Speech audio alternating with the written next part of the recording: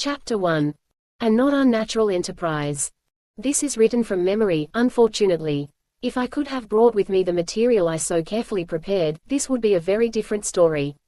Whole books full of notes, carefully copied records, first-hand descriptions, and the pictures, that's the worst loss.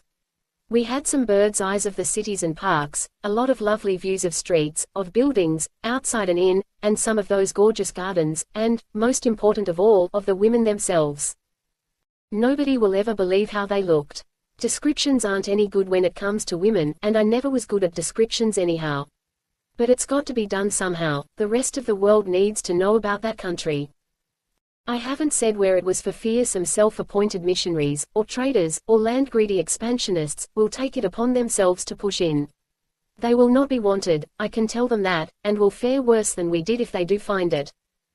It began this way. There were 3 of us, classmates and friends, Terry O'Nicholson, we used to call him the Old Nick, with good reason, Jeff Margrave, and I, Van Dyke Jennings. We had known each other years and years, and in spite of our differences we had a good deal in common. All of us were interested in science. Terry was rich enough to do as he pleased. His great aim was exploration. He used to make all kinds of a row because there was nothing left to explore now, only patchwork and filling in, he said. He filled in well enough, he had a lot of talents, great on mechanics and electricity. Had all kinds of boats and motorcars, and was one of the best of our airmen. We never could have done the thing at all without Terry. Jeff Margrave was born to be a poet, a botanist, or both, but his folks persuaded him to be a doctor instead. He was a good one, for his age, but his real interest was in what he loved to call the wonders of science. As for me, sociology's my major. You have to back that up with a lot of other sciences, of course. I'm interested in them all. Terry was strong on facts, geography and meteorology and those. Jeff could beat him any time on biology, and I didn't care what it was they talked about, so long as it connected with human life, somehow. There are few things that don't. We 3 had a chance to join a big scientific expedition. They needed a doctor, and that gave Jeff an excuse for dropping his just opening practice. They needed Terry's experience, his machine, and his money, and as for me, I got in through Terry's influence. The expedition was up among the 1,000 tributaries and enormous hinterland of a great river, up where the maps had to be made, savage dialects studied, and all manner of strange flora and fauna expected. But this story is not about that expedition. That was only the merest starter for ours. My interest was first roused by talk among our guides. I'm quick at languages, know a good many, and pick 'em up readily. What with that and a really good interpreter we took with us, I made out quite a few legends and folk myths of these scattered tribes. And as we got farther and farther upstream, in a dark tangle of rivers, lakes, morasses, and dense forests, with here and there an unexpected long spur running out from the big mountains beyond, I noticed that more and more of these savages had a story about a strange and terrible woman land in the high distance. Up yonder, over there, way up, was all the direction they could offer, but their legends all agreed on the main point, that there was this strange country where no men lived, only women and girl children. None of them had ever seen it. It was dangerous, deadly, they said, for any man to go there. But there were tales of long ago, when some brave investigator had seen it, a big country, big houses, plenty people, all women. Had no one else gone? Yes, a good many, but they never came back. It was no place for men, of that they seemed sure. I told the boys about these stories, and they laughed at them. Naturally I did myself. I knew the stuff that savage dreams are made of. But when we had reached our farthest point, just the day before we all had to turn around and start for home again, as the best of expeditions must in time, we 3 made a discovery. The main encampment was on a spit of land running out into the main stream, or what we thought was the main stream. It had the same muddy color we had been seeing for weeks past, the same taste. I happened to speak of that river to our last guide, a rather superior fellow with quick, bright eyes. He told me that there was another river, over there, short river, sweet water, red and blue. I was interested in this and anxious to see if I had understood, so I showed him a red and blue pencil I carried, and asked again. Yes, he pointed to the river, and then to the southwestward. River, good water, red and blue. Terry was close by and interested in the fellow's pointing. What does he say, Van? I told him. Terry blazed up at once. Ask him how far it is. The man indicated a short journey, I judged about 2 hours, maybe 3. Let's go, urged Terry. Just us three. Maybe we can really find something. Maybe cinnabar in it. Maybe indigo, Jeff suggested, with his lazy smile. It was early yet, we had just breakfasted, and leaving word that we'd be back before night, we got away quietly, not wishing to be thought too gullible if we failed, and secretly hoping to have some nice little discovery all to ourselves. It was a long 2 hours, nearer 3. I fancy the savage could have done it alone much quicker. There was a desperate tangle of wood and water and a swampy patch we never should have found our way across alone. But there was one, and I could see Terry, with compass and notebook, marking directions and trying to place landmarks. We came after a while to a sort of marshy lake, very big, so that the circling forest looked quite low and dim across it. Our guide told us that boats could go from there to our camp, but long way, all day. This water was somewhat clearer than that we had left, but we could not judge well from the margin.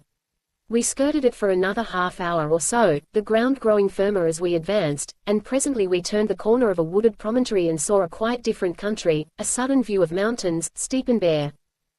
One of those long easterly spurs, Terry said appraisingly. Maybe hundreds of miles from the range. They crop out like that. Suddenly we left the lake and struck directly toward the cliffs. We heard running water before we reached it, and the guide pointed proudly to his river. It was short. We could see where it poured down a narrow vertical cataract from an opening in the face of the cliff. It was sweet water. The guide drank eagerly and so did we. That's snow water, Terry announced. Must come from way back in the hills. But as to being red and blue, it was greenish in tint. The guide seemed not at all surprised. He hunted about a little and showed us a quiet marginal pool where there were smears of red along the border, yes, and of blue. Terry got out his magnifying glass and squatted down to investigate. Chemicals of some sort, I can't tell on the spot. Looked to me like dyestuffs. Let's get nearer, he urged, up there by the fall. We scrambled along the steep banks and got close to the pool that foamed and boiled beneath the falling water. Here we searched the border and found traces of color beyond dispute. More, Jeff suddenly held up an unlooked-for trophy. It was only a rag, a long, ravelled fragment of cloth. But it was a well-woven fabric, with a pattern, and of a clear scarlet that the water had not faded. No savage tribe that we had heard of made such fabrics. The guide stood serenely on the bank, well pleased with our excitement. One day blue, one day red, one day green, he told us, and pulled from his pouch another strip of bright-hued cloth. Come down, he said, pointing to the cataract. Woman country, up there. Then we were interested. We had our rest and lunch right there and pumped the man for further information. He could tell us only what the others had, a land of women, no men, babies, but all girls. No place for men, dangerous. Some had gone to sea, none had come back. I could see Terry's jaw set at that. No place for men, dangerous. He looked as if he might shin up the waterfall on the spot. But the guide would not hear of going up, even if there had been any possible method of scaling that sheer cliff, and we had to get back to our party before night. They might stay if we told them, I suggested. But Terry stopped in his tracks. Look here, fellows, he said. This is our find. Let's not tell those cocky old professors. Let's go on home with M, and then come back, just us, have a little expedition of our own. We looked at him, much impressed. There was something attractive to a bunch of unattached young men in finding an undiscovered country of a strictly Amazonian nature. Of course we didn't believe the story, but yet. There is no such cloth made by any of these local tribes, I announced, examining those rags with great care. Somewhere up yonder they spin and weave and dye, as well as we do. That would mean a considerable civilization, Van. There couldn't be such a place, and not known about. Oh, well, I don't know. What's that old republic up in the Pyrenees somewhere, Andorra? Precious few people know anything about that, and it's been minding its own business for 1,000 years. Then there's Montenegro, splendid little state. You could lose a dozen Montenegros up and down these great ranges. We discussed it hotly all the way back to camp. We discussed it with care and privacy on the voyage home. We discussed it after that, still only among ourselves, while Terry was making his arrangements. He was hot about it. Lucky he had so much money. We might have had to beg and advertise for years to start the thing, and then it would have been a matter of public amusement, just sport for the papers. But T.O. Nicholson could fix up his big steam yacht, load his specially made big motorboat aboard, and tuck in a dissembled biplane without any more notice than a snip in the society column. We had provisions and preventives and all manner of supplies. His previous experience stood him in good stead there. It was a very complete little outfit. We were to leave the yacht at the nearest safe port and go up that endless river in our motorboat, just the three of us and a pilot, then drop the pilot when we got to that last stopping place of the previous party and hunt up that clear water stream ourselves. The motorboat we were going to leave at anchor in that wide shallow lake. It had a special covering of fitted armor, thin but strong, shut up like a clamshell. Those natives can't get into it, or hurt it, or move it, Terry explained proudly. We'll start our flyer from the lake and leave the boat as a base to come back to. If we come back, I suggested cheerfully. "'Fraid the ladies will eat you." He scoffed. "We're not so sure about those ladies, you know," drawled Jeff. "There may be a contingent of gentlemen with poisoned arrows or something." "You don't need to go if you don't want to," Terry remarked dryly. "Go, you'll have to get an injunction to stop me." Both Jeff and I were sure about that. But we did have differences of opinion, all the long way. An ocean voyage is an excellent time for discussion. Now we had no eavesdroppers, we could loll and loaf in our deck chairs and talk, there was nothing else to do. Our absolute lack of facts only made the field of discussion wider. "We'll leave papers with our consul where the yacht stays," Terry planned. "If we don't come back in, say a month, they can send a relief party after us." "A punitive expedition," I urged. "If the ladies do eat us we must make reprisals. They can locate that last stopping place easy enough, and I've made a sort of chart of that lake and cliff and waterfall." "Yes, but how will they get up?" asked Jeff. "Same way we do, of course. If 3 valuable American citizens are lost up there, they will follow somehow, to say nothing of the glittering attractions of that fair land. Let's call it Feminizia," he broke off. "You're right, Terry. Once the story gets out, the river will crawl with expeditions and the airships rise like a swarm of mosquitoes." I laughed as I thought of it. We've made a great mistake not to let Mr. Yellow press in on this. Save us. What headlines? "Not much," said Terry grimly. "This is our party. We're going to find that place alone." "What are you going to do with it when you do find it, if you do?" Jeff asked mildly. Jeff was a tender soul. I think he thought that country, if there was one, was just blossoming with roses and babies and canaries and tidies, and all that sort of thing. And Terry, in his secret heart, had visions of a sort of sublimated summer resort. Just girls and girls and girls, and that he was going to be, well, Terry was popular among women even when there were other men around, and it's not to be wondered at that he had pleasant dreams of what might happen. I could see it in his eyes as he lay there, looking at the long blue rollers slipping by, and fingering that impressive moustache of his. But I thought, then, that I could form a far clearer idea of what was before us than either of them. "You're all off, boys," I insisted. "If there is such a place, and there does seem some foundation for believing it, you'll find it's built on a sort of matriarchal principle, that's all. The men have a separate cult of their own, less socially developed than the women, and make 'em an annual visit, a sort of wedding call. This is a condition known to have existed, here's just a survival. They've got some peculiarly isolated valley or tableland up there, and their primeval customs have survived. That's all there is to it." "How about the boys?" Jeff asked. "Oh, the men take 'em away as soon as they are 5 or 6, you see." "And how about this danger theory all our guides were so sure of?" "Danger enough, Terry, and we'll have to be mighty careful. Women at that stage of culture are quite able to defend themselves and have no welcome for unseasonable visitors." We talked and talked. And with all my airs of sociological superiority I was no nearer than any of them. It was funny though, in the light of what we did find, those extremely clear ideas of ours as to what a country of women would be like. It was no use to tell ourselves and one another that all this was idle speculation. We were idle and we did speculate, on the ocean voyage and the river voyage too. Admitting the improbability, we'd begin solemnly, and then launch out again. They would fight among themselves, Terry insisted. Women always do. We mustn't look to find any sort of order and organization. "You're dead wrong," Jeff told him. "It will be like a nunnery under an abbess, a peaceful, harmonious sisterhood." I snorted derision at this idea. "Nuns, indeed. Your peaceful sisterhoods were all celibate, Jeff, and under vows of obedience. These are just women, and mothers, and where there's motherhood you don't find sisterhood, not much." "No, sir, they'll scrap," agreed Terry. "Also we mustn't look for inventions and progress, it'll be awfully primitive." "How about that cloth mill?" Jeff suggested. Oh, cloth. Women have always been spinsters. But there they stop, you'll see. We joked Terry about his modest impression that he would be warmly received, but he held his ground. You'll see, he insisted.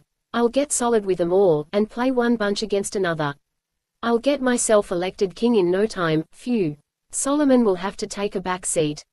Where do we come in on that deal? I demanded. Aren't we viziers or anything? Couldn't risk it, he asserted solemnly.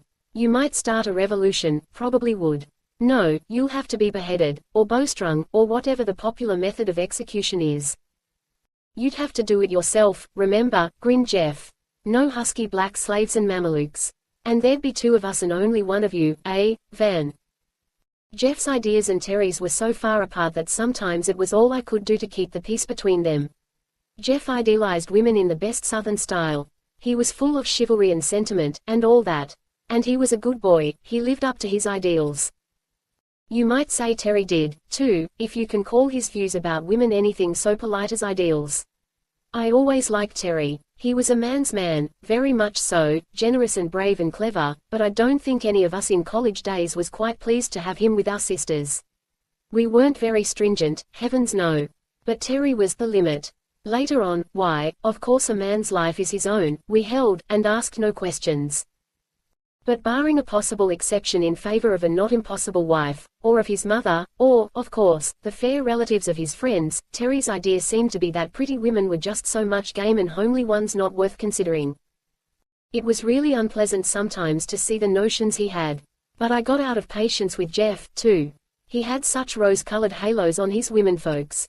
I held a middle ground, highly scientific, of course, and used to argue learnedly about the physiological limitations of the sex. We were not in the least advanced on the woman question, any of us, then. So we joked and disputed and speculated, and after an interminable journey, we got to our old camping place at last. It was not hard to find the river, just poking along that side till we came to it, and it was navigable as far as the lake. When we reached that and slid out on its broad glistening bosom, with that high-grade promontory running out toward us, and the straight white fall clearly visible, it began to be really exciting. There was some talk, even then, of skirting the rock wall and seeking a possible footway up, but the marshy jungle made that method look not only difficult but dangerous. Terry dismissed the plan sharply. Nonsense, fellows. We've decided that. It might take months, we haven't got the provisions. No, sir, we've got to take our chances. If we get back safe, all right. If we don't, why, we're not the first explorers to get lost in the shuffle. There are plenty to come after us. So we got the big biplane together and loaded it with our scientifically compressed baggage, the camera, of course, the glasses, a supply of concentrated food. Our pockets were magazines of small necessities, and we had our guns, of course, there was no knowing what might happen.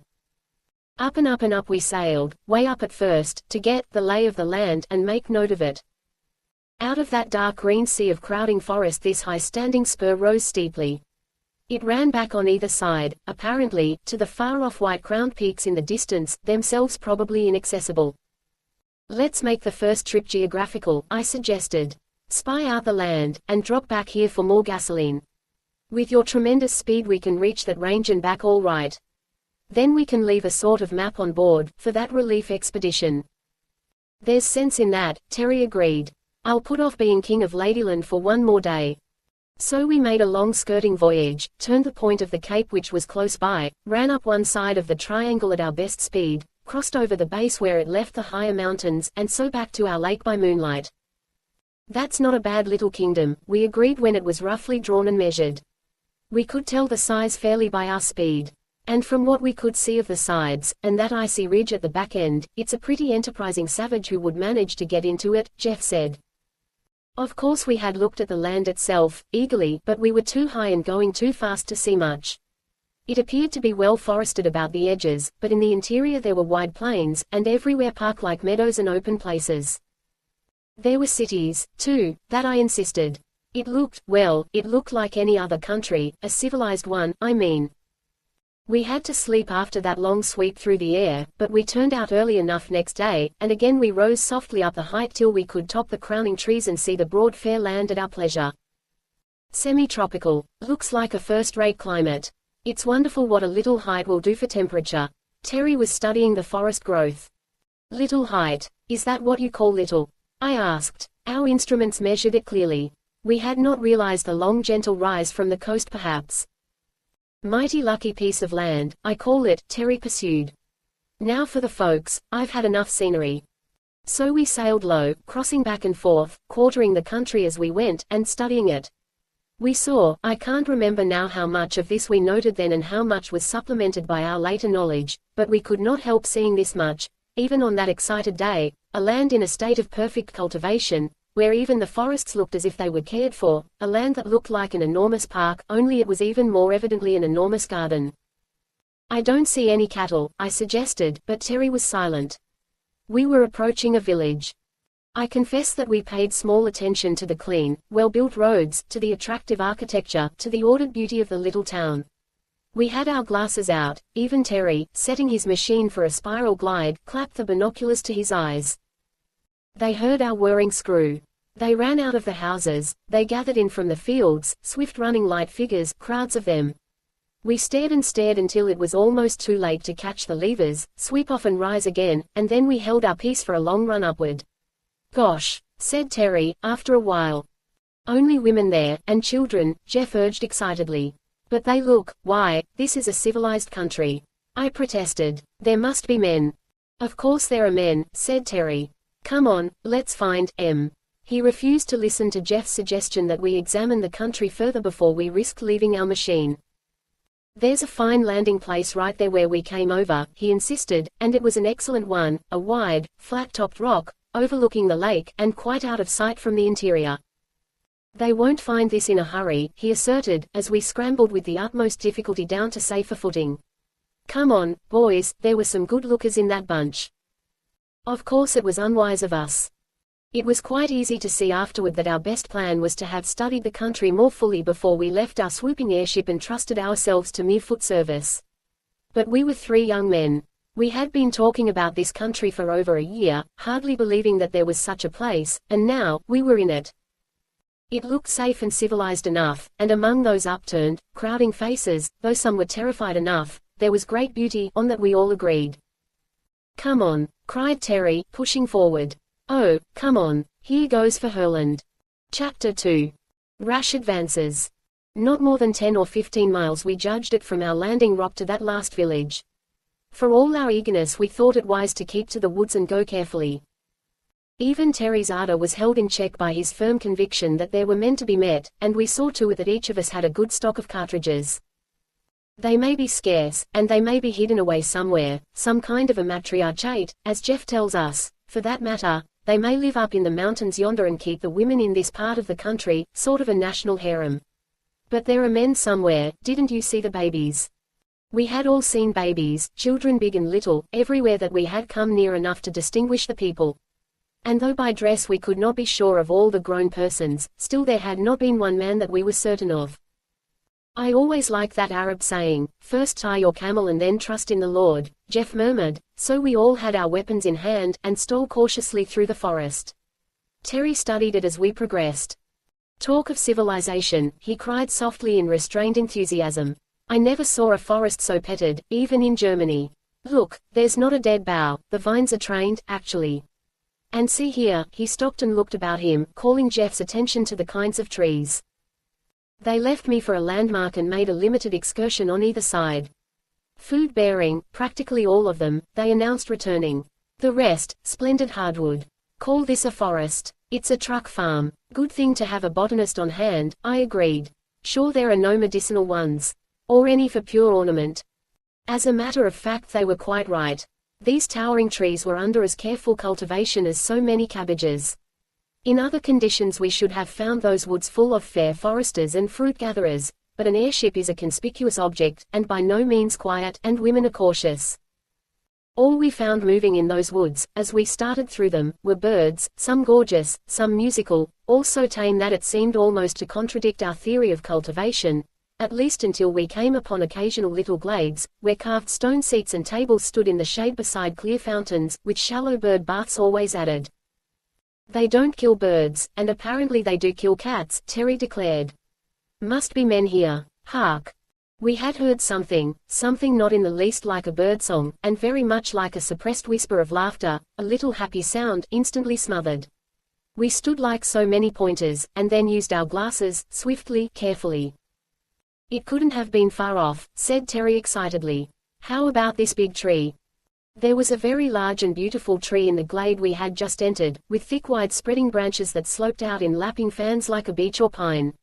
It was trimmed underneath some 20 feet up, and stood there like a huge umbrella, with circling seats beneath. "Look," he pursued, "there are short stumps of branches left to climb on. There's someone up that tree, I believe." We stole near, cautiously. "Look out for a poisoned arrow in your eye," I suggested, but Terry pressed forward, sprang up on the seat back, and grasped the trunk. "In my heart, more likely," he answered. "Gee, look, boys." We rushed close in and looked up. There among the boughs overhead was something, more than one something, that clung motionless, close to the great trunk at first, and then, as one and all we started up the tree, separated into 3 swift-moving figures and fled upward. As we climbed we could catch glimpses of them scattering above us. By the time we had reached about as far as 3 men together dared push, they had left the main trunk and moved outward, each one balanced on a long branch that dipped and swayed beneath the weight. We paused uncertain. If we pursued further, the boughs would break under the double burden. We might shake them off, perhaps, but none of us was so inclined.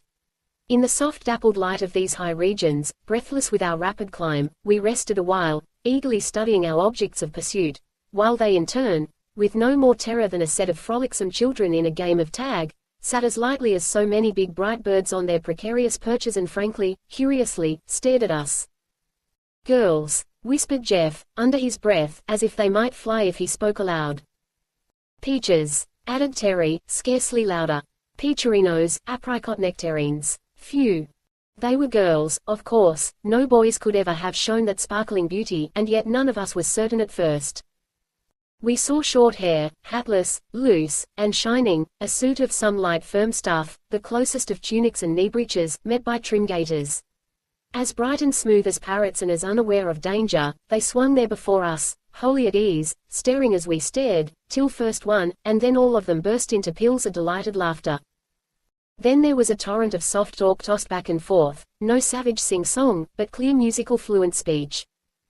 We met their laughter cordially, and doffed our hats to them, at which they laughed again, delightedly. Then Terry, wholly in his element, made a polite speech, with explanatory gestures, and proceeded to introduce us, with pointing finger. "Mr. Jeff Margrave," he said clearly. Jeff bowed as gracefully as a man could in the fork of a great limb. "Mr. Van Dyke Jennings." I also tried to make an effective salute and nearly lost my balance. Then Terry laid his hand upon his chest, a fine chest he had, too, and introduced himself. He was braced carefully for the occasion and achieved an excellent obeisance.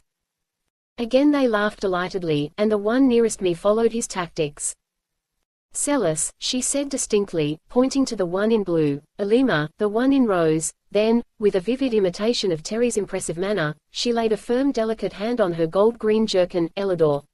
This was pleasant, but we got no nearer. "We can't sit here and learn the language," Terry protested. He beckoned to them to come nearer, most winningly, but they gaily shook their heads. He suggested, by signs, that we all go down together, but again they shook their heads, still merrily. Then Elidor clearly indicated that we should go down, pointing to each and all of us, with unmistakable firmness, and further seeming to imply by the sweep of a lithe arm that we not only go downward, but go away altogether, at which we shook our heads in turn. "Have to use bait," grinned Terry. "I don't know about you fellows, but I came prepared." He produced from an inner pocket a little box of purple velvet, that opened with a snap, and out of it he drew a long sparkling thing, a necklace of big varicolored stones that would have been worth 1,000,000 if real ones. He held it up, swung it, glittering in the sun, offered it first to one, then to another, holding it out as far as he could reach toward the girl nearest him. He stood braced in the fork, held firmly by one hand, the other, swinging his bright temptation, reached far out along the bough, but not quite to his full stretch. She was visibly moved, I noted, hesitated, spoke to her companions. They chatted softly together, one evidently warning her, the other encouraging. Then, softly and slowly, she drew nearer. This was Elima, a tall long-limbed lass, well-knit and evidently both strong and agile. Her eyes were splendid, wide, fearless, as free from suspicion as a child's who has never been rebuked. Her interest was more that of an intent boy playing a fascinating game than of a girl lured by an ornament. The others moved a bit farther out, holding firmly, watching. Terry's smile was irreproachable, but I did not like the look in his eyes. It was like a creature about to spring. I could already see it happen, the dropped necklace, the sudden clutching hand, the girl's sharp cry as he seized her and drew her in. But it didn't happen. She made a timid reach with her right hand for the gay swinging thing. He held it a little nearer, then, swift as light, she seized it from him with her left, and dropped on the instant to the bough below. He made his snatch, quite vainly, almost losing his position as his hand clutched only air, and then, with inconceivable rapidity, the three bright creatures were gone. They dropped from the ends of the big boughs to those below, fairly pouring themselves off the tree, while we climbed downward as swiftly as we could. We heard their vanishing gay laughter, we saw them fleeting away in the wide open reaches of the forest, and gave chase, but we might as well have chased wild antelopes, so we stopped at length somewhat breathless. No use, gasped Terry. They got away with it. My word, the men of this country must be good sprinters. Inhabitants evidently arboreal, I grimly suggested. Civilized and still arboreal, peculiar people. You shouldn't have tried that way, Jeff protested. They were perfectly friendly, now we've scared them. But it was no use grumbling, and Terry refused to admit any mistake. Nonsense, he said. They expected it. Women like to be run after. Come on, let's get to that town, maybe we'll find 'em there. Let's see, it was in this direction and not far from the woods, as I remember. When we reached the edge of the open country we reconnoitered with our field glasses. There it was, about 4 miles off, the same town, we concluded, unless, as Jeff ventured, they all had pink houses. The broad green fields and closely cultivated gardens sloped away at our feet, a long easy slant, with good roads winding pleasantly here and there, and narrower paths besides. Look at that, cried Jeff suddenly. There they go. Sure enough, close to the town, across a wide meadow, 3 bright-hued figures were running swiftly. How could they have got that far in this time? It can't be the same ones, I urged. But through the glasses we could identify our pretty tree climbers quite plainly, at least by costume. Terry watched them, we all did for that matter, till they disappeared among the houses. Then he put down his glass and turned to us, drawing a long breath. Mother of Mike, boys, what gorgeous girls. To climb like that, to run like that, and afraid of nothing. This country suits me all right. Let's get ahead. Nothing venture, nothing have, I suggested, but Terry preferred, faint heart ne'er won fair lady. We set forth in the open, walking briskly. If there are any men, we'd better keep an eye out, I suggested, but Jeff seemed lost in heavenly dreams, and Terry in highly practical plans. What a perfect road. What a heavenly country. See the flowers, will you? This was Jeff, always an enthusiast, but we could agree with him fully. The road was some sort of hard manufactured stuff, sloped slightly to shed rain, with every curve and grade and gutter as perfect as if it were Europe's best.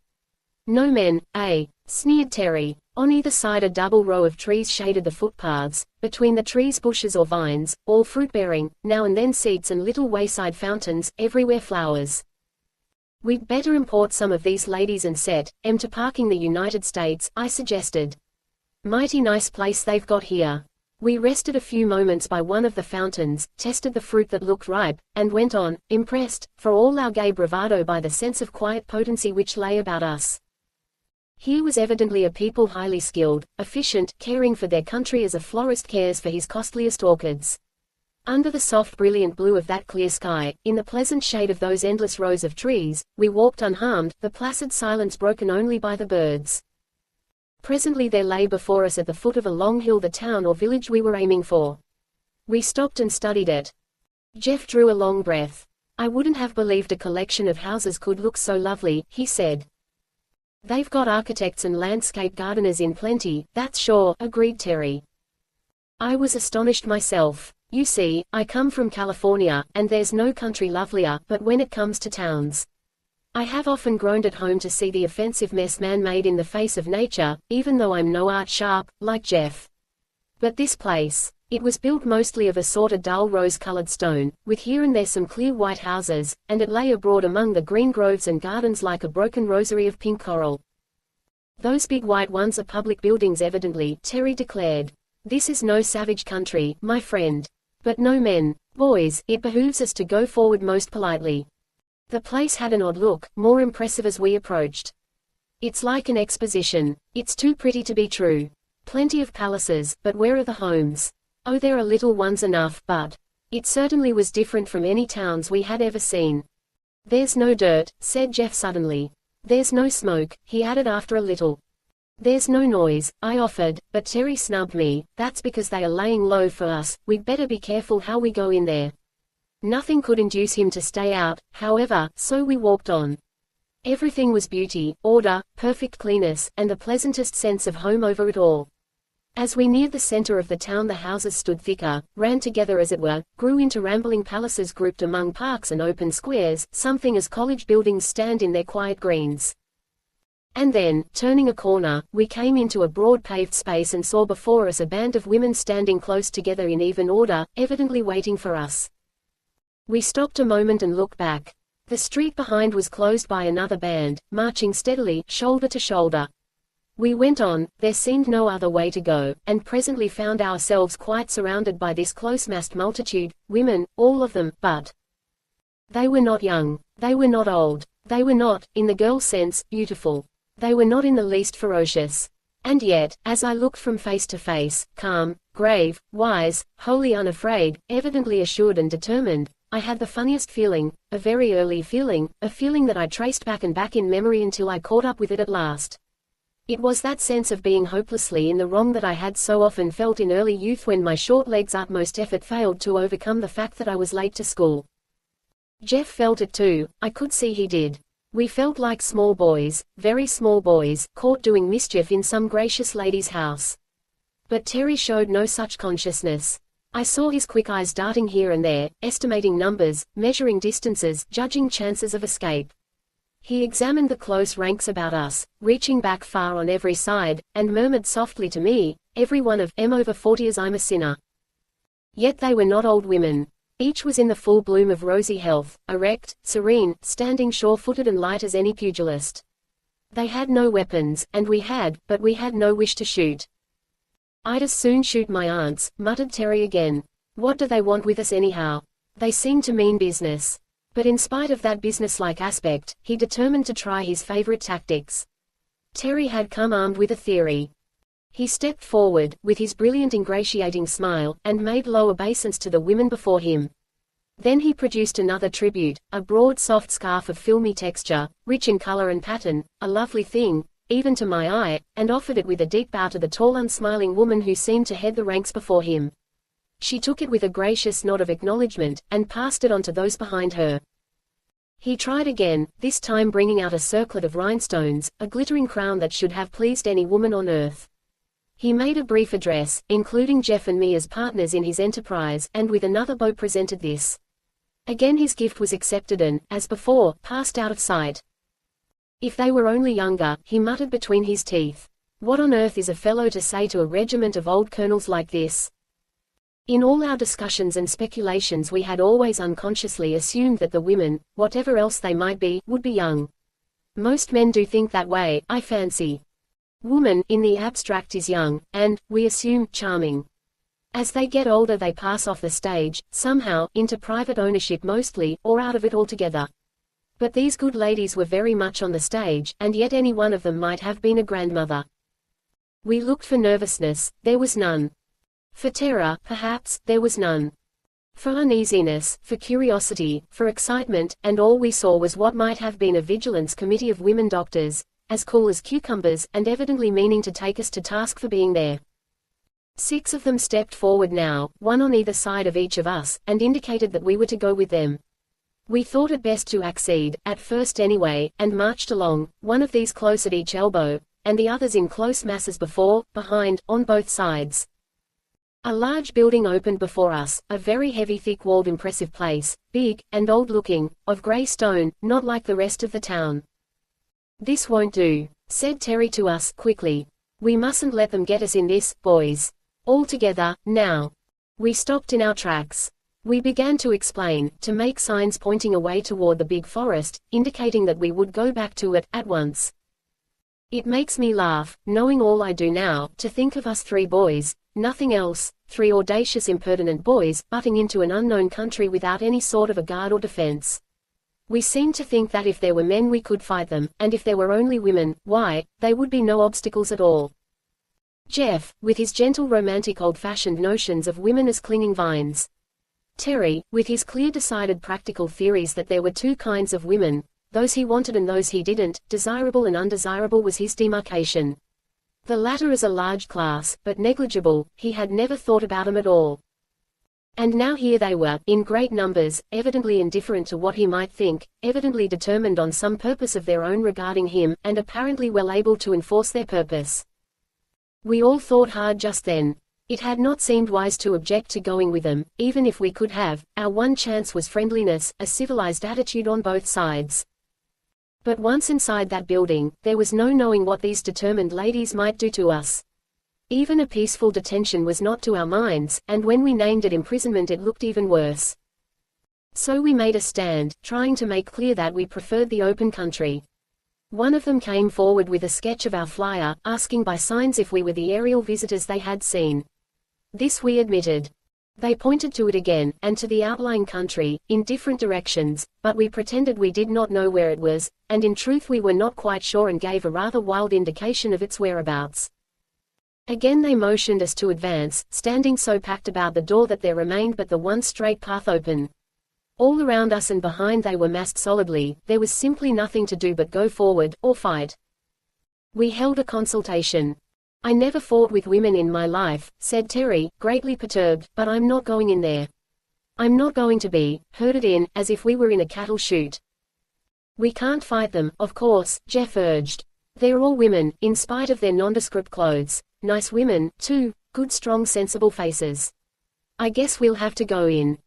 We may never get out, if we do," I told them. "Strong and sensible, yes, but I'm not so sure about the good. Look at those faces." They had stood at ease, waiting while we conferred together, but never relaxing their close attention. Their attitude was not the rigid discipline of soldiers, there was no sense of compulsion about them. Terry's term of a vigilance committee was highly descriptive. They had just the aspect of sturdy burghers, gathered hastily to meet some common need or peril, all moved by precisely the same feelings, to the same end. Never, anywhere before, had I seen women of precisely this quality. Fishwives and market women might show similar strength, but it was coarse and heavy. These were merely athletic, light and powerful. College professors, teachers, writers, many women showed similar intelligence but often wore a strained nervous look, while these were as calm as cows, for all their evident intellect. We observed pretty closely just then, for all of us felt that it was a crucial moment. The leader gave some word of command and beckoned us on, and the surrounding mass moved a step nearer. "We've got to decide quick," said Terry. "I vote to go in," Jeff urged. But we were 2-1 against him and he loyally stood by us. We made one more effort to be let go, urgent, but not imploring. In vain. "Now for a rush, boys," Terry said. "And if we can't break, I'll shoot in the air." Then we found ourselves much in the position of the suffragette trying to get to the Parliament buildings through a triple cordon of London police. The solidity of those women was something amazing. Terry soon found that it was useless, tore himself loose for a moment, pulled his revolver, and fired upward. As they caught at it, he fired again, we heard a cry. Instantly each of us was seized by 5 women, each holding arm or leg or head. We were lifted like children, straddling helpless children, and borne onward, wriggling indeed, but most ineffectually. We were borne inside, struggling manfully, but held secure most womanfully, in spite of our best endeavors.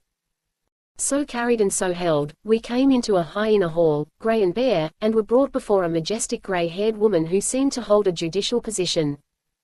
There was some talk, not much, among them, and then suddenly there fell upon each of us at once a firm hand holding a wetted cloth before mouth and nose, an order of swimming sweetness, anesthesia. Chapter 3. A peculiar imprisonment.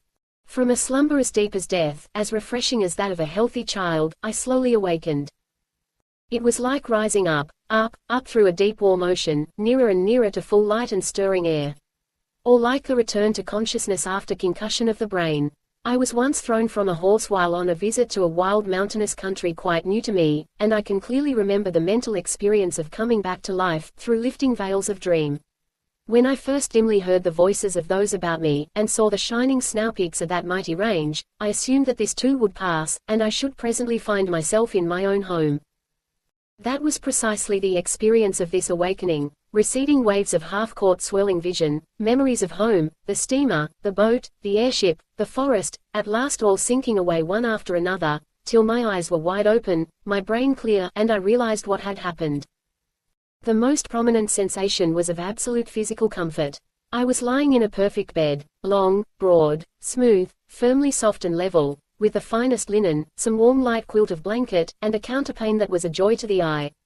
The sheet turned down some 15 inches, yet I could stretch my feet at the foot of the bed free but warmly covered. I felt as light and clean as a white feather. It took me some time to conscientiously locate my arms and legs, to feel the vivid sense of life radiate from the wakening center to the extremities. A big room, high and wide, with many lofty windows whose closed blinds let through soft green-lit air. A beautiful room, in proportion, in color, in smooth simplicity, a scent of blossoming gardens outside. I lay perfectly still, quite happy, quite conscious, and yet not actively realizing what had happened till I heard Terry. "Gosh," was what he said. I turned my head. There were 3 beds in this chamber, and plenty of room for them. Terry was sitting up, looking about him, alert as ever. His remark, though not loud, roused Jeff also. We all sat up. Terry swung his legs out of bed, stood up, stretched himself mightily. He was in a long nightrobe, a sort of seamless garment, undoubtedly comfortable. We all found ourselves so covered. Shoes were beside each bed, also quite comfortable and good-looking, though by no means like our own. We looked for our clothes, they were not there, nor anything of all the varied contents of our pockets. A door stood somewhat ajar. It opened into a most attractive bathroom, copiously provided with towels, soap, mirrors, and all such convenient comforts, with indeed our toothbrushes and combs, our notebooks, and thank goodness, our watches, but no clothes. Then we made a search of the big room again and found a large airy closet, holding plenty of clothing, but not ours. "A council of war," demanded Terry. "Come on back to bed, the bed's all right anyhow. Now then, my scientific friend, let us consider our case dispassionately." He meant me, but Jeff seemed most impressed. "They haven't hurt us in the least," he said. "They could have killed us, or anything, and I never felt better in my life." "That argues that they are all women," I suggested, "and highly civilized. You know you hit one in the last scrimmage, I heard her sing out, and we kicked awfully." Terry was grinning at us. "So you realize what these ladies have done to us?" he pleasantly inquired. "They have taken away all our possessions, all our clothes, every stitch. We have been stripped and washed and put to bed like so many yearling babies, by these highly civilized women." Jeff actually blushed. He had a poetic imagination. Terry had imagination enough, of a different kind. So had I, also different. I always flattered myself I had the scientific imagination, which, incidentally, I considered the highest sort. One has a right to a certain amount of egotism if founded on fact, and kept to one's self, I think. "No use kicking, boys," I said. "They've got us, and apparently they're perfectly harmless. It remains for us to cook up some plan of escape like any other bottled heroes. Meanwhile we've got to put on these clothes, Hobson's choice." The garments were simple in the extreme, and absolutely comfortable, physically, though of course we all felt like soups in the theater. There was a one-piece cotton undergarment, thin and soft, that reached over the knees and shoulders, something like the one-piece pajamas some fellows wear, and a kind of half-hose, that came up to just under the knee and stayed there, had elastic tops of their own, and covered the edges of the first. Then there was a thicker variety of union suit, a lot of them in the closet, of varying weights and somewhat sturdier material. Evidently they would do at a pinch with nothing further. Then there were tunics, knee-length, and some long robes. Needless to say, we took tunics. We bathed and dressed quite cheerfully. "Not half bad," said Terry, surveying himself in a long mirror. His hair was somewhat longer than when we left the last barber, and the hats provided were much like those seen on the prince in the fairy tale, lacking the plume. The costume was similar to that which we had seen on all the women, though some of them, those working in the fields, glimpsed by our glasses when we first flew over, wore only the first 2. I settled my shoulders and stretched my arms, remarking, "They have worked out a mighty sensible dress, I'll say that for them." With which we all agreed. Now then, Terry proclaimed, we've had a fine long sleep, we've had a good bath, we're clothed and in our right minds, though feeling like a lot of neuters. Do you think these highly civilized ladies are going to give us any breakfast? Of course they will, Jeff asserted confidently. If they had meant to kill us, they would have done it before. I believe we are going to be treated as guests. Hailed as deliverers, I think, said Terry. Studied as curiosities, I told them. But anyhow, we want food. So now for a sortie. A sortie was not so easy. The bathroom only opened into our chamber, and that had but one outlet, a big heavy door, which was fastened. We listened. There's someone outside, Jeff suggested. Let's knock. So we knocked, whereupon the door opened. Outside was another large room, furnished with a great table at one end, long benches or couches against the wall, some smaller tables and chairs. All these were solid, strong, simple in structure, and comfortable in use, also, incidentally, beautiful. This room was occupied by a number of women, 18 to be exact, some of whom we distinctly recalled. Terry heaved a disappointed sigh. The colonels. I heard him whisper to Jeff. Jeff, however, advanced and bowed in his best manner, so did we all, and we were saluted civilly by the tall standing women. We had no need to make pathetic pantomime of hunger, the smaller tables were already laid with food, and we were gravely invited to be seated. The tables were set for two, each of us found ourselves placed vis-a-vis with one of our hosts, and each table had 5 other stalwarts nearby, unobtrusively watching. We had plenty of time to get tired of those women. The breakfast was not profuse, but sufficient in amount and excellent in quality. We were all too good travelers to object to novelty, and this repast with its new but delicious fruit, its dish of large rich flavored nuts, and its highly satisfactory little cakes was most agreeable. There was water to drink, and a hot beverage of a most pleasing quality, some preparation like cocoa. And then and there, willy-nilly, before we had satisfied our appetites, our education began. By each of our plates lay a little book, a real printed book, though different from ours both in paper and binding, as well, of course, as in type. We examined them curiously. Shades of Sauveur, muttered Terry. We're to learn the language. We were indeed to learn the language, and not only that, but to teach our own. There were blank books with parallel columns, neatly ruled, evidently prepared for the occasion, and in these, as fast as we learned and wrote down the name of anything, we were urged to write our own name for it by its side. The book we had to study was evidently a schoolbook, one in which children learned to read, and we judged from this, and from their frequent consultation as to methods, that they had had no previous experience in the art of teaching foreigners their language, or of learning any other. On the other hand, what they lacked in experience, they made up for in genius. Such subtle understanding, such instant recognition of our difficulties, and readiness to meet them, were a constant surprise to us. Of course, we were willing to meet them halfway. It was wholly to our advantage to be able to understand and speak with them, and as to refusing to teach them, why should we? Later on we did try open rebellion, but only once. That first meal was pleasant enough, each of us quietly studying his companion, Jeff with sincere admiration, Terry with that highly technical look of his, as of a past master, like a lion tamer, a serpent charmer, or some such professional. I myself was intensely interested. It was evident that those sets of 5 were there to check any outbreak on our part. We had no weapons, and if we did try to do any damage, with a chair, say, why 5 to 1 was too many for us, even if they were women, that we had found out to our sorrow. It was not pleasant, having 'em always around, but we soon got used to it. It's better than being physically restrained ourselves, Jeff philosophically suggested when we were alone. They've given us a room, with no great possibility of escape, and personal liberty, heavily chaperoned. It's better than we'd have been likely to get in a man country. Man country? Do you really believe there are no men here, you innocent? Don't you know there must be? Demanded Terry. Yes, Jeff agreed. Of course, and yet. And yet, what? Come, you obdurate sentimentalist, what are you thinking about? They may have some peculiar division of labor we've never heard of, I suggested. The men may live in separate towns, or they may have subdued them, somehow, and keep 'em shut up. But there must be some. That last suggestion of yours is a nice one, Van, Terry protested. Same as they've got us subdued and shut up. You make me shiver. Well, figure it out for yourself, any way you please. We saw plenty of kids, the first day, and we've seen those girls. Real girls, Terry agreed, in immense relief. Glad you mentioned M. I declare, if I thought there was nothing in the country but those grenadiers, I'd jump out the window.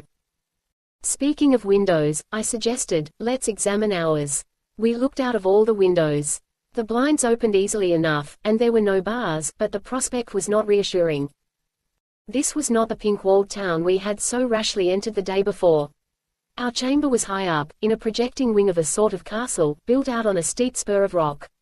Immediately below us were gardens, fruitful and fragrant, but their high walls followed the edge of the cliff which dropped sheer down, we could not see how far. The distant sound of water suggested a river at the foot. We could look out east, west, and south. To the southeastward stretched the open country, lying bright and fair in the morning light, but on either side, and evidently behind, rose great mountains. This thing is a regular fortress, and no women built it, I can tell you that, said Terry. We nodded agreeingly. It's right up among the hills, they must have brought us a long way. We saw some kind of swift-moving vehicles the first day, Jeff reminded us. If they've got motors, they are civilized. Civilized or not, we've got our work cut out for us to get away from here. I don't propose to make a rope of bedclothes and try those walls till I'm sure there is no better way. We all concurred on this point, and returned to our discussion as to the women. Jeff continued thoughtful. All the same, there's something funny about it, he urged. It isn't just that we don't see any men, but we don't see any signs of them. The reaction of these women is different from any that I've ever met. There is something in what you say, Jeff, I agreed. There is a different atmosphere. They don't seem to notice our being men, he went on. They treat us, well, just as they do one another. It's as if our being men was a minor incident. I nodded. I'd noticed it myself. But Terry broke in rudely.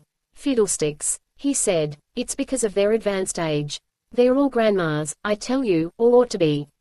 Great aunts, anyhow. Those girls were girls all right, weren't they? Yes, Jeff agreed, still slowly. But they weren't afraid, they flew up that tree and hid, like schoolboys caught out of bounds, not like shy girls. And they ran like marathon winners. You'll admit that, Terry, he added. Terry was moody as the days passed. He seemed to mind our confinement more than Jeff or I did, and he harped on Alima, and how near he'd come to catching her. If I had, he would say, rather savagely, we'd have had a hostage and could have made terms. But Jeff was getting on excellent terms with his tutor, and even his guards, and so was I. It interested me profoundly to note and study the subtle difference between these women and other women, and try to account for them. In the matter of personal appearance, there was a great difference. They all wore short hair, some few inches at most, some curly, some not, all light and clean and fresh looking. If their hair was only long, Jeff would complain, they would look so much more feminine. I rather liked it myself, after I got used to it. Why we should so admire a woman's crown of hair, and not admire a Chinaman's queue is hard to explain, except that we are so convinced that the long hair belongs to a woman. Whereas the mane in horses is on both, and in lions, buffaloes, and such creatures only on the male. But I did miss it, at first. Our time was quite pleasantly filled. We were free of the garden below our windows, quite long in its irregular rambling shape, bordering the cliff. The walls were perfectly smooth and high, ending in the masonry of the building, and as I studied the great stones I became convinced that the whole structure was extremely old. It was built like the pre-Incan architecture in Peru, of enormous monoliths, fitted as closely as mosaics. These folks have a history, that's sure, I told the others. And sometime they were fighters, else why a fortress? I said we were free of the garden, but not wholly alone in it. There was always a string of those uncomfortably strong women sitting about, always one of them watching us even if the others were reading, playing games, or busy at some kind of handiwork. When I see them knit, Terry said, I can almost call them feminine. That doesn't prove anything, Jeff promptly replied. Scotch shepherds knit, always knitting. When we get out, Terry stretched himself and looked at the far peaks, when we get out of this and get to where the real women are, the mothers, and the girls. Well, what'll we do then? I asked, rather gloomily. How do you know we'll ever get out? This was an unpleasant idea, which we unanimously considered, returning with earnestness to our studies. If we are good boys and learn our lessons well, I suggested. If we are quiet and respectful and polite and they are not afraid of us, then perhaps they will let us out. And anyway, when we do escape, it is of immense importance that we know the language. Personally, I was tremendously interested in that language, and seeing they had books, was eager to get at them, to dig into their history if they had one. It was not hard to speak, smooth and pleasant to the ear, and so easy to read and write that I marveled at it. They had an absolutely phonetic system, the whole thing was as scientific as Esperanto yet bore all the marks of an old and rich civilization. We were free to study as much as we wished, and were not left merely to wander in the garden for recreation but introduced to a great gymnasium, partly on the roof and partly in the story below. Here we learned real respect for our tall guards. No change of costume was needed for this work, save to lay off outer clothing.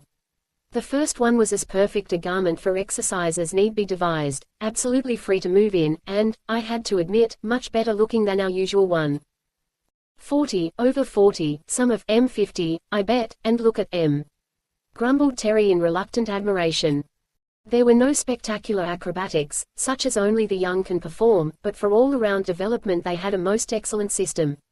A good deal of music went with it, with posture dancing and, sometimes, gravely beautiful processional performances. Jeff was much impressed by it. We did not know then how small a part of their physical culture methods this really was, but found it agreeable to watch, and to take part in. Oh yes, we took part all right. It wasn't absolutely compulsory, but we thought it better to please. Terry was the strongest of us, though I was wiry and had good staying power, and Jeff was a great sprinter and hurdler, but I can tell you those old ladies gave us cards and spades. They ran like deer, by which I mean that they ran not as if it was a performance, but as if it was their natural gait. We remembered those fleeting girls of our first bright adventure, and concluded that it was. They leaped like deer, too, with a quick folding motion of the legs, drawn up and turned to one side with a sidelong twist of the body. I remembered the sprawling spread-eagle way in which some of the fellows used to come over the line, and tried to learn the trick. We did not easily catch up with these experts, however. Never thought I'd live to be bossed by a lot of elderly lady acrobats, Terry protested. They had games, too, a good many of them, but we found them rather uninteresting at first. It was like two people playing solitaire to see who would get it first, more like a race or a competitive examination, than a real game with some fight in it. I philosophized a bit over this and told Terry it argued against their having any men about. There isn't a man-size game in the lot, I said. But they are interesting, I like them, Jeff objected, and I'm sure they are educational. I'm sick and tired of being educated, Terry protested. Fancy going to a dame school, at our age. I want to get out. But we could not get out, and we were being educated swiftly. Our special tutors rose rapidly in our esteem. They seemed of rather finer quality than the guards, though all were on terms of easy friendliness. Mine was named Summel, Jeff's Zava, and Terry's Modine. We tried to generalize from the names, those of the guards, and of our three girls, but got nowhere. They sound well enough, and they're mostly short, but there's no similarity of termination, and no two alike. However, our acquaintance is limited as yet. There were many things we meant to ask, as soon as we could talk well enough. Better teaching I never saw. From morning to night there was Summel, always on call except between 2 and 4, always pleasant with a steady friendly kindness that I grew to enjoy very much. Jeff said Miss Sava, he would put on a title, though they apparently had none, was a darling, that she reminded him of his Aunt Esther at home, but Terry refused to be one, and rather jeered at his own companion, when we were alone. I'm sick of it, he protested, sick of the whole thing. Here we are cooped up as helpless as a bunch of 3-year-old orphans, and being taught what they think is necessary, whether we like it or not. Confound their old-maid impudence. Nevertheless we were taught. They brought in a raised map of their country, beautifully made, and increased our knowledge of geographical terms, but when we inquired for information as to the country outside, they smilingly shook their heads. They brought pictures, not only the engravings in the books but colored studies of plants and trees and flowers and birds. They brought tools and various small objects. We had plenty of material in our school. If it had not been for Terry we would have been much more contented, but as the weeks ran into months he grew more and more irritable. Don't act like a bear with a sore head, I begged him. We're getting on finely. Every day we can understand 'em better, and pretty soon we can make a reasonable plea to be let out. Let out, he stormed. Let out, like children kept after school. I want to get out, and I'm going to. I want to find the men of this place and fight, or the girls. Guess it's the girls you're most interested in, Jeff commented. What are you going to fight with, your fists? Yes, or sticks and stones, I'd just like to. And Terry squared off and tapped Jeff softly on the jaw. Just for instance, he said. Anyhow, he went on, we could get back to our machine and clear out. If it's there, I cautiously suggested. Oh, don't croak, Van. If it isn't there, we'll find our way down somehow, the boat's there, I guess. It was hard on Terry, so hard that he finally persuaded us to consider a plan of escape. It was difficult, it was highly dangerous, but he declared that he'd go alone if we wouldn't go with him, and of course we couldn't think of that. It appeared he had made a pretty careful study of the environment. From our end window that faced the point of the promontory we could get a fair idea of the stretch of wall, and the drop below. Also from the roof we could make out more, and even, in one place, glimpse a sort of path below the wall. It's a question of three things, he said. Ropes, agility, and not being seen. That's the hardest part, I urged, still hoping to dissuade him. One or another pair of eyes is on us every minute except at night. Therefore we must do it at night, he answered. That's easy. We've got to think that if they catch us we may not be so well treated afterward, said Jeff. That's the business risk we must take. I'm going, if I break my neck. There was no changing him. The rope problem was not easy. Something strong enough to hold a man and long enough to let us down into the garden, and then down over the wall. There were plenty of strong ropes in the gymnasium, they seemed to love to swing and climb on them, but we were never there by ourselves. We should have to piece it out from our bedding, rugs, and garments, and moreover, we should have to do it after we were shut in for the night, for every day the place was cleaned to perfection by two of our guardians.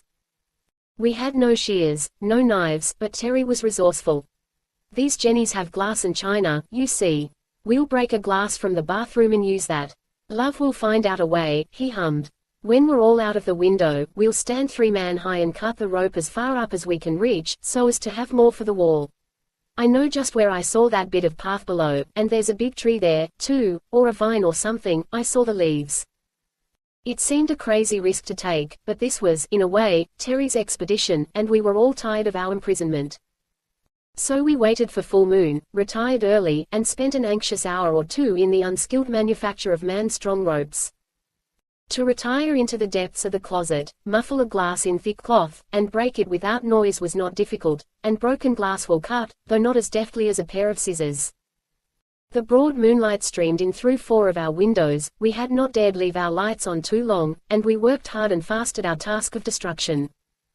Hangings, rugs, robes, towels, as well as bed furniture, even the mattress covers, we left not one stitch upon another, as Jeff put it. Then at an end window, as less liable to observation, we fastened one end of our cable, strongly, to the firm set hinge of the inner blind, and dropped our coiled bundle of rope softly over. This part's easy enough, I'll come last, so as to cut the rope, said Terry. So I slipped down first, and stood, well braced against the wall, then Jeff on my shoulders, then Terry, who shook us a little as he sawed through the cord above his head. Then I slowly dropped to the ground, Jeff following, and at last we all 3 stood safe in the garden, with most of our rope with us. Goodbye, Grandma, whispered Terry, under his breath, and we crept softly toward the wall, taking advantage of the shadow of every bush and tree. He had been foresighted enough to mark the very spot, only a scratch of stone on stone, but we could see to read in that light. For anchorage there was a tough, fair-sized shrub close to the wall. Now I'll climb up on you 2 again and go over first, said Terry. That'll hold the rope firm till you both get up on top. Then I'll go down to the end. If I can get off safely, you can see me and follow, or, say, I'll twitch it 3 times. If I find there's absolutely no footing, why I'll climb up again, that's all. I don't think they'll kill us. From the top he reconnoitered carefully, waved his hand, and whispered, okay, then slipped over. Jeff climbed up and I followed, and we rather shivered to see how far down that swaying, wavering figure dropped, hand under hand, till it disappeared in a mass of foliage far below. Then there were 3 quick pulls, and Jeff and I, not without a joyous sense of recovered freedom, successfully followed our leader. Chapter 4. Our Venture. We were standing on a narrow, irregular, all too slanting little ledge, and should doubtless have ignominiously slipped off and broken our rash necks but for the vine. This was a thick-leaved, wide-spreading thing, a little like amphelopsis. It's not quite vertical here, you see, said Terry, full of pride and enthusiasm. This thing never would hold our direct weight, but I think if we sort of slide down on it, one at a time, sticking in with hands and feet, we'll reach that next ledge alive. As we do not wish to get up our rope again, and can't comfortably stay here, I approve, said Jeff solemnly. Terry slid down first, said he'd show us how a Christian meets his death. Luck was with us. We had put on the thickest of those intermediate suits, leaving our tunics behind, and made this scramble quite successfully, though I got a pretty heavy fall just at the end, and was only kept on the second ledge by main force. The next stage was down a sort of chimney, along a regular fissure, and so with scratches many and painful and bruises not a few, we finally reached the stream. It was darker there, but we felt it highly necessary to put as much distance as possible behind us, so we waded, jumped, and clambered down that rocky riverbed, in the flickering black and white moonlight and leaf shadow, till growing daylight forced a halt. We found a friendly nut tree, those large, satisfying, soft-shelled nuts we already knew so well, and filled our pockets. I see that I have not remarked that these women had pockets in surprising number and variety. They were in all their garments, and the middle one in particular was shingled with them. So we stocked up with nuts till we bulged like Prussian privates in marching order, drank all we could hold, and retired for the day. It was not a very comfortable place, not at all easy to get at, just a sort of crevice high up along the steep bank, but it was well veiled with foliage and dry. After our exhaustive 3 or 4 hour scramble and the good breakfast food, we all lay down along that crag, heads and tails, as it were, and slept till the afternoon sun almost toasted our faces. Terry poked a tentative foot against my head. "How are you, Van? Alive yet?" "Very much so," I told him. And Jeff was equally cheerful. We had room to stretch, if not to turn around, but we could very carefully roll over, one at a time, behind the sheltering foliage. It was no use to leave there by daylight. We could not see much of the country, but enough to know that we were now at the beginning of the cultivated area, and no doubt there would be an alarm sent out far and wide. Terry chuckled softly to himself, lying there on that hot narrow little rim of rock. He dilated on the discomfiture of our guards and tutors, making many discourteous remarks. I reminded him that we had still a long way to go before getting to the place where we'd left our machine, and no probability of finding it there, but he only kicked me, mildly, for a croaker. "If you can't boost, don't knock," he protested. I never said, "'Twould be a picnic. But I'd run away in the Antarctic ice fields rather than be a prisoner." We soon dozed off again. The long rest and penetrating dry heat were good for us, and that night we covered a considerable distance, keeping always in the rough forested belt of land which we knew bordered the whole country. Sometimes we were near the outer edge, and caught sudden glimpses of the tremendous depths beyond. "This piece of geography stands up like a basalt column," Jeff said. "Nice time we'll have getting down if they have confiscated our machine." For which suggestion he received summary chastisement. What we could see inland was peaceable enough, but only moonlit glimpses. By daylight we lay very close. As Terry said, we did not wish to kill the old ladies, even if we could, and short of that they were perfectly competent to pick us up bodily and carry us back, if discovered. There was nothing for it but to lie low, and sneak out unseen if we could do it. There wasn't much talking done.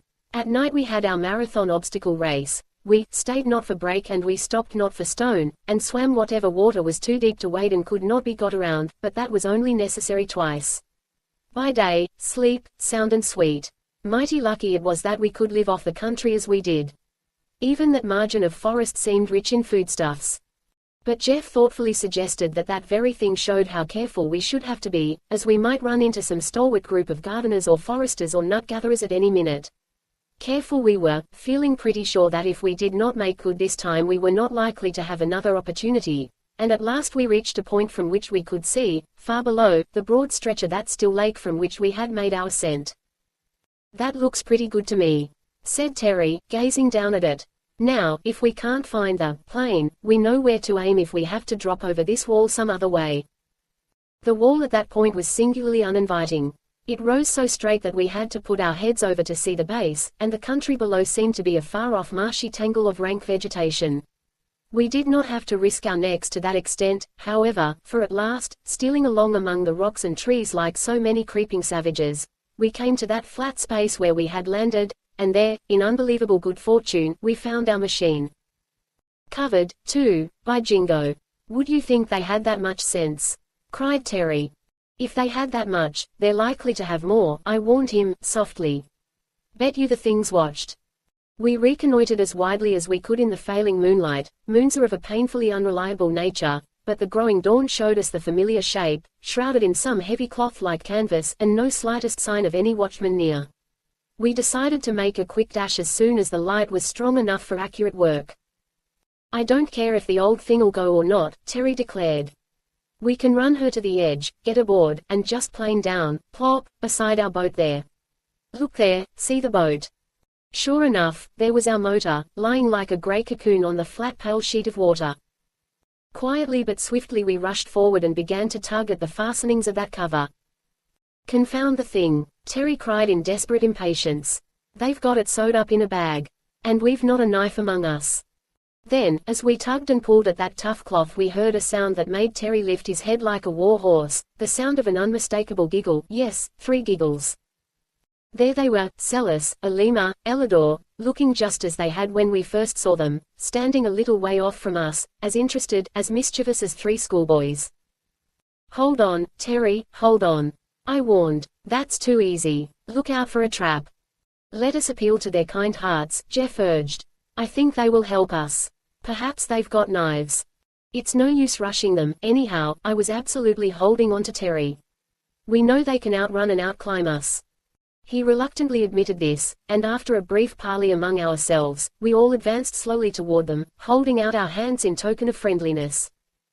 They stood their ground till we had come fairly near, and then indicated that we should stop. To make sure, we advanced a step or two and they promptly and swiftly withdrew. So we stopped at the distance specified. Then we used their language, as far as we were able, to explain our plight, telling how we were imprisoned, how we had escaped, a good deal of pantomime here and vivid interest on their part, how we had traveled by night and hidden by day, living on nuts, and here Terry pretended great hunger. I know he could not have been hungry, we had found plenty to eat and had not been sparing in helping ourselves. But they seemed somewhat impressed, and after a murmured consultation they produced from their pockets certain little packages, and with the utmost ease and accuracy tossed them into our hands.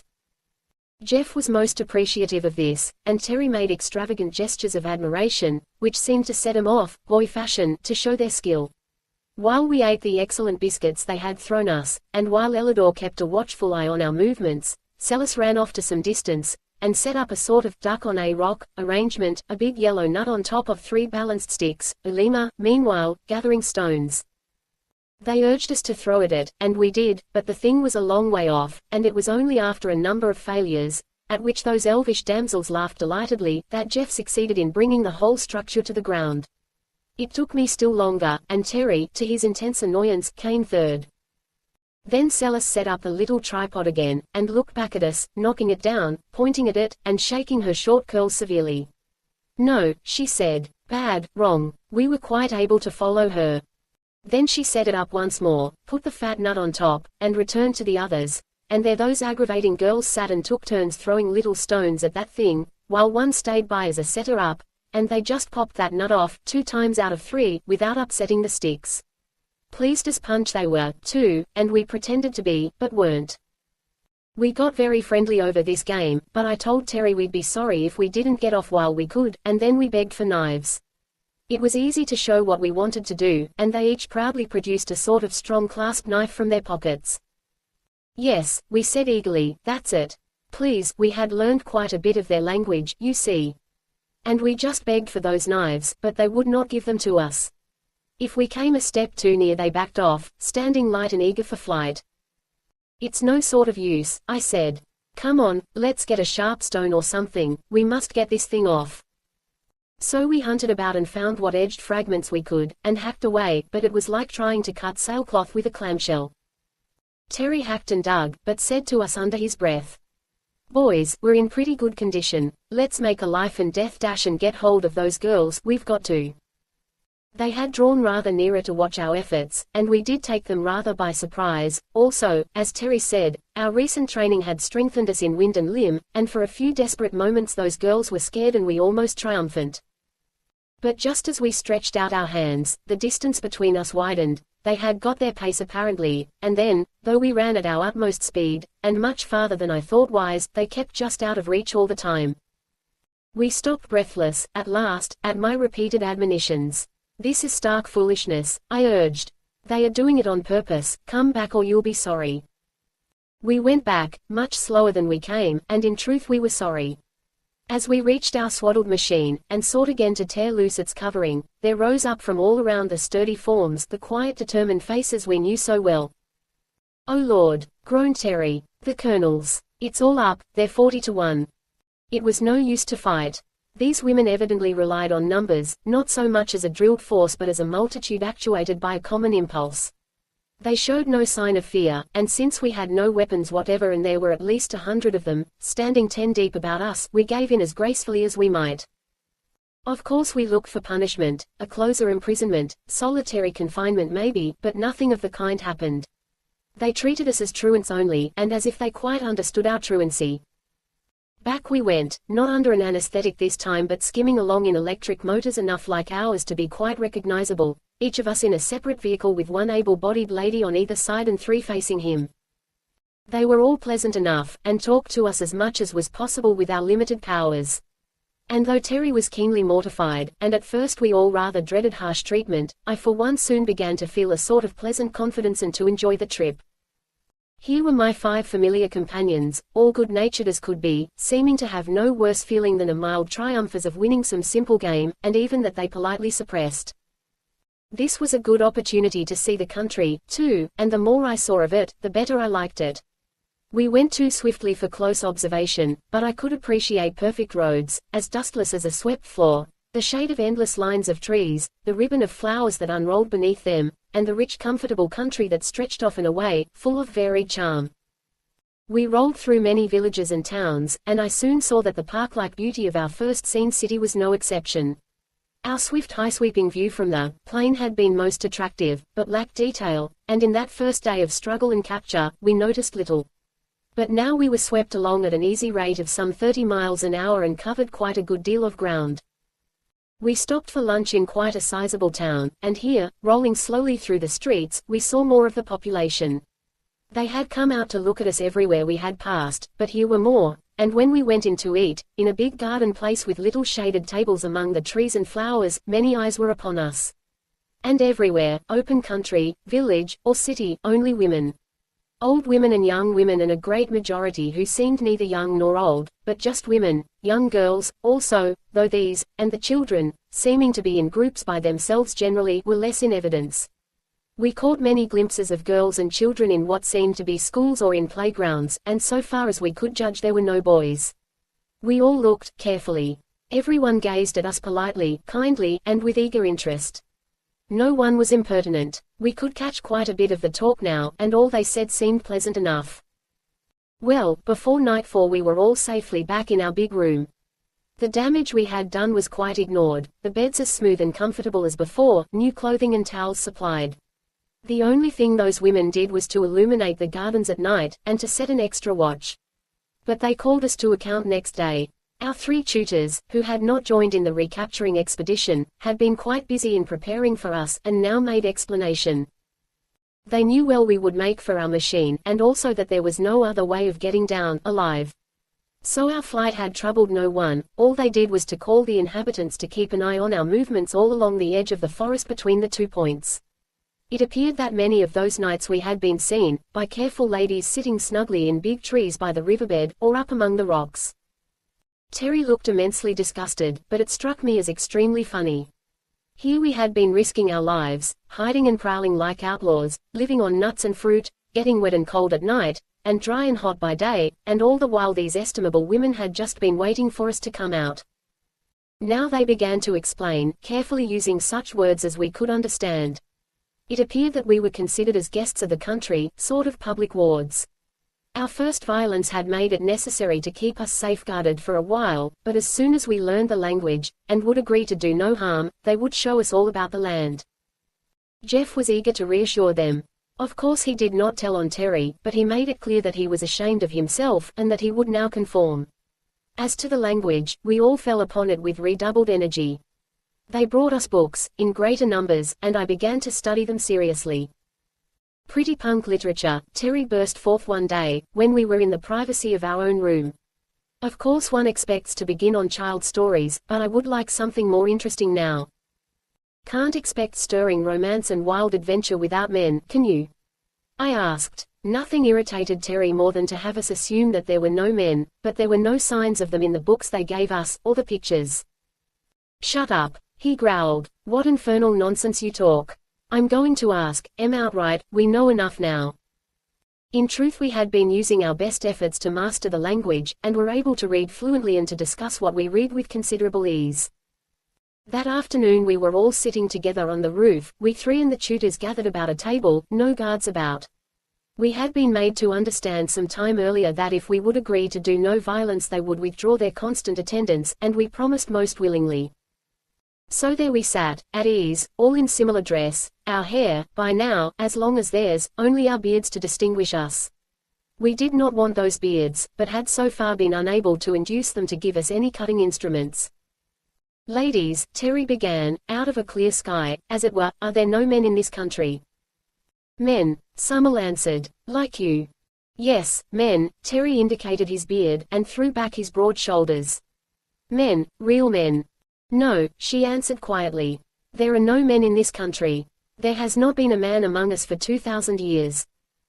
Her look was clear and truthful and she did not advance this astonishing statement as if it was astonishing, but quite as a matter of fact.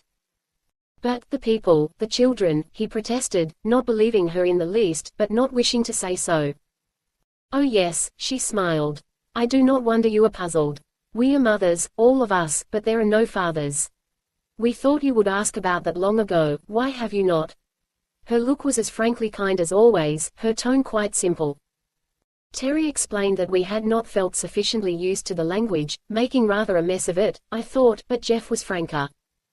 Will you excuse us all, he said, if we admit that we find it hard to believe. There is no such possibility in the rest of the world. Have you no kind of life where it is possible? Asked Zava. Why, yes, some low forms, of course. How low, or how high, rather? Well, there are some rather high forms of insect life in which it occurs. Parthenogenesis, we call it, that means virgin birth. She could not follow him. Birth, we know, of course, but what is virgin? Terry looked uncomfortable, but Jeff met the question quite calmly. Among mating animals, the term virgin is applied to the female who has not mated, he answered. Oh, I see. And does it apply to the male also? Or is there a different term for him? He passed this over rather hurriedly, saying that the same term would apply, but was seldom used. No, she said, but one cannot mate without the other surely. Is not each then, virgin, before mating? And, tell me, have you any forms of life in which there is birth from a father only? I know of none, he answered, and I inquired seriously. You ask us to believe that for 2,000 years there have been only women here, and only girl babies born. Exactly, answered Summerl, nodding gravely. Of course we know that among other animals it is not so, that there are fathers as well as mothers, and we see that you are fathers, that you come from a people who are of both kinds. We have been waiting, you see, for you to be able to speak freely with us, and teach us about your country and the rest of the world. You know so much, you see, and we know only our own land. In the course of our previous studies we had been at some pains to tell them about the big world outside, to draw sketches, maps, to make a globe, even, out of a spherical fruit, and show the size and relation of the countries, and to tell of the numbers of their people. All this had been scant and in outline, but they quite understood. I find I succeed very poorly in conveying the impression I would like to of these women. So far from being ignorant, they were deeply wise, that we realized more and more, and for clear reasoning, for real brain scope and power they were a number one, but there were a lot of things they did not know. They had the evenest tempers, the most perfect patience and good nature. One of the things most impressive about them all was the absence of irritability. So far we had only this group to study, but afterward I found it a common trait. We had gradually come to feel that we were in the hands of friends, and very capable ones at that, but we couldn't form any opinion yet of the general level of these women. We want you to teach us all you can, Summerl went on, her firm shapely hands clasped on the table before her, her clear quiet eyes meeting ours frankly. And we want to teach you what we have that is novel and useful. You can well imagine that it is a wonderful event to us, to have men among us, after 2,000 years. And we want to know about your women. What she said about our importance gave instant pleasure to Terry. I could see by the way he lifted his head that it pleased him. But when she spoke of our women, some way I had a queer little indescribable feeling, not like any feeling I ever had before when women were mentioned. Will you tell us how it came about? Jeff pursued. You said, for 2,000 years, did you have men here before that? Yes, answered Zava. They were all quiet for a little. You should have our full history to read, do not be alarmed, it has been made clear and short. It took us a long time to learn how to write history. Oh, how I should love to read yours. She turned with flashing eager eyes, looking from one to the other of us. It would be so wonderful, would it not? To compare the history of 2,000 years, to see what the differences are, between us, who are only mothers, and you, who are mothers and fathers, too. Of course we see, with our birds, that the father is as useful as the mother, almost. But among insects we find him of less importance, sometimes very little. Is it not so with you? Oh, yes, birds and bugs, Terry said, but not among animals. Have you no animals? We have cats, she said. The father is not very useful. Have you no cattle, sheep, horses? I drew some rough outlines of these beasts and showed them to her. We had, in the very old days, these, said Summel, and sketched with swift sure touches a sort of sheep or llama, and these dogs, of 2 or 3 kinds, that, pointing to my absurd but recognizable horse. What became of them? Asked Jeff. We do not want 'em anymore. They took up too much room, we need all our land to feed our people. It is such a little country, you know. Whatever do you do without milk?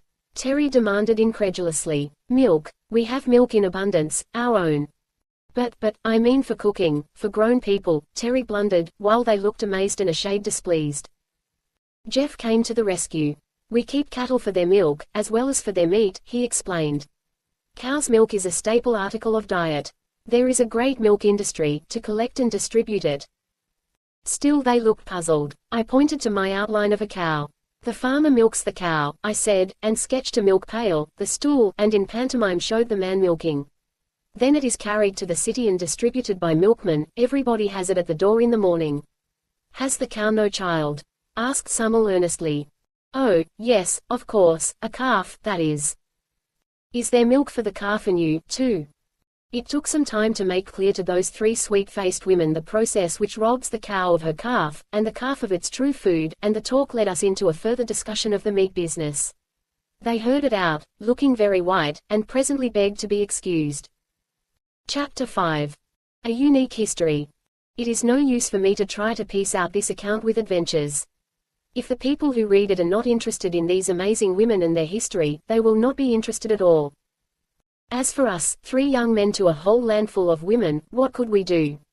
We did get away, as described, and were peacefully brought back again without, as Terry complained, even the satisfaction of hitting anybody. There were no adventures because there was nothing to fight. There were no wild beasts in the country and very few tame ones. Of these I might as well stop to describe the one common pet of the country. Cats, of course. But such cats. What do you suppose these Lady Burbanks had done with their cats? By the most prolonged and careful selection and exclusion they had developed a race of cats that did not sing. That's a fact. The most those poor dumb brutes could do was to make a kind of squeak when they were hungry or wanted the door open, and, of course, to purr, and make the various mother noises to their kittens. Moreover, they had ceased to kill birds. They were rigorously bred to destroy mice and moles and all such enemies of the food supply, but the birds were numerous and safe. While we were discussing birds, Terry asked them if they used feathers for their hats, and they seemed amused at the idea. He made a few sketches of our women's hats, with plumes and quills and those various tickling things that stick out so far, and they were eagerly interested, as at everything about our women. As for them, they said they only wore hats for shade when working in the sun, and those were big light straw hats, something like those used in China and Japan. In cold weather they wore caps or hoods. But for decorative purposes, don't you think they would be becoming? Pursued Terry, making as pretty a picture as he could of a lady with a plumed hat. They by no means agreed to that, asking quite simply if the men wore the same kind. We hastened to assure her that they did not, drew for them our kind of headgear. And do no men wear feathers in their hats? Only Indians, Jeff explained. Savages, you know, and he sketched a war bonnet to show them. And soldiers, I added, drawing a military hat with plumes. They never expressed horror or disapproval, nor indeed much surprise, just a keen interest. And the notes they made, miles of them. But to return to our pussycats. We were a good deal impressed by this achievement in breeding, and when they questioned us, I can tell you we were well pumped for information. We told of what had been done for dogs and horses and cattle, but that there was no effort applied to cats, except for show purposes. I wish I could represent the kind, quiet, steady, ingenious way they questioned us. It was not just curiosity, they weren't a bit more curious about us than we were about them, if as much. But they were bent on understanding our kind of civilization, and their lines of interrogation would gradually surround us and drive us in till we found ourselves up against some admissions we did not want to make. Are all these breeds of dogs you have made useful? They asked. Oh, useful. Why, the hunting dogs and watchdogs and sheepdogs are useful, and sleddogs of course, and ratters, I suppose, but we don't keep dogs for their usefulness. The dog is the friend of man, we say, we love them. That they understood. We love our cats that way. They surely are our friends, and helpers, too. You can see how intelligent and affectionate they are. It was a fact. I'd never seen such cats, except in a few rare instances. Big, handsome silky things, friendly with everyone and devotedly attached to their special owners. You must have a heartbreaking time drowning kittens, we suggested. But they said, oh, no. You see, we care for them as you do for your valuable cattle. The fathers are few compared to the mothers, just a few very fine ones in each town. They live quite happily in walled gardens and the houses of their friends. But they only have a mating season once a year. Rather hard on Thomas, isn't it? Suggested Terry. Oh, no, truly. You see, it is many centuries that we have been breeding the kind of cats we wanted. They are healthy and happy and friendly, as you see. How do you manage with your dogs? Do you keep them in pairs, or segregate the fathers, or what?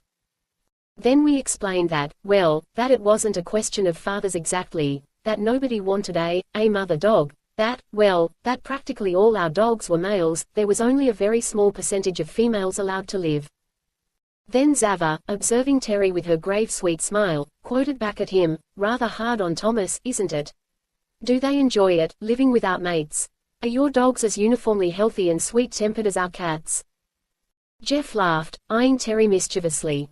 As a matter of fact, we began to feel Jeff something of a traitor. He so often flopped over and took their side of things, also his medical knowledge gave him a different point of view somehow.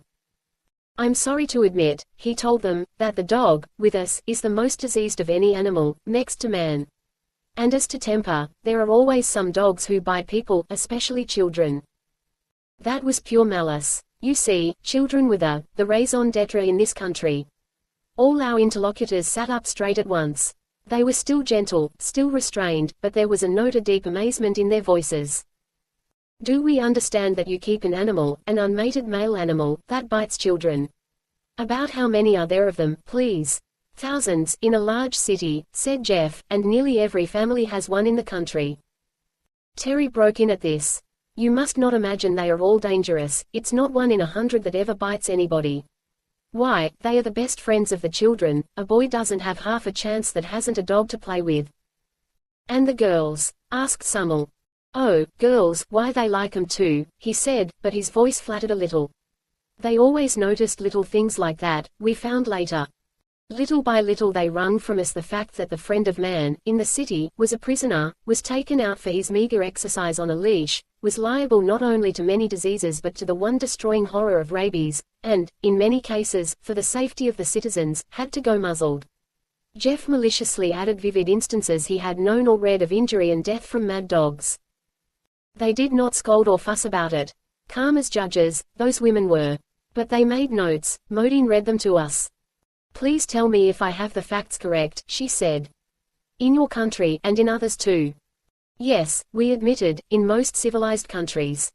In most civilized countries a kind of animal is kept which is no longer useful. They are a protection, Terry insisted. They bark if burglars try to get in. Then she made notes of burglars, and went on, because of the love which people bear to this animal. Zava interrupted here. Is it the men or the women who love this animal so much? Both, insisted Terry. Equally, she inquired. And Jeff said, nonsense, Terry, you know men like dogs better than women do, as a whole. Because they love it so much, especially men. This animal is kept shut up, or chained. Why? Suddenly asked Summel. We keep our father cats shut up because we do not want too much fathering, but they are not chained, they have large grounds to run in. A valuable dog would be stolen if he was let loose, I said. We put collars on them, with the owner's name, in case they do stray. Besides, they get into fights, a valuable dog might easily be killed by a bigger one. I see, she said. They fight when they meet, is that common? We admitted that it was. They are kept shut up, or chained. She paused again, and asked, is not a dog fond of running? Are they not built for speed? That we admitted, too, and Jeff, still malicious, enlightened them further. I've always thought it was a pathetic sight, both ways, to see a man or a woman taking a dog to walk, at the end of a string. Have you bred them to be as neat in their habits as cats are?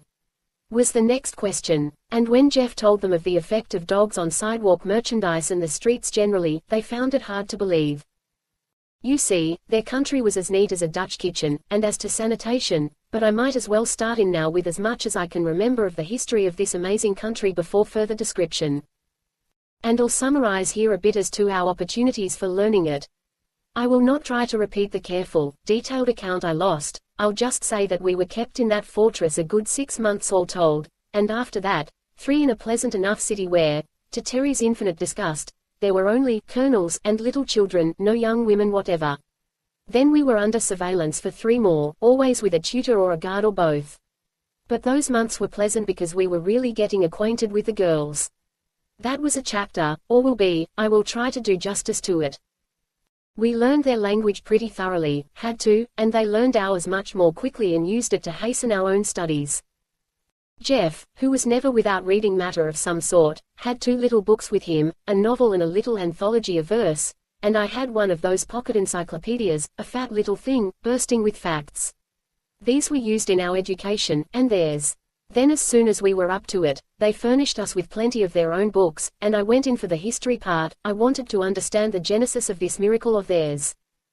And this is what happened, according to their records. As to geography, at about the time of the Christian era this land had a free passage to the sea. I'm not saying where, for good reasons. But there was a fairly easy pass through that wall of mountains behind us, and there is no doubt in my mind that these people were of Aryan stock, and were once in contact with the best civilization of the Old World. They were white, but somewhat darker than our northern races because of their constant exposure to sun and air. The country was far larger then, including much land beyond the pass, and a strip of coast. They had ships, commerce, an army, a king, for at that time they were what they so calmly called us, a bisexual race. What happened to them first was merely a succession of historic misfortunes such as have befallen other nations often enough.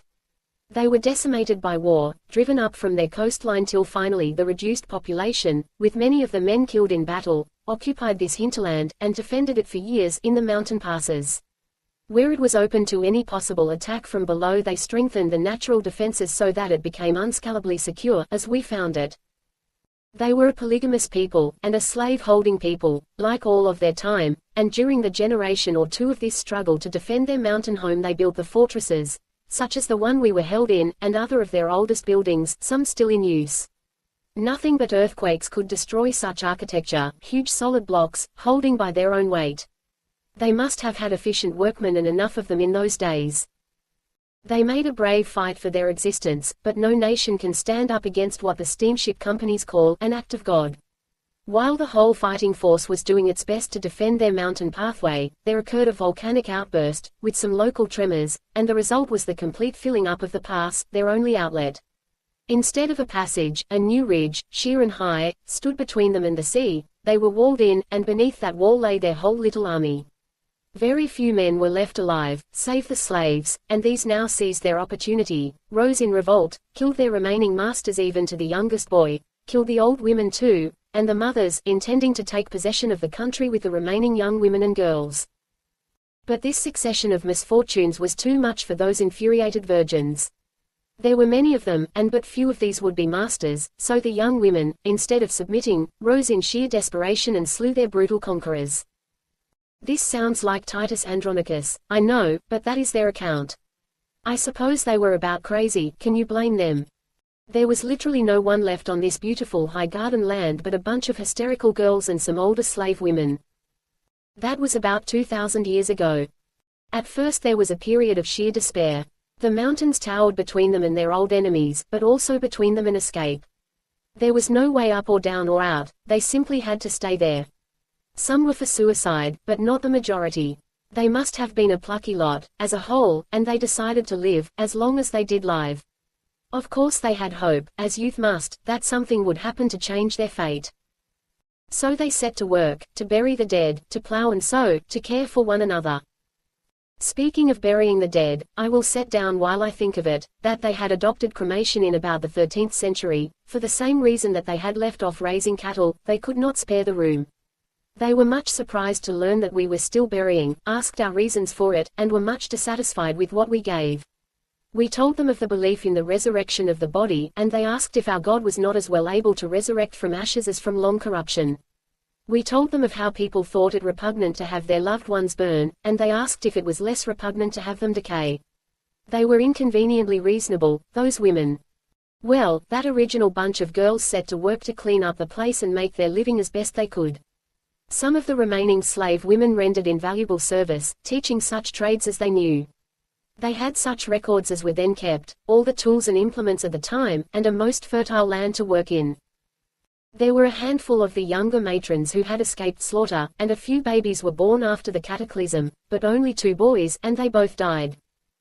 For 5 or 10 years they worked together, growing stronger and wiser and more mutually attached, and then the miracle happened, one of these young women bore a child.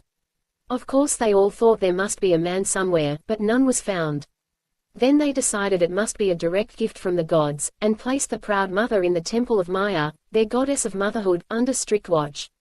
And there, as years passed, this Wonder Woman bore child after child, 5 of them, all girls.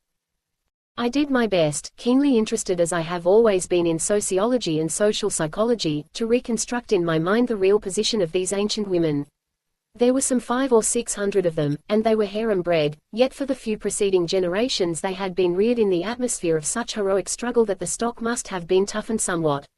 Left alone in that terrific orphanhood, they had clung together, supporting one another and their little sisters, and developing unknown powers in the stress of new necessity. To this pain-eaten and work-strengthened group, who had lost not only the love and care of parents, but the hope of ever having children of their own, there now dawned the new hope. Here at last was motherhood, and though it was not for all of them personally, it might, if the power was inherited, found here a new race. It may be imagined how those 5 daughters of Maya, children of the temple, mothers of the future, they had all the titles that love and hope and reverence could give, were reared. The whole little nation of women surrounded them with loving service, and waited, between a boundless hope and an equally boundless despair, to see if they, too, would be mothers. And they were. As fast as they reached the age of 25 they began bearing. Each of them, like her mother, bore 5 daughters. Presently there were 25 new women, mothers in their own right, and the whole spirit of the country changed from mourning and mere courageous resignation to proud joy. The older women, those who remembered men, died off, the youngest of all the first lot of course died too, after a while, and by that time there were left 155 parthenogenetic women, founding a new race. They inherited all that the devoted care of that declining band of original ones could leave them. Their little country was quite safe. Their farms and gardens were all in full production. Such industries as they had were in careful order. The records of their past were all preserved, and for years the older women had spent their time in the best teaching they were capable of, that they might leave to the little group of sisters and mothers all they possessed of skill and knowledge. There you have the start of Herland. One family, all descended from one mother. She lived to 100 years old, lived to see her 125 great-granddaughters born, lived as queen priestess mother of them all, and died with a nobler pride and a fuller joy than perhaps any human soul has ever known. She alone had founded a new race. The first 5 daughters had grown up in an atmosphere of holy calm, of awed watchful waiting, of breathless prayer. To them the longed-for motherhood was not only a personal joy, but a nation's hope. Their 25 daughters in turn, with a stronger hope, a richer, wider outlook, with the devoted love and care of all the surviving population, grew up as a holy sisterhood, their whole ardent youth looking forward to their great office. And at last they were left alone. The white-haired first mother was gone, and this one family, 5 sisters, 25 first cousins, and 125 second cousins, began a new race. Here you have human beings, unquestionably, but what we were slow in understanding was how these ultra-women, inheriting only from women, had eliminated not only certain masculine characteristics, which of course we did not look for, but so much of what we had always thought essentially feminine. The tradition of men as guardians and protectors had quite died out. These stalwart virgins had no men to fear and therefore no need of protection. As to wild beasts, there were none in their sheltered land. The power of mother love, that maternal instinct we so highly laud, was theirs of course, raised to its highest power, and a sister love which, even while recognizing the actual relationship, we found it hard to credit. Terry, incredulous, even contemptuous, when we were alone, refused to believe the story. A lot of traditions as old as Herodotus, and about as trustworthy. He said, it's likely women, just a pack of women, would have hung together like that. We all know women can't organize, that they scrap like anything, are frightfully jealous. But these new ladies didn't have anyone to be jealous of, remember, drawled Jeff. That's a likely story, Terry sneered. Why don't you invent a likelier one? I asked him. Here are the women, nothing but women, and you yourself admit there's no trace of a man in the country. This was after we had been about a good deal. I'll admit that, he growled. And it's a big miss, too. There's not only no fun without, no real sport, no competition, but these women aren't womanly. You know they aren't. That kind of talk always set Jeff going, and I gradually grew to side with him. Then you don't call a breed of women whose one concern is motherhood, womanly? He asked. Indeed I don't, snapped Terry. What does a man care for motherhood, when he hasn't a ghost of a chance at fatherhood? And besides, what's the good of talking sentiment when we are just men together? What a man wants of women is a good deal more than all this motherhood. We were as patient as possible with Terry. He had lived about 9 months among the colonels when he made that outburst, and with no chance at any more strenuous excitement than our gymnastics gave us, save for our escape fiasco. I don't suppose Terry had ever lived so long with neither love, combat, nor danger to employ his superabundant energies, and he was irritable. Neither Jeff nor I found it so wearing. I was so much interested intellectually that our confinement did not wear on me, and as for Jeff, bless his heart, he enjoyed the society of that tutor of his almost as much as if she had been a girl, I don't know but more. As to Terry's criticism, it was true. These women, whose essential distinction of motherhood was the dominant note of their whole culture, were strikingly deficient in what we call femininity. This led me very promptly to the conviction that those feminine charms we are so fond of are not feminine at all, but mere reflected masculinity, developed to please us because they had to please us, and in no way essential to the real fulfillment of their great process. But Terry came to no such conclusion. Just you wait till I get out, he muttered. Then we both cautioned him. Look here, Terry, my boy. You be careful. They've been mighty good to us, but do you remember the anesthesia?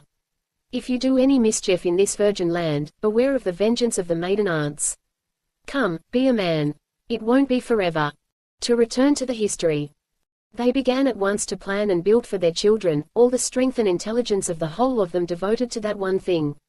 Each girl, of course, was reared in full knowledge of her crowning office, and they had, even then, very high ideas of the molding powers of the mother, as well as those of education. Such high ideals as they had. Beauty, health, strength, intellect, goodness, for those they prayed and worked. They had no enemies, they themselves were all sisters and friends. The land was fair before them, and a great future began to form itself in their minds. The religion they had to begin with was much like that of old Greece, a number of gods and goddesses, but they lost all interest in deities of war and plunder, and gradually centered on their mother goddess altogether. Then, as they grew more intelligent, this had turned into a sort of maternal pantheism. Here was Mother Earth, bearing fruit. All that they ate was fruit of motherhood, from seed or egg or their product. By motherhood they were born and by motherhood they lived. Life was, to them, just the long cycle of motherhood. But very early they recognized the need of improvement as well as of mere repetition, and devoted their combined intelligence to that problem, how to make the best kind of people. First this was merely the hope of bearing better ones, and then they recognized that however the children differed at birth, the real growth lay later, through education. Then things began to hum. As I learned more and more to appreciate what these women had accomplished, the less proud I was of what we, with all our manhood, had done. You see, they had had no wars. They had had no kings, and no priests, and no aristocracies. They were sisters, and as they grew together, not by competition, but by united action. We tried to put in a good word for competition, and they were keenly interested. Indeed, we soon found from their earnest questions of us that they were prepared to believe our world must be better than theirs. They were not sure, they wanted to know, but there was no such arrogance about them as might have been expected. We rather spread ourselves, telling of the advantages of competition, how it developed fine qualities, that without it there would be no stimulus to industry. Terry was very strong on that point. No stimulus to industry, they repeated, with that puzzled look we had learned to know so well. Stimulus to industry. But don't you like to work? No man would work unless he had to, Terry declared. Oh, no man. You mean that is one of your sex distinctions? No, indeed, he said hastily. No one, I mean, man or woman, would work without incentive. Competition is the motor power, you see. It is not with us, they explained gently, so it is hard for us to understand. Do you mean, for instance, that with you no mother would work for her children without the stimulus of competition? No, he admitted that he did not mean that.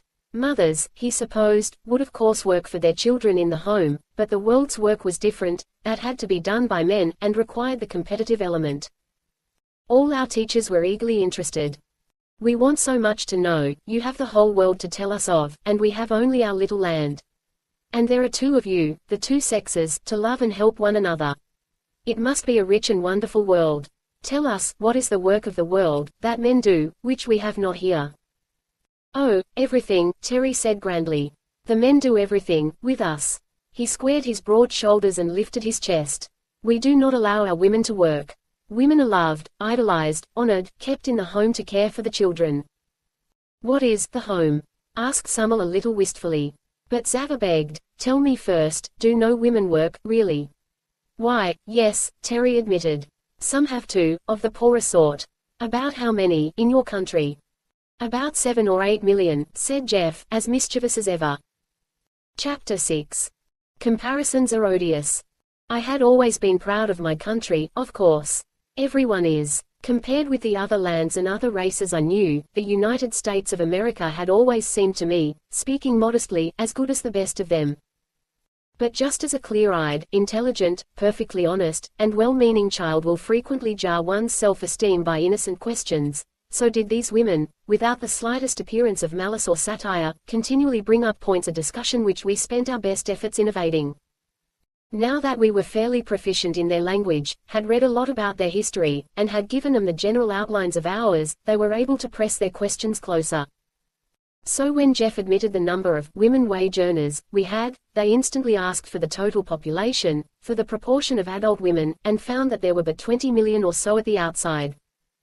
Then at least a third of your women are, what is it you call them, wage earners?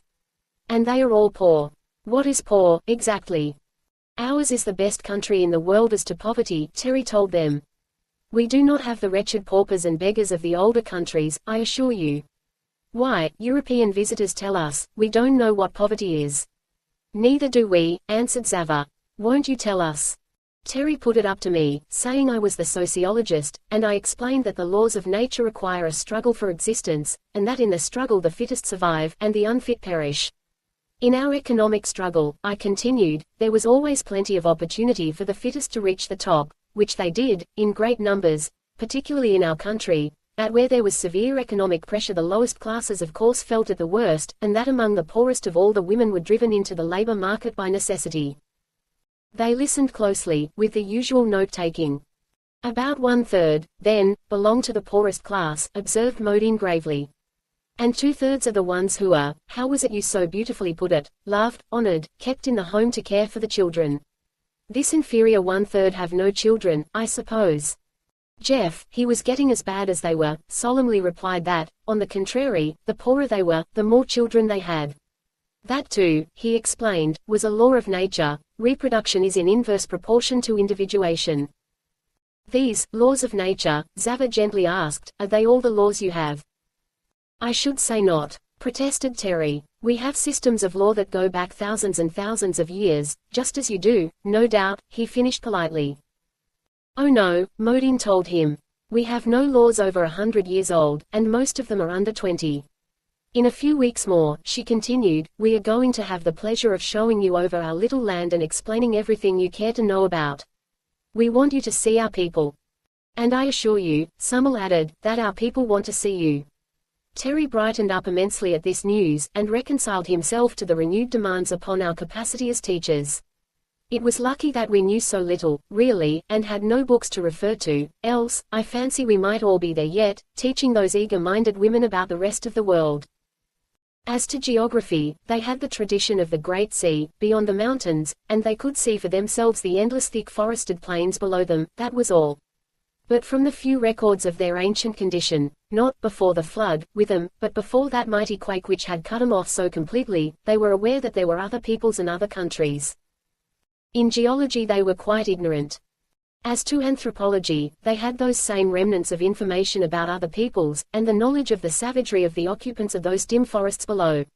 Nevertheless, they had inferred marvelously keen on inference and deduction their minds were.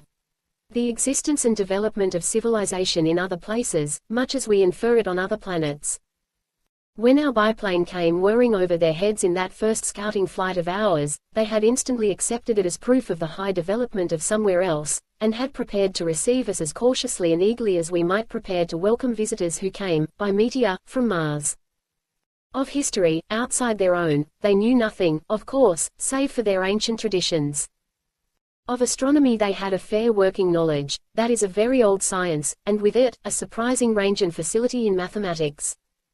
Physiology they were quite familiar with. Indeed, when it came to the simpler and more concrete sciences, wherein the subject matter was at hand and they had but to exercise their minds upon it, the results were surprising. They had worked out a chemistry, a botany, a physics, with all the blends where a science touches an art, or merges into an industry, to such fullness of knowledge as made us feel like schoolchildren. Also we found this out, as soon as we were free of the country, and by further study and question, that what one knew, all knew, to a very considerable extent. I talked later with little mountain girls from the fir dark valleys away up at their highest part, and with sunburned plains women and agile foresters, all over the country, as well as those in the towns, and everywhere there was the same high level of intelligence. Some knew far more than others about one thing, they were specialized, of course, but all of them knew more about everything, that is, about everything the country was acquainted with, than is the case with us.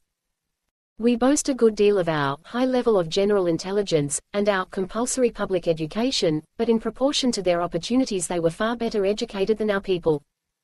With what we told them, from what sketches and models we were able to prepare, they constructed a sort of working outline to fill in as they learned more. A big globe was made, and our uncertain maps, helped out by those in that precious yearbook thing I had, were tentatively indicated upon it. They sat in eager groups, masses of them who came for the purpose, and listened while Jeff roughly ran over the geologic history of the Earth, and showed them their own land in relation to the others. Out of that same pocket reference book of mine came facts and figures which were seized upon and placed in right relation with unerring acumen. Even Terry grew interested in this work. If we can keep this up, they'll be having us lecture to all the girls' schools and colleges, how about that? He suggested to us. Don't know as I'd object to being an authority to such audiences. They did, in fact, urge us to give public lectures later, but not to the hearers or with the purpose we expected.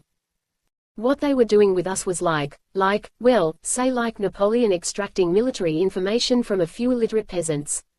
They knew just what to ask, and just what use to make of it. They had mechanical appliances for disseminating information almost equal to ours at home, and by the time we were led forth to lecture, our audiences had thoroughly mastered a well-arranged digest of all we had previously given to our teachers, and were prepared with such notes and questions as might have intimidated a university professor. They were not audiences of girls, either. It was some time before we were allowed to meet the young women. "Do you mind telling what you intend to do with us?" Terry burst forth one day, facing the calm and friendly Modine with that funny half-blustering air of his. At first he used to storm and flourish quite a good deal, but nothing seemed to amuse them more. They would gather around and watch him as if it was an exhibition, politely, but with evident interest. So he learned to check himself, and was almost reasonable in his bearing, but not quite. She announced smoothly and evenly, "Not in the least. I thought it was quite plain. We are trying to learn of you all we can, and to teach you what you are willing to learn of our country." "Is that all?" he insisted. She smiled a quiet enigmatic smile. "That depends." "Depends on what?" "Mainly on yourselves," she replied. "Why do you keep us shut up so closely?" because we do not feel quite safe in allowing you at large where there are so many young women." Terry was really pleased at that. He had thought as much, inwardly, but he pushed the question. "Why should you be afraid? We are gentlemen." She smiled that little smile again, and asked, "Are gentlemen always safe?" "You surely do not think that any of us," he said it with a good deal of emphasis on the us, "would hurt your young girls?" "Oh no," she said quickly, in real surprise. "The danger is quite the other way. They might hurt you. If, by any accident, you did harm any one of us, you would have to face a million mothers." He looked so amazed and outraged that Jeff and I laughed outright, but she went on gently. "I do not think you quite understand yet. You are but men, 3 men, in a country where the whole population are mothers, or are going to be. Motherhood means to us something which I cannot yet discover in any of the countries of which you tell us. You have spoken," she turned to Jeff, "of human brotherhood as a great idea among you, but even that I judge is far from a practical expression." Jeff nodded rather sadly. "Very far," he said. "Here we have human motherhood, in full working use," she went on. "Nothing else except the literal sisterhood of our origin, and the far higher and deeper union of our social growth. The children in this country are the one center and focus of all our thoughts. Every step of our advance is always considered in its effect on them, on the race. You see, we are mothers," she repeated, as if in that she had said it all. "I don't see how that fact, which is shared by all women, constitutes any risk to us," Terry persisted. "You mean they would defend their children from attack? Of course. Any mothers would. But we are not savages, my dear lady, we are not going to hurt any mother's child."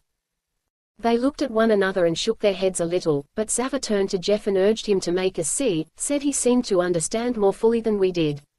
And he tried. "I can see it now, or at least much more of it, but it has taken me a long time, and a good deal of honest intellectual effort. What they call motherhood was like this. They began with a really high degree of social development, something like that of ancient Egypt or Greece. Then they suffered the loss of everything masculine, and supposed at first that all human power and safety had gone too. Then they developed this virgin birth capacity. Then, since the prosperity of their children depended on it, the fullest and subtlest coordination began to be practiced." I remember how long Terry balked at the evident unanimity of these women, the most conspicuous feature of their whole culture. "It's impossible," he would insist. "Women cannot cooperate, it's against nature." When we urged the obvious facts he would say, "Fiddlesticks." Or, "Hang your facts, I tell you it can't be done." And we never succeeded in shutting him up till Jeff dragged in the Hymenoptera. "Go to the ant, thou sluggard, and learn something," he said triumphantly. "Don't they cooperate pretty well? You can't beat it. This place is just like an enormous anthill. You know an anthill is nothing but a nursery. And how about bees? Don't they manage to cooperate and love one another? As the birds do love the spring, or the bees their careful king. As that precious constable had it. Just show me a combination of male creatures, bird, bug, or beast, that works as well, will you? Or one of our masculine countries where the people work together as well as they do here. I tell you, women are the natural cooperators, not men." Terry had to learn a good many things he did not want to. To go back to my little analysis of what happened. They developed all this close inter-service in the interests of their children. To do the best work they had to specialize. Of course, the children needed spinners and weavers, farmers and gardeners, carpenters and masons, as well as mothers. Then came the filling up of the place. When a population multiplies by 5 every 30 years it soon reaches the limits of a country, especially a small one like this. They very soon eliminated all the grazing cattle, sheep were the last to go, I believe. Also, they worked out a system of intensive agriculture surpassing anything I ever heard of, with the very forests all reset with fruit and nut-bearing trees. Do what they would, however, there soon came a time when they were confronted with the problem of the pressure of population in an acute form. There was really crowding, and with it, unavoidably, a decline in standards. And how did those women meet it? Not by a struggle for existence, which would result in an everlasting writhing mass of underbred people trying to get ahead of one another, some few on top, temporarily, many constantly crushed out underneath, a hopeless substratum of paupers and degenerates, and no serenity or peace for anyone, no possibility for really noble qualities among the people at large. Neither did they start off on predatory excursions to get more land from somebody else, or to get more food from somebody else, to maintain their struggling mass. Not at all. They sat down in council together and thought it out. Very clear, strong thinkers they were. They said, with our best endeavors this country will support about so many people, with the standard of peace, comfort, health, beauty and progress we demand. Very well, that is all the people we will make. There you have it. You see, they were mothers, not in our sense of helpless involuntary fecundity, forced to fill and overfill the land, every land, and then see their children suffer, sin, and die, fighting horribly with one another, but in the sense of conscious makers of people. Mother love with them was not a brute passion, a mere instinct, a wholly personal feeling, it was a religion. It included that limitless feeling of sisterhood, that white unity in service, which was so difficult for us to grasp. And it was national, racial, human, oh, I don't know how to say it. We are used to seeing what we call a mother completely wrapped up in her own pink bundle of fascinating babyhood, and taking but the faintest theoretic interest in anybody else's bundle, to say nothing of the common needs of all the bundles. But these women were working all together at the grandest of tasks, they were making people, and they made them well. There followed a period of negative eugenics, which must have been an appalling sacrifice. We are commonly willing to lay down our lives for our country, but they had to forego motherhood for their country, and it was precisely the hardest thing for them to do. When I got this far in my reading I went to Summel for more light. We were as friendly by that time as I had ever been in my life with any woman. A mighty comfortable soul she was, giving one the nice smooth mother feeling a man likes in a woman, and yet giving also the clear intelligence and dependableness I used to assume to be masculine qualities. We had talked volumes already. See here, said I, here was this dreadful period when they got far too thick, and decided to limit the population. We have a lot of talk about that among us, but your position is so different that I'd like to know a little more about it. I understand that you make motherhood the highest social service, a sacrament, really, that it is only undertaken once, by the majority of the population, that those held unfit are not allowed even that, and that to be encouraged to bear more than one child is the very highest reward and honor in the power of the state. She interpolated here that the nearest approach to an aristocracy they had was to come of a line of over-mothers, those who had been so honored. But what I do not understand, naturally, is how you prevent it. I gathered that each woman had 5. You have no tyrannical husbands to hold in check, and you surely do not destroy the unborn. The look of ghastly horror she gave me I shall never forget. She started from her chair, pale, her eyes blazing. Destroy the unborn, she said in a hard whisper. Do men do that in your country? Men, I began to answer, rather hotly, and then saw the gulf before me. None of us wanted these women to think that our women, of whom we boasted so proudly, were in any way inferior to them. I am ashamed to say that I equivocated.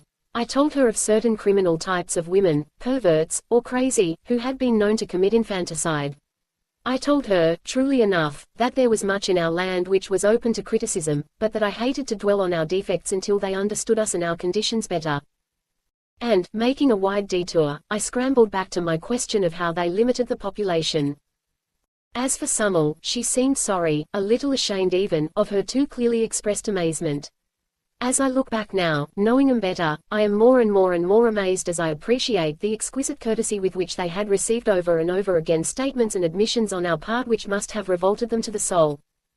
She explained to me, with sweet seriousness, that as I had supposed, at first each woman bore 5 children, and that, in their eager desire to build up a nation, they had gone on in that way for a few centuries till they were confronted with the absolute need of a limit. This fact was equally plain to all were equally interested. They were now as anxious to check their wonderful power as they had been to develop it, and for some generations gave the matter their most earnest thought and study. We were living on rations before we worked it out, she said. But we did work it out. You see, before a child comes to one of us there is a period of utter exaltation, the whole being is uplifted and filled with a concentrated desire for that child. We learn to look forward to that period with the greatest caution. Often our young women, those to whom motherhood had not yet come, would voluntarily defer it. When the deep inner demand for a child began to be felt she would deliberately engage in the most active work, physical and mental, and even more important, would solace her longing by the direct care and service of the babies we already had. She paused. Her wise sweet face grew deeply, reverently tender. We soon grew to see that mother love has more than one channel of expression. I think the reason our children are so fully loved, by all of us, is that we never, any of us, have enough of our own. This seemed to me infinitely pathetic, and I said so. We have much that is bitter and hard in our life at home, I told her, but this seems to me piteous beyond words, a whole nation of starving mothers. But she smiled her deep contented smile, and said I quite misunderstood. We each go without a certain range of personal joy, she said, but remember, we each have a million children to love and serve, our children. It was beyond me to hear a lot of women talk about our children. But I suppose that is the way the ants and bees would talk, maybe. That was what they did, anyhow. When a woman chose to be a mother, she allowed the child longing to grow within her till it worked its natural miracle. When she did not so choose, she put the whole thing out of her mind, and fed her heart with the other babies. Let me see, with us, children, minors, that is, constitute about 3/5 of the population, with them only about 1/3, or less. And precious. No sole heir to an empire's throne, no solitary millionaire baby, no only child of middle-aged parents, could compare as an idol with these Herland children. But before I start on that subject I must finish up that little analysis I was trying to make. They did effectually and permanently limit the population in numbers, so that the country furnished plenty for the fullest, richest life for all of them, plenty of everything, including room, air, solitude even. And then they set to work to improve that population in quality, since they were restricted in quantity. This they had been at work on, uninterruptedly, for some 1500 years. Do you wonder they were nice people? Physiology, hygiene, sanitation, physical culture, all that line of work had been perfected long since. Sickness was almost wholly unknown among them, so much so that a previously high development in what we call the science of medicine had become practically a lost art. They were a clean-bred, vigorous lot, having the best of care, the most perfect living conditions always.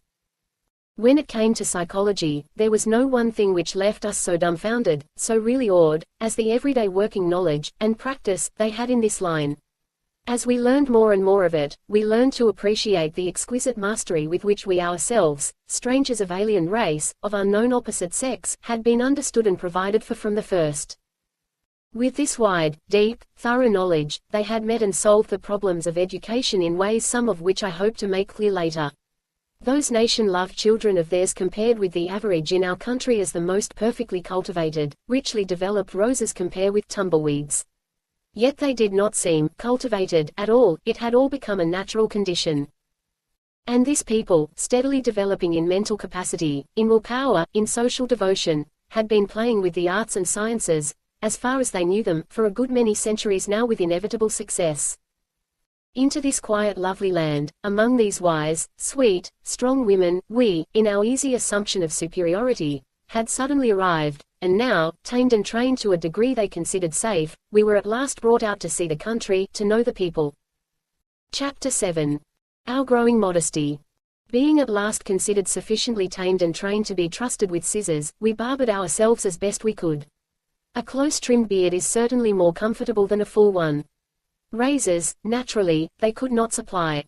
With so many old women you'd think there'd be some razors, sneered Terry. Whereat Jeff pointed out that he never before had seen such complete absence of facial hair on women. Looks to me as if the absence of men made them more feminine in that regard, anyhow, he suggested. Well, it's the only one then, Terry reluctantly agreed. A less feminine lot I never saw. A child apiece doesn't seem to be enough to develop what I call motherliness. Terry's idea of motherliness was the usual one, involving a baby in arms, or a little flock about her knees, and the complete absorption of the mother in said baby or flock. A motherliness which dominated society, which influenced every art and industry, which absolutely protected all childhood, and gave to it the most perfect care and training, did not seem motherly to Terry. We had become well used to the clothes. They were quite as comfortable as our own, in some ways more so, and undeniably better looking. As to pockets, they left nothing to be desired. That second garment was fairly quilted with pockets.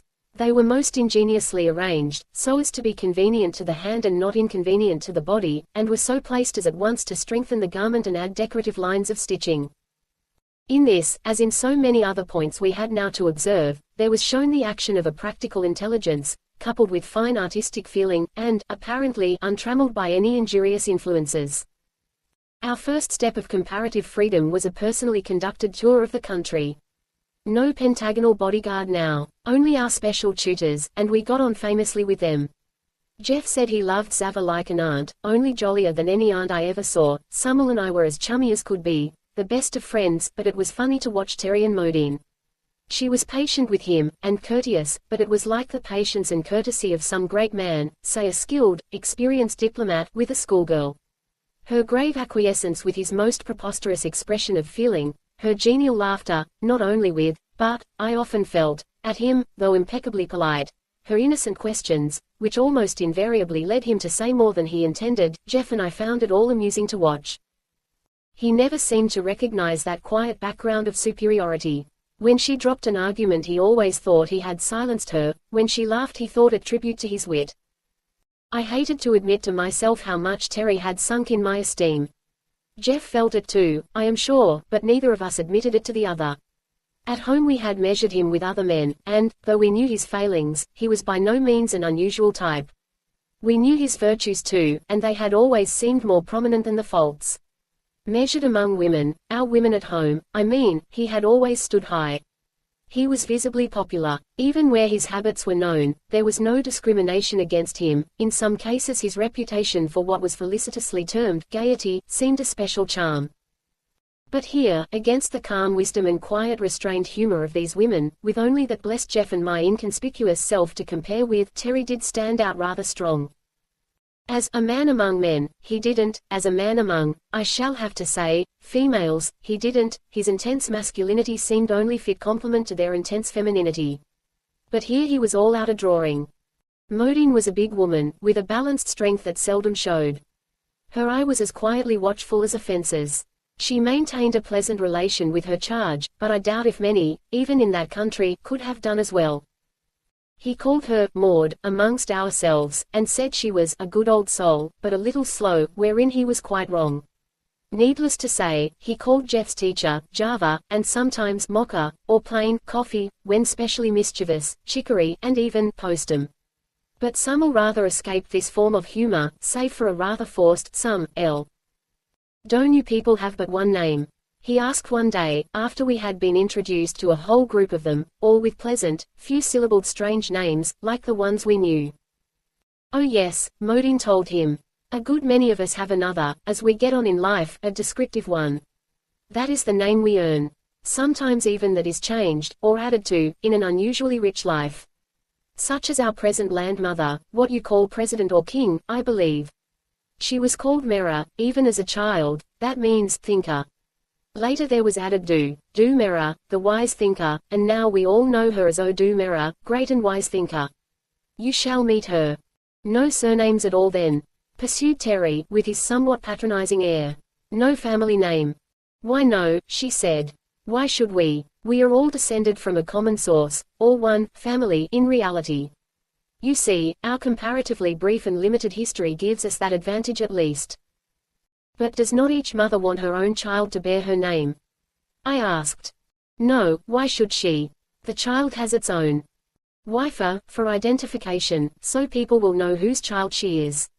We keep the most careful records, said Summel. Each one of us has our exact line of descent all the way back to our dear first mother. There are many reasons for doing that. But as to everyone knowing which child belongs to which mother, why should she? Here, as in so many other instances, we were led to feel the difference between the purely maternal and the paternal attitude of mind. The element of personal pride seemed strangely lacking. How about your other works? Asked Jeff. Don't you sign your names to them, books and statues and so on? Yes, surely, we are all glad and proud to. Not only books and statues, but all kinds of work. You will find little names on the houses, on the furniture, on the dishes sometimes. Because otherwise one is likely to forget, and we want to know to whom to be grateful. You speak as if it were done for the convenience of the consumer, not the pride of the producer, I suggested. It's both, said Summel. We have pride enough in our work. Then why not in your children? Urged Jeff. But we have. We're magnificently proud of them, she insisted. Then why not sign M? Said Terry triumphantly.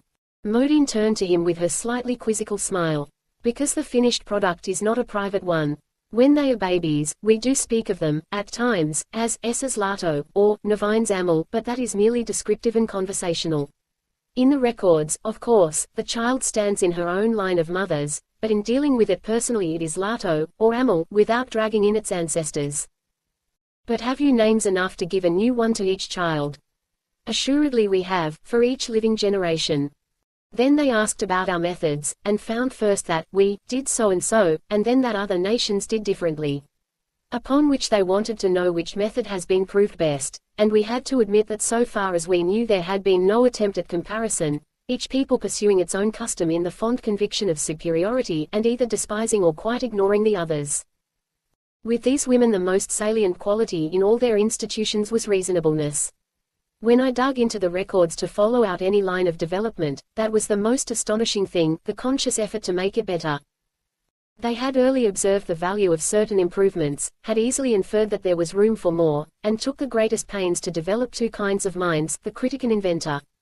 Those who showed an early tendency to observe, to discriminate, to suggest, were given special training for that function, and some of their highest officials spent their time in the most careful study of one or another branch of work, with a view to its further improvement. In each generation there was sure to arrive some new mind to detect faults and show need of alterations, and the whole corps of inventors was at hand to apply their special faculty at the point criticized, and offer suggestions. We had learned by this time not to open a discussion on any of their characteristics without first priming ourselves to answer questions about our own methods, so I kept rather quiet on this matter of conscious improvement. We were not prepared to show our way was better. There was growing in our minds, at least in Jeff's and mine, a keen appreciation of the advantages of this strange country and its management. Terry remained critical. We laid most of it to his nerves. He certainly was irritable. The most conspicuous feature of the whole land was the perfection of its food supply. We had begun to notice from that very first walk in the forest, the first partial view from our plain. Now we were taken to see this mighty garden, and shown its methods of culture. The country was about the size of Holland, some 10 or 12,000 square miles. One could lose a good many Hollands along the forest-smothered flanks of those mighty mountains. They had a population of about 3 million, not a large one, but quality is something. 3 million is quite enough to allow for considerable variation, and these people varied more widely than we could at first account for. Terry had insisted that if they were parthenogenetic they'd be as alike as so many ants or aphids. He urged their visible differences as proof that there must be men, somewhere. But when we asked them, in our later, more intimate conversations, how they accounted for so much divergence without cross-fertilization, they attributed it partly to the careful education, which followed each slight tendency to differ, and partly to the law of mutation. This they had found in their work with plants, and fully proven in their own case. Physically they were more alike than we, as they lacked all morbid or excessive types. They were tall, strong, healthy, and beautiful as a race, but differed individually in a wide range of feature, coloring, and expression. But surely the most important growth is in mind, and in the things we make, urged Summel. Do you find your physical variation accompanied by a proportionate variation in ideas, feelings, and products? Or, among people who look more alike, do you find their internal life and their work as similar? We were rather doubtful on this point, and inclined to hold that there was more chance of improvement in greater physical variation. It certainly should be, Zava admitted. We have always thought it a grave initial misfortune to have lost half our little world. Perhaps that is one reason why we have so striven for conscious improvement. But acquired traits are not transmissible, Terry declared. Weissman has proved that. They never disputed our absolute statements, only made notes of them. If that is so, then our improvement must be due either to mutation, or solely to education, she gravely pursued. We certainly have improved. It may be that all these higher qualities were latent in the original mother, that careful education is bringing them out, and that our personal differences depend on slight variations in prenatal condition. I think it is more in your accumulated culture, Jeff suggested. And in the amazing psychic growth you have made. We know very little about methods of real soul culture, and you seem to know a great deal. Be that as it might, they certainly presented a higher level of active intelligence, and of behavior, than we had so far really grasped. Having known in our lives several people who showed the same delicate courtesy and were equally pleasant to live with, at least when they wore their company manners, we had assumed that our companions were a carefully chosen few. Later we were more and more impressed that all this gentle breeding was breeding, that they were born to it, reared in it, that it was as natural and universal with them as the gentleness of doves or the alleged wisdom of serpents. As for the intelligence, I confess that this was the most impressive and, to me, most mortifying, of any single feature of Herland. We soon ceased to comment on this or other matters which to them were such obvious commonplaces as to call forth embarrassing questions about our own conditions. This was nowhere better shown than in that matter of food supply, which I will now attempt to describe. Having improved their agriculture to the highest point, and carefully estimated the number of persons who could comfortably live on their square miles, having then limited their population to that number, one would think that was all there was to be done. But they had not thought so. To them the country was a unit, it was theirs. They themselves were a unit, a conscious group, they thought in terms of the community. As such, their time sense was not limited to the hopes and ambitions of an individual life. Therefore, they habitually considered and carried out plans for improvement which might cover centuries. I had never seen, had scarcely imagined, human beings undertaking such a work as the deliberate replanting of an entire forest area with different kinds of trees. Yet this seemed to them the simplest common sense, like a man's plowing up an inferior lawn and reseeding it. Now every tree bore fruit, edible fruit, that is. In the case of one tree, in which they took a special pride, it had originally no fruit at all, that is, none humanly edible, yet was so beautiful that they wished to keep it. For 900 years they had experimented, and now showed us this particularly lovely graceful tree, with a profuse crop of nutritious seeds. They had early decided that trees were the best food plants, requiring far less labor in tilling the soil, and bearing a larger amount of food for the same ground space, also doing much to preserve and enrich the soil. Due regard had been paid to seasonable crops, and their fruit and nuts, grains and berries, kept on almost the year through. On the higher part of the country, near the backing wall of mountains, they had a real winter with snow. Toward the southeastern point, where there was a large valley with a lake whose outlet was subterranean, the climate was like that of California, and citrus fruits, figs, and olives grew abundantly. What impressed me particularly was their scheme of fertilization.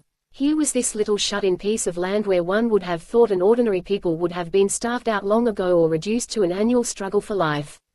These careful culturists had worked out a perfect scheme of refeeding the soil with all that came out of it. All the scraps and leavings of their food, plant waste from lumber work or textile industry, all the solid matter from the sewage, properly treated and combined, everything which came from the earth went back to it. The practical result was like that in any healthy forest, an increasingly valuable soil was being built, instead of the progressive impoverishment so often seen in the rest of the world.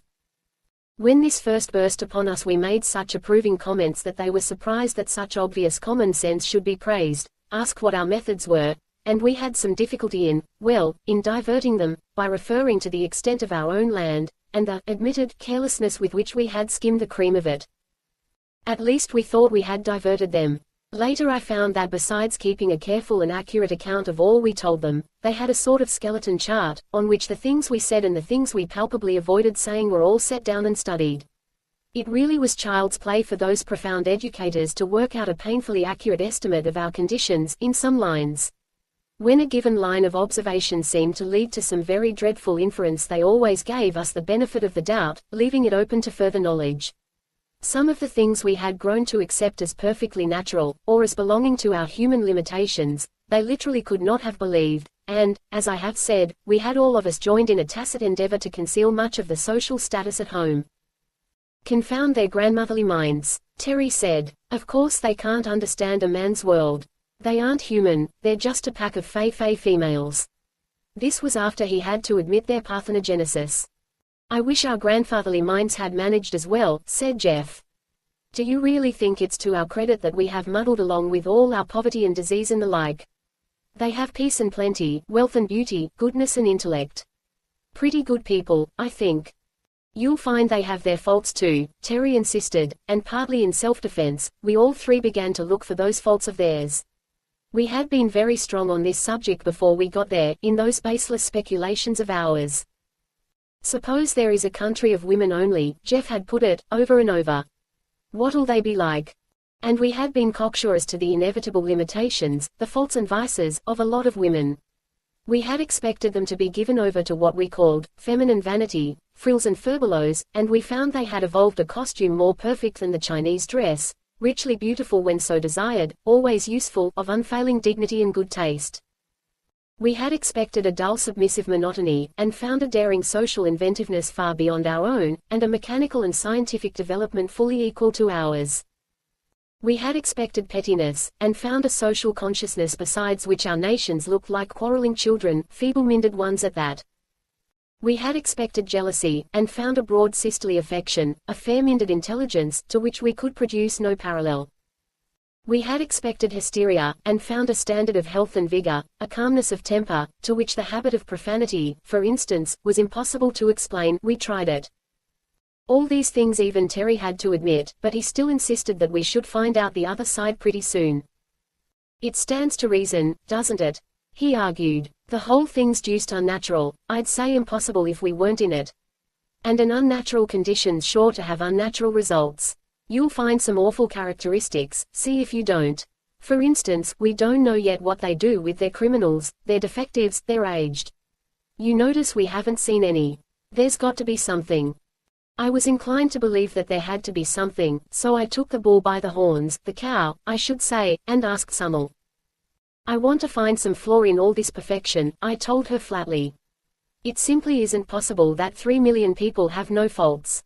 We are trying our best to understand and learn. Would you mind helping us by saying what, to your minds, are the worst qualities of this unique civilization of yours? We were sitting together in a shaded arbor, in one of those eating gardens of theirs. The delicious food had been eaten, a plate of fruit still before us. We could look out on one side over a stretch of open country, quietly rich and lovely, on the other, the garden, with tables here and there, far apart enough for privacy. Let me say right here that with all their careful balance of population, there was no crowding in this country. There was room, space, a sunny breezy freedom everywhere. Summel set her chin upon her hand, her elbow on the low wall beside her, and looked off over the fair land. Of course we have faults, all of us, she said. In one way you might say that we have more than we used to, that is, our standard of perfection seems to get farther and farther away. But we are not discouraged, because our records do show gain, considerable gain. When we began, even with the start of one particularly noble mother, we inherited the characteristics of a long race record behind her. And they cropped out from time to time, alarmingly. But it is, yes, quite 600 years since we have had what you call a criminal. We have, of course, made it our first business to train out, to breed out, when possible, the lowest types. Breed out? I asked. How could you, with parthenogenesis? If the girl showing the bad qualities had still the power to appreciate social duty, we appealed to her, by that, to renounce motherhood. Some of the few worst types were, fortunately, unable to reproduce.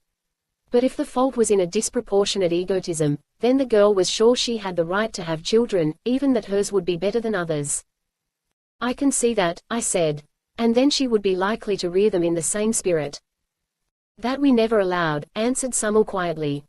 Allowed? I queried. Allowed a mother to rear her own children? Certainly not, said Summel, unless she was fit for that supreme task.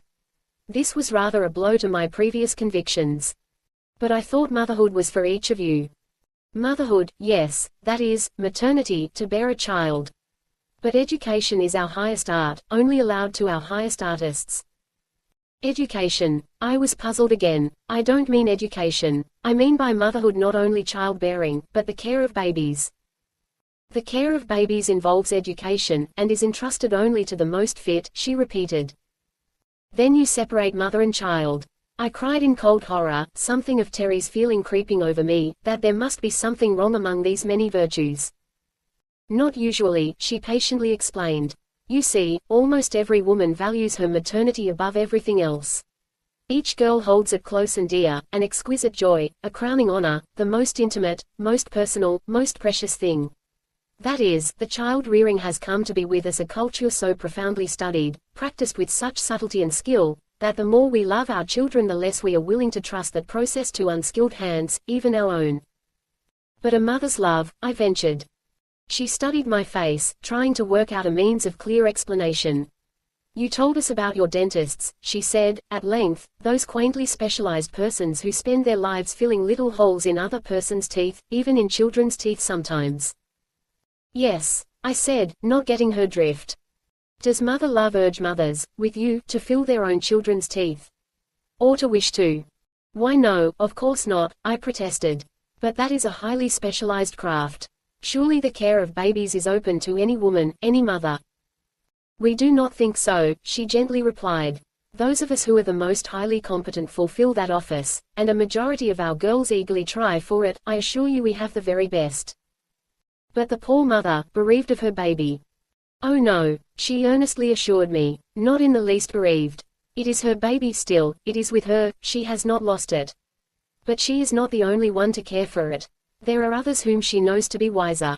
She knows it because she has studied as they did, practiced as they did, and honors their real superiority. For the child's sake, she is glad to have for it this highest care.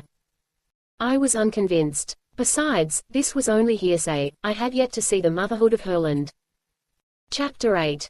The Girls of Herland. At last Terry's ambition was realized. We were invited, always courteously and with free choice on our part, to address general audiences and classes of girls. I remember the first time, and how careful we were about our clothes, and our amateur barbering. Terry, in particular, was fussy to a degree about the cut of his beard, and so critical of our combined efforts, that we handed him the shears and told him to please himself. We began to rather prize those beards of ours. They were almost our sole distinction among those tall and sturdy women, with their cropped hair and sexless costume.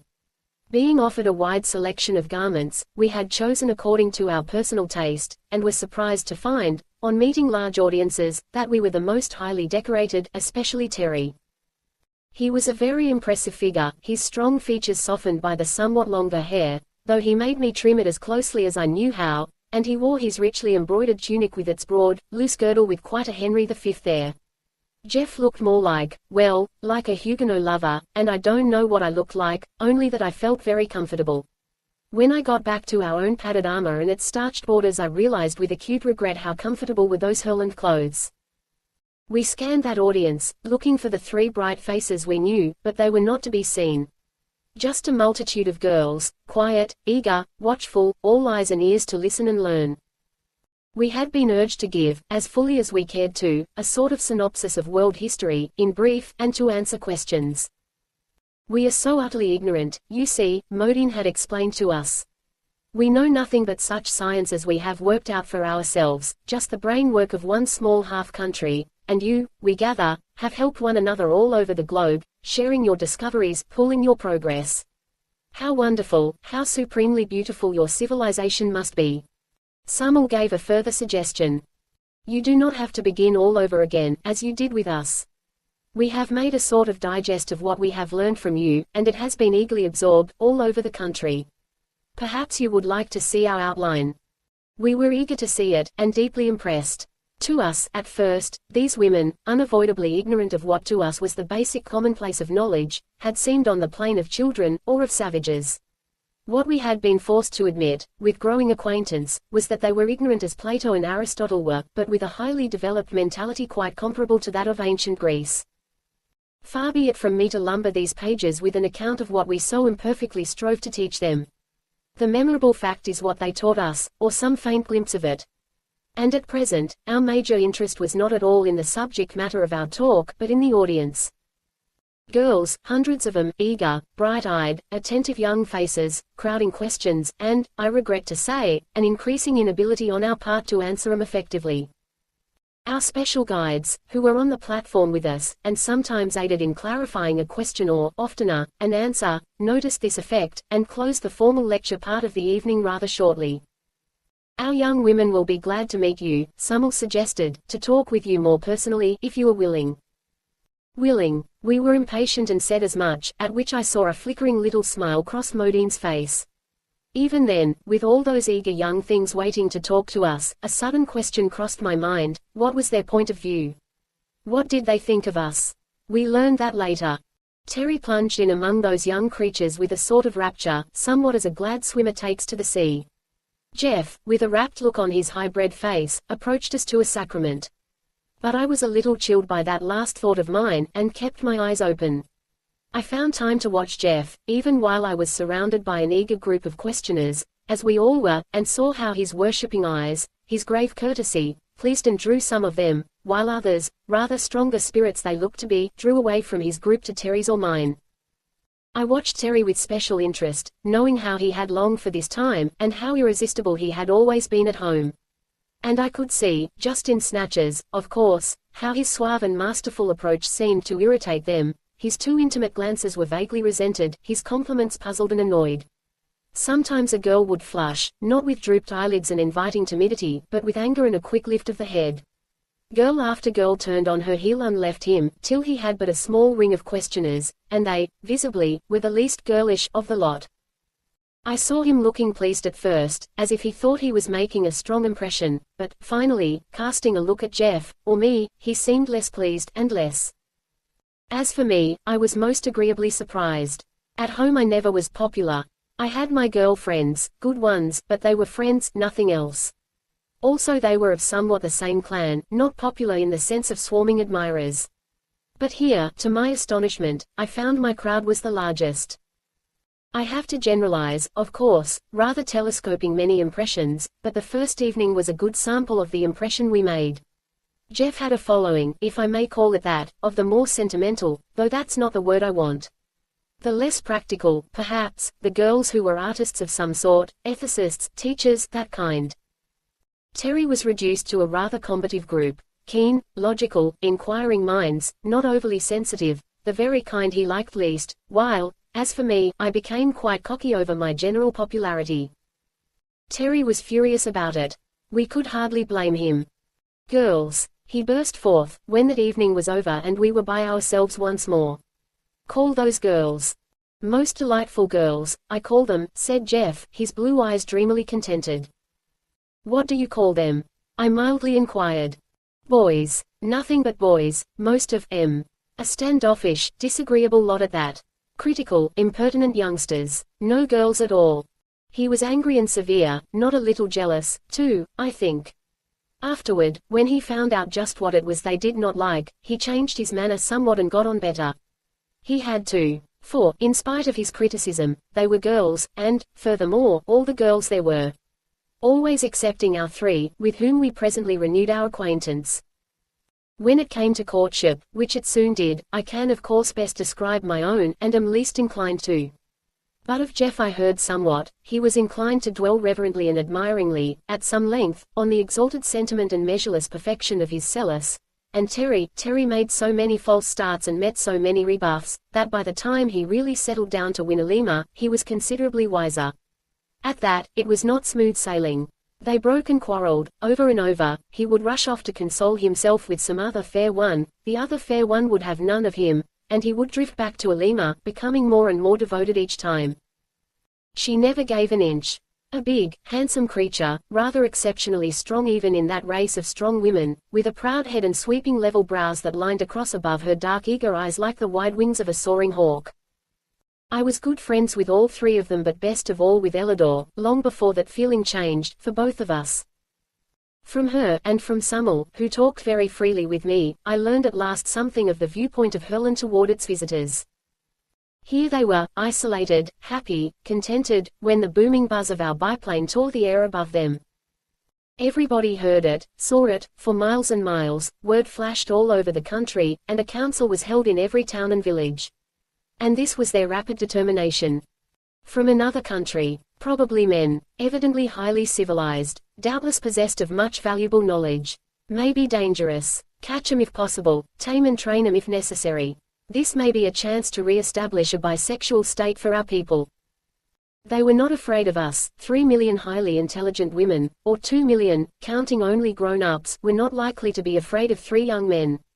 We thought of them as women, and therefore timid, but it was 2,000 years since they had had anything to be afraid of, and certainly more than 1,000 since they had outgrown the feeling. We thought, at least Terry did, that we could have our pick of them. They thought, very cautiously and farsightedly, of picking us, if it seemed wise. All that time we were in training they studied us, analyzed us, prepared reports about us, and this information was widely disseminated all about the land. Not a girl in that country had not been learning for months as much as could be gathered about our country, our culture, our personal characters. No wonder their questions were hard to answer. But I am sorry to say, when we were at last brought out and exhibited, I hate to call it that, but that's what it was, there was no rush of takers. Here was poor old Terry fondly imagining that at last he was free to stray in a rosebud garden of girls, and behold, the rosebuds were all with keen appraising eye, studying us. They were interested, profoundly interested, but it was not the kind of interest we were looking for.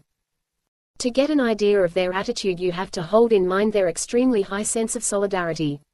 They were not each choosing a lover, they hadn't the faintest idea of love, sex love, that is. These girls, to each of whom motherhood was a lodestar, and that motherhood exalted above a mere personal function, looked forward to as the highest social service, as the sacrament of a lifetime, were now confronted with an opportunity to make the great step of changing their whole status, of reverting to their earlier bisexual order of nature. Beside this underlying consideration there was the limitless interest and curiosity in our civilization, purely impersonal, and held by an order of mind beside which we were like schoolboys. It was small wonder that our lectures were not a success, and none at all that our, or at least Terry's, advances were so ill received. The reason for my own comparative success was at first far from pleasing to my pride. "We like you the best," Summel told me, "because you seem more like us. More like a lot of women." I thought to myself disgustedly, and then remembered how little like women, in our derogatory sense, they were. She was smiling at me, reading my thought. "We can quite see that we do not seem like women to you. Of course, in a bisexual race the distinctive feature of each sex must be intensified. But surely there are characteristics enough which belong to people, aren't there? That's what I mean about you being more like us, more like people. We feel at ease with you." Jeff's difficulty was his exalted gallantry. He idealized women, and was always looking for a chance to protect, or to serve them. These needed neither protection nor service. They were living in peace and power and plenty, we were their guests, their prisoners, absolutely dependent. Of course we could promise whatsoever we might of advantages, if they would come to our country, but the more we knew of theirs, the less we boasted. Terry's jewels and trinkets they prized as curios, handed them about, asking questions as to workmanship, not in the least as to value, and discussed not ownership but which museum to put them in. When a man has nothing to give a woman, is dependent wholly on his personal attraction, his courtship is under limitations. They were considering these two things, the advisability of making the great change, and the degree of personal adaptability which would best serve that end. Here we had the advantage of our small personal experience with those three Fleet Forest girls, and that served to draw us together. As for Ellador, suppose you come to a strange land and find it pleasant enough, just a little more than ordinarily pleasant, and then you find rich farmland, and then gardens, gorgeous gardens, and then palaces full of rare and curious treasures, incalculable, inexhaustible, and then, mountains, like the Himalayas, and then the sea. I liked her that day she balanced on the branch before me and named the trio.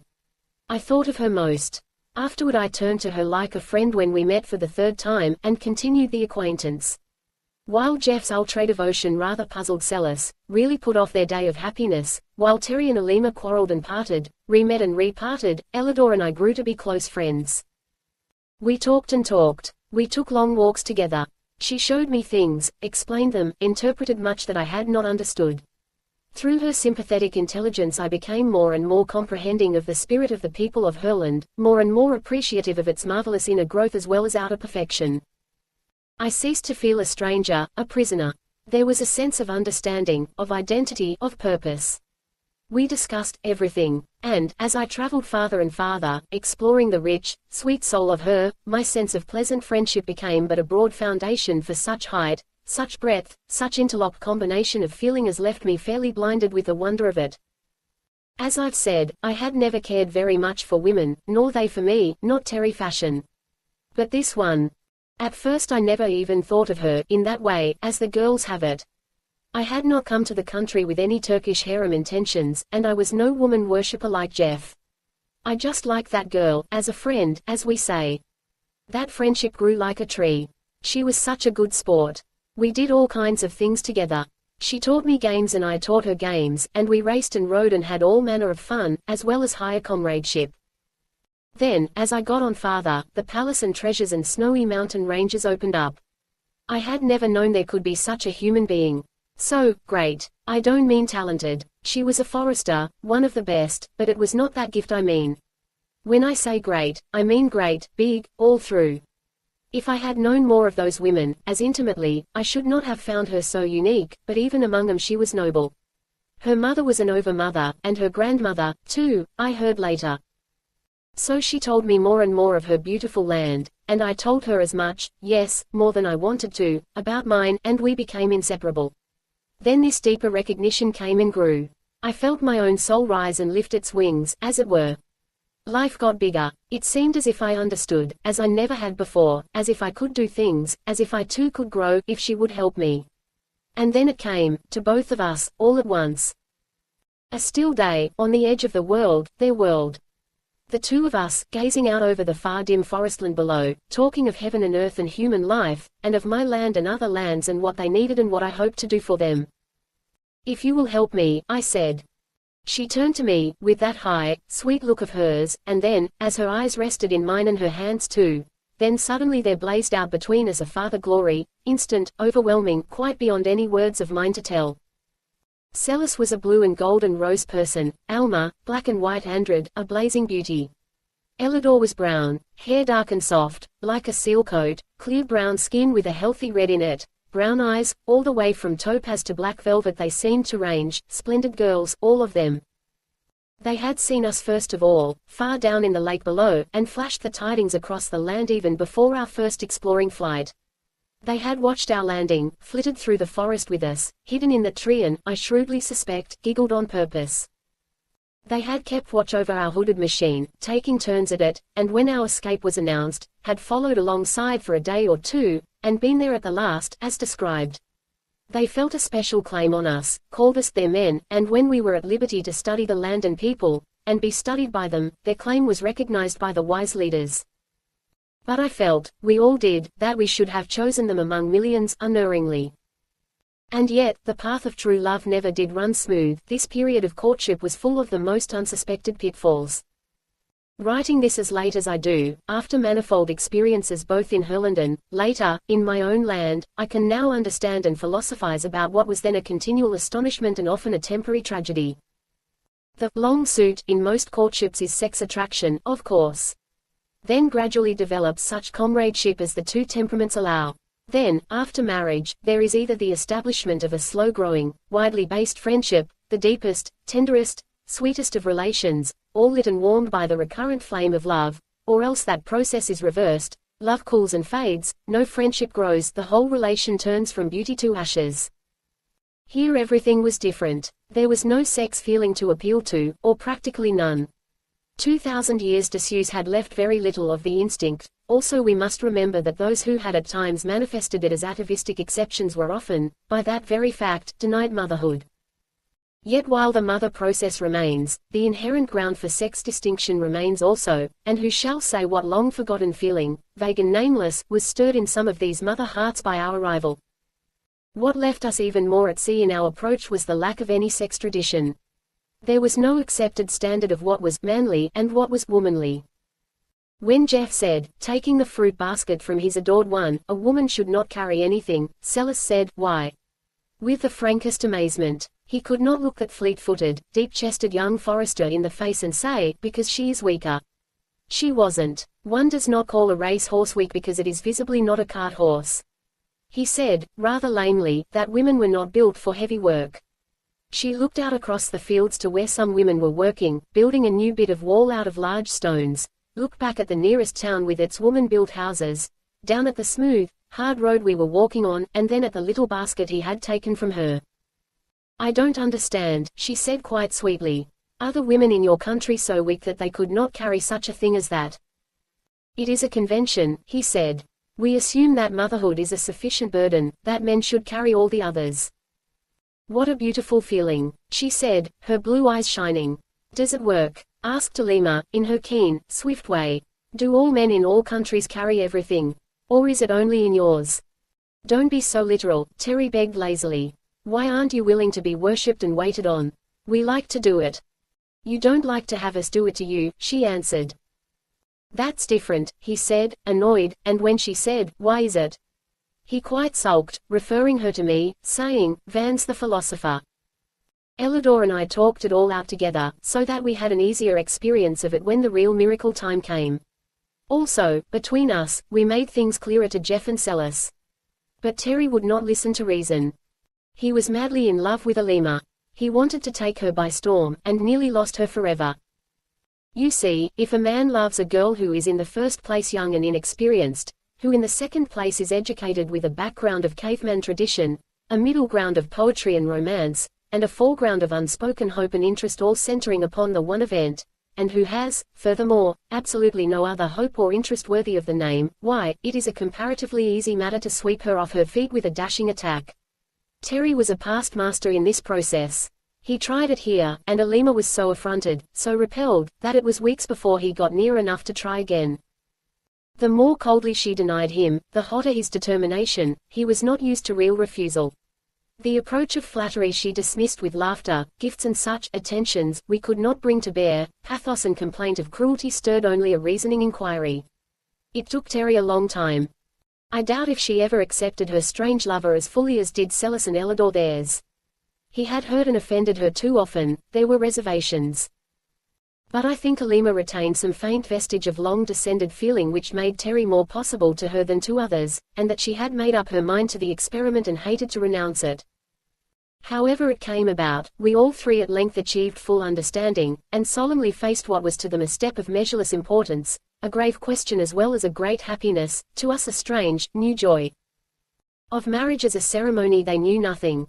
Jeff was for bringing them to our country for the religious and the civil ceremony, but neither Celis nor the others would consent. We can't expect 'em to want to go with us, yet, said Terry sagely. Wait a bit, boys. We've got to take 'em on their own terms, if at all. This, in rueful reminiscence of his repeated failures. But our time's coming, he added cheerfully. These women have never been mastered, you see, this, as one who had made a discovery. You'd better not try to do any mastering if you value your chances, I told him seriously, but he only laughed, and said, every man to his trade. We couldn't do anything with him. He had to take his own medicine. If the lack of tradition of courtship left us much at sea in our wooing, we found ourselves still more bewildered by lack of tradition of matrimony. And here again, I have to draw on later experience, and as deep an acquaintance with their culture as I could achieve, to explain the gulfs of difference between us. 2,000 years of one continuous culture with no men. Back of that, only traditions of the harem. They had no exact analogue for our word home, any more than they had for our Roman-based family. They loved one another with a practically universal affection, rising to exquisite and unbroken friendships, and broadening to a devotion to their country and people for which our word patriotism is no definition at all. Patriotism, red hot, is compatible with the existence of a neglect of national interests, a dishonesty, a cold indifference to the suffering of millions. Patriotism is largely pride, and very largely combativeness. Patriotism generally has a chip on its shoulder. This country had no other country to measure itself by, save the few poor savages far below, with whom they had no contact. They loved their country because it was their nursery, playground, and workshop, theirs and their children's. They were proud of it as a workshop, proud of their record of ever-increasing efficiency. They had made a pleasant garden of it, a very practical little heaven, but most of all they valued it, and here it is hard for us to understand them, as a cultural environment for their children. That, of course, is the keynote of the whole distinction, their children. From those first breathlessly guarded, half-adored race mothers, all up the ascending line, they had this dominant thought of building up a great race through the children. All the surrendering devotion our women have put into their private families, these women put into their country and race. All the loyalty and service men expect of wives, they gave, not singly to men, but collectively to one another.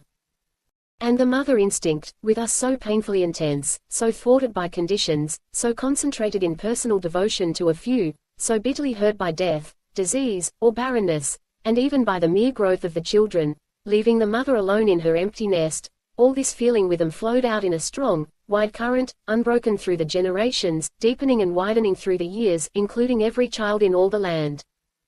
With their united power and wisdom, they had studied and overcome the diseases of childhood, their children had none. They had faced the problems of education and so solved them that their children grew up as naturally as young trees, learning through every sense, taught continuously but unconsciously, never knowing they were being educated. In fact, they did not use the word as we do. Their idea of education was the special training they took, when half grown up, under experts. Then the eager young minds fairly flung themselves on their chosen subjects, and acquired with an ease, a breadth, a grasp, at which I never ceased to wonder. But the babies and little children never felt the pressure of that forcible feeding of the mind that we call education. Of this, more later. Chapter 9.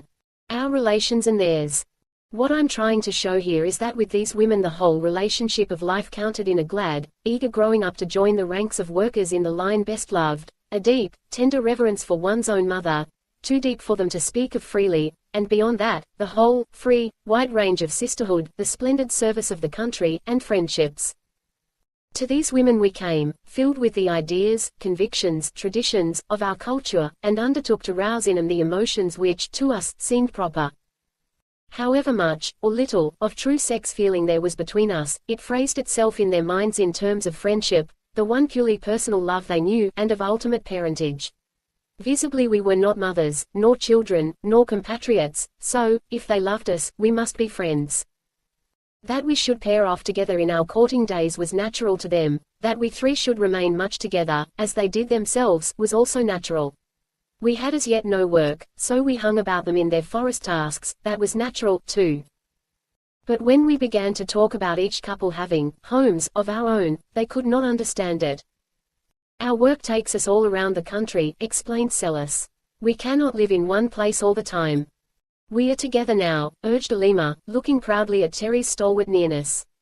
This was one of the times when they were on, though presently off, again.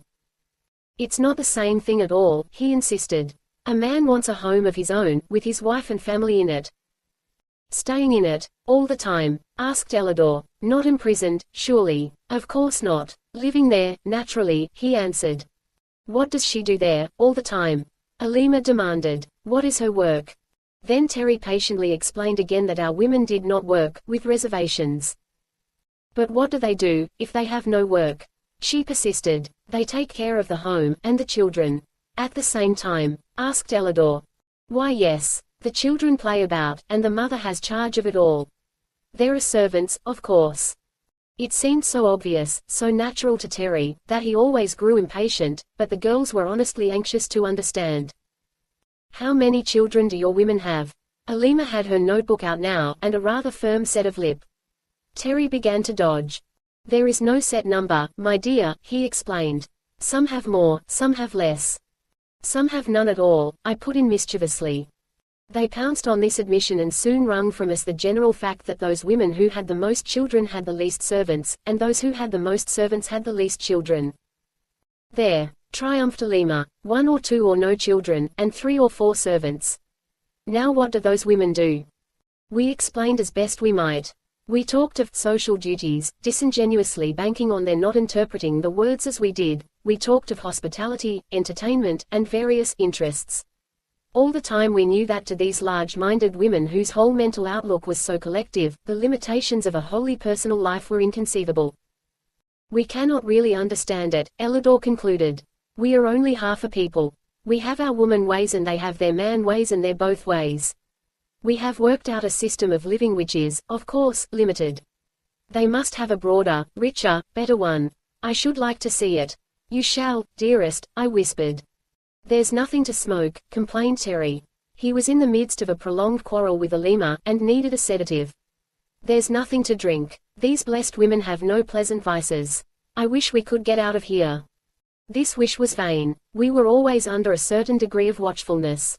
When Terry burst forth to tramp the streets at night he always found a colonel, here or there, and when, on an occasion of fierce though temporary despair, he had plunged to the cliff edge with some vague view to escape, he found several of them close by. We were free, but there was a string to it. They've no unpleasant ones, either, Jeff reminded him. Wish they had, Terry persisted. They've neither the vices of men, nor the virtues of women, they're neuters. You know better than that. Don't talk nonsense, said I, severely.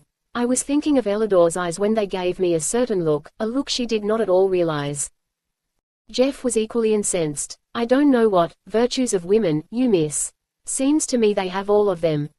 They've no modesty, snapped Terry. No patience, no submissiveness, none of that natural yielding which is woman's greatest charm. I shook my head pityingly. Go and apologize and make friends again, Terry. You've got a grouch, that's all. These women have the virtue of humanity, with less of its faults than any folks I ever saw. As for patience, they'd have pitched us over the cliffs the first day we lit among 'em, if they hadn't that. There are no distractions, he grumbled. Nowhere a man can go and cut loose a bit. It's an everlasting parlor and nursery. And workshop, I added. And school, and office, and laboratory, and studio, and theater, and home. Home, he sneered. There isn't a home in the whole pitiful place. There isn't anything else, and you know it, Jeff retorted hotly. I never saw, I never dreamed of, such universal peace and goodwill and mutual affection. Oh, well, of course, if you like a perpetual Sunday school, it's all very well. But I like something doing. Here it's all done. There was something to this criticism. The years of pioneering lay far behind them. Theirs was a civilization in which the initial difficulties had long since been overcome. The untroubled peace, the unmeasured plenty, the steady health, the large goodwill and smooth management which ordered everything, left nothing to overcome. It was like a pleasant family in an old established, perfectly run country place. I liked it because of my eager and continued interest in the sociological achievements involved. Jeff liked it as he would have liked such a family and such a place anywhere. Terry did not like it because he found nothing to oppose, to struggle with, to conquer. Life is a struggle, has to be, he insisted. If there is no struggle, there is no life, that's all. You're talking nonsense, masculine nonsense, the peaceful Jeff replied. He was certainly a warm defender of Herland. Ants don't raise their myriads by a struggle, do they? Or the bees. Oh, if you go back to insects, and want to live in an anthill. I tell you the higher grades of life are reached only through struggle, combat. There's no drama here. Look at their plays. They make me sick. He rather had us there. The drama of the country was, to our taste, rather flat. You see, they lacked the sex motive and, with it, jealousy. They had no interplay of warring nations, no aristocracy and its ambitions, no wealth and poverty opposition. I see I have said little about the economics of the place, it should have come before, but I'll go on about the drama now. They had their own kind. There was a most impressive array of pageantry, of processions, a sort of grand ritual, with their arts and their religion broadly blended. The very babies joined in it. To see one of their great annual festivals, with the massed and marching stateliness of those great mothers, the young women brave and noble, beautiful and strong, and then the children, taking part as naturally as ours would frolic round a Christmas tree, it was overpowering in the impression of joyous, triumphant life. They had begun at a period when the drama, the dance, music, religion, and education were all very close together, and instead of developing them in detached lines, they had kept the connection. Let me try again to give, if I can, a faint sense of the difference in the life view, the background and basis on which their culture rested. Elidor told me a lot about it. She took me to see the children, the growing girls, the special teachers. She picked out books for me to read. She always seemed to understand just what I wanted to know, and how to give it to me. While Terry and Alima struck sparks and parted, he always madly drawn to her and she to him. She must have been, or she'd never have stood the way he behaved. Elidor and I had already a deep, restful feeling, as if we'd always had one another. Jeff and Celis were happy, there was no question of that, but it didn't seem to me as if they had the good times we did. Well, here is the Herland child facing life, as Elidor tried to show it to me. From the first memory, they knew peace, beauty, order, safety, love, wisdom, justice, patience, and plenty. By plenty, I mean that the babies grew up in an environment which met their needs, just as young fawns might grow up in dewy forest glades and brook-fed meadows. And they enjoyed it as frankly and utterly as the fawns would. They found themselves in a big bright lovely world, full of the most interesting and enchanting things to learn about and to do. The people everywhere were friendly and polite. No Herland child ever met the overbearing rudeness we so commonly show to children. They were people, too, from the first, the most precious part of the nation. In each step of the rich experience of living, they found the instance they were studying widen out into contact with an endless range of common interests. The things they learned were related, from the first, related to one another, and to the national prosperity. It was a butterfly that made me a forester, said Elidor. I was about 11 years old, and I found a big purple and green butterfly on a low flower. I caught it, very carefully, by the closed wings, as I had been told to do, and carried it to the nearest insect teacher. I made a note there to ask her what on earth an insect teacher was, to ask her its name. She took it from me with a little cry of delight. "Oh, you blessed child," she said. "Do you like obernuts?" Of course I liked obernuts, and said so. "It is our best food nut, you know. This is a female of the obernut moth," she told me. "They are almost gone. We have been trying to exterminate them for centuries. If you had not caught this one, it might have laid eggs enough to raise worms enough to destroy thousands of our nut trees, thousands of bushels of nuts, and make years and years of trouble for us." Everybody congratulated me. The children all over the country were told to watch for that moth, if there were any more. I was shown the history of the creature, and an account of the damage it used to do and of how long and hard our foremothers had worked to save that tree for us. I grew afoot, it seemed to me, and determined then and there to be a forester. This is but an instance, she showed me many. The big difference was that whereas our children grow up in private homes and families, with every effort made to protect and seclude them from a dangerous world, here they grew up in a wide, friendly world, and knew it for theirs, from the first. Their child literature was a wonderful thing. I could have spent years following the delicate subtleties, the smooth simplicities with which they had bent that great art to the service of the child mind. We have two life cycles, the man's and the woman's. To the man there is growth, struggle, conquest, the establishment of his family, and as much further success in gain or ambition as he can achieve. To the woman, growth, the securing of a husband, the subordinate activities of family life, and afterward such social or charitable interests as her position allows. Here was but one cycle, and that a large one. The child entered upon a broad open field of life, in which motherhood was the one great personal contribution to the national life, and all the rest the individual share in their common activities. Every girl I talked to, at any age above babyhood, had her cheerful determination as to what she was going to be when she grew up. What Terry meant by saying they had no modesty, was that this great life view had no shady places. They had a high sense of personal decorum, but no shame, no knowledge of anything to be ashamed of. Even their shortcomings and misdeeds in childhood never were presented to them as sins, merely as errors and misplays, as in a game. Some of them, who were palpably less agreeable than others or who had a real weakness or fault, were treated with cheerful allowance, as a friendly group at whist would treat a poor player. Their religion, you see, was maternal, and their ethics, based on the full perception of evolution, showed the principle of growth and the beauty of wise culture. They had no theory of the essential opposition of good and evil. Life to them was growth, their pleasure was in growing, and their duty also. With this background, with their sublimated mother love, expressed in terms of widest social activity, every phase of their work was modified by its effect on the national growth. The language itself they had deliberately clarified, simplified, made easy and beautiful, for the sake of the children. This seemed to us a wholly incredible thing. First, that any nation should have the foresight, the strength, and the persistence to plan and fulfill such a task, and second, that women should have had so much initiative. We have assumed, as a matter of course, that women had none, that only the man, with his natural energy and impatience of restriction, would ever invent anything.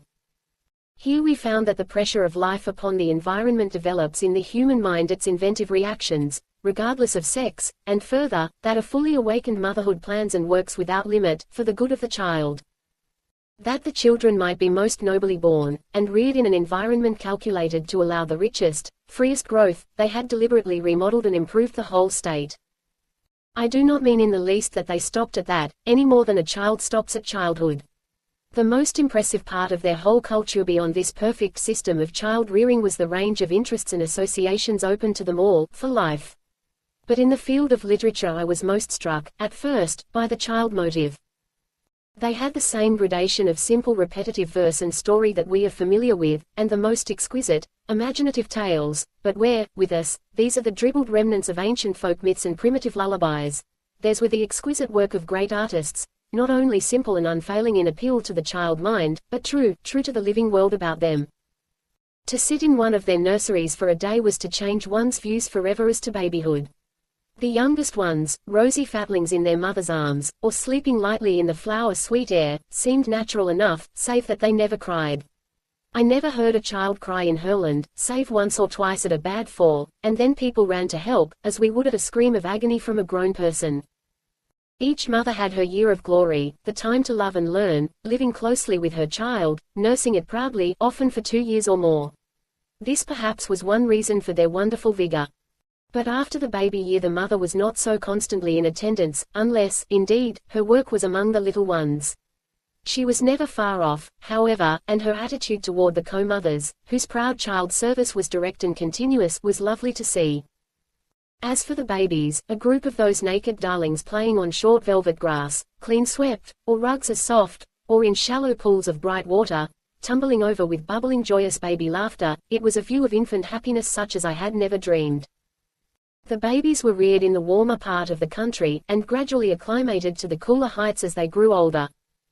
Sturdy children of 10 and 12 played in the snow as joyfully as ours do. There were continuous excursions of them, from one part of the land to another, so that to each child the whole country might be home. It was all theirs, waiting for them to learn, to love, to use, to serve, as our own little boys plan to be, a big soldier, or a cowboy, or whatever pleases their fancy, and our little girls plan for the kind of home they mean to have, or how many children. These planned, freely and gaily with much happy chattering, of what they would do for the country when they were grown. It was the eager happiness of the children and young people which first made me see the folly of that common notion of ours, that if life was smooth and happy, people would not enjoy it. As I studied these youngsters, vigorous, joyous, eager little creatures, and their voracious appetite for life, it shook my previous ideas so thoroughly that they have never been re-established. The steady level of good health gave them all that natural stimulus we used to call animal spirits, an odd contradiction in terms. They found themselves in an immediate environment which was agreeable and interesting, and before them stretched the years of learning and discovery, the fascinating, endless process of education. As I looked into these methods and compared them with our own, my strange uncomfortable sense of race humility grew apace. Ellador could not understand my astonishment. She explained things kindly and sweetly, but with some amazement that they needed explaining, and with sudden questions as to how we did it that left me meeker than ever. I betook myself to Summel one day, carefully not taking Ellador. I did not mind seeming foolish to Summel, she was used to it. I want a chapter of explanation, I told her. You know my stupidities by heart, and I do not want to show them to Ellador, she thinks me so wise. She smiled delightedly. It is beautiful to see, she told me, this new wonderful love between you. The whole country is interested, you know, how can we help it? I had not thought of that. We say, all the world loves a lover, but to have a couple of million people watching one's courtship, and that a difficult one, was rather embarrassing. Tell me about your theory of education, I said. Make it short and easy. And, to show you what puzzles me, I'll tell you that in our theory great stress is laid on the forced exertion of the child's mind. We think it is good for him to overcome obstacles. Of course it is, she unexpectedly agreed. All our children do that, they love to. That puzzled me again. If they love to do it, how could it be educational? Our theory is this, she went on carefully. Here is a young human being. The mind is as natural a thing as the body, a thing that grows, a thing to use and enjoy. We seek to nourish, to stimulate, to exercise the mind of a child as we do the body. There are the two main divisions in education. You have those, of course, the things it is necessary to know, and the things it is necessary to do. To do. Mental exercises, you mean?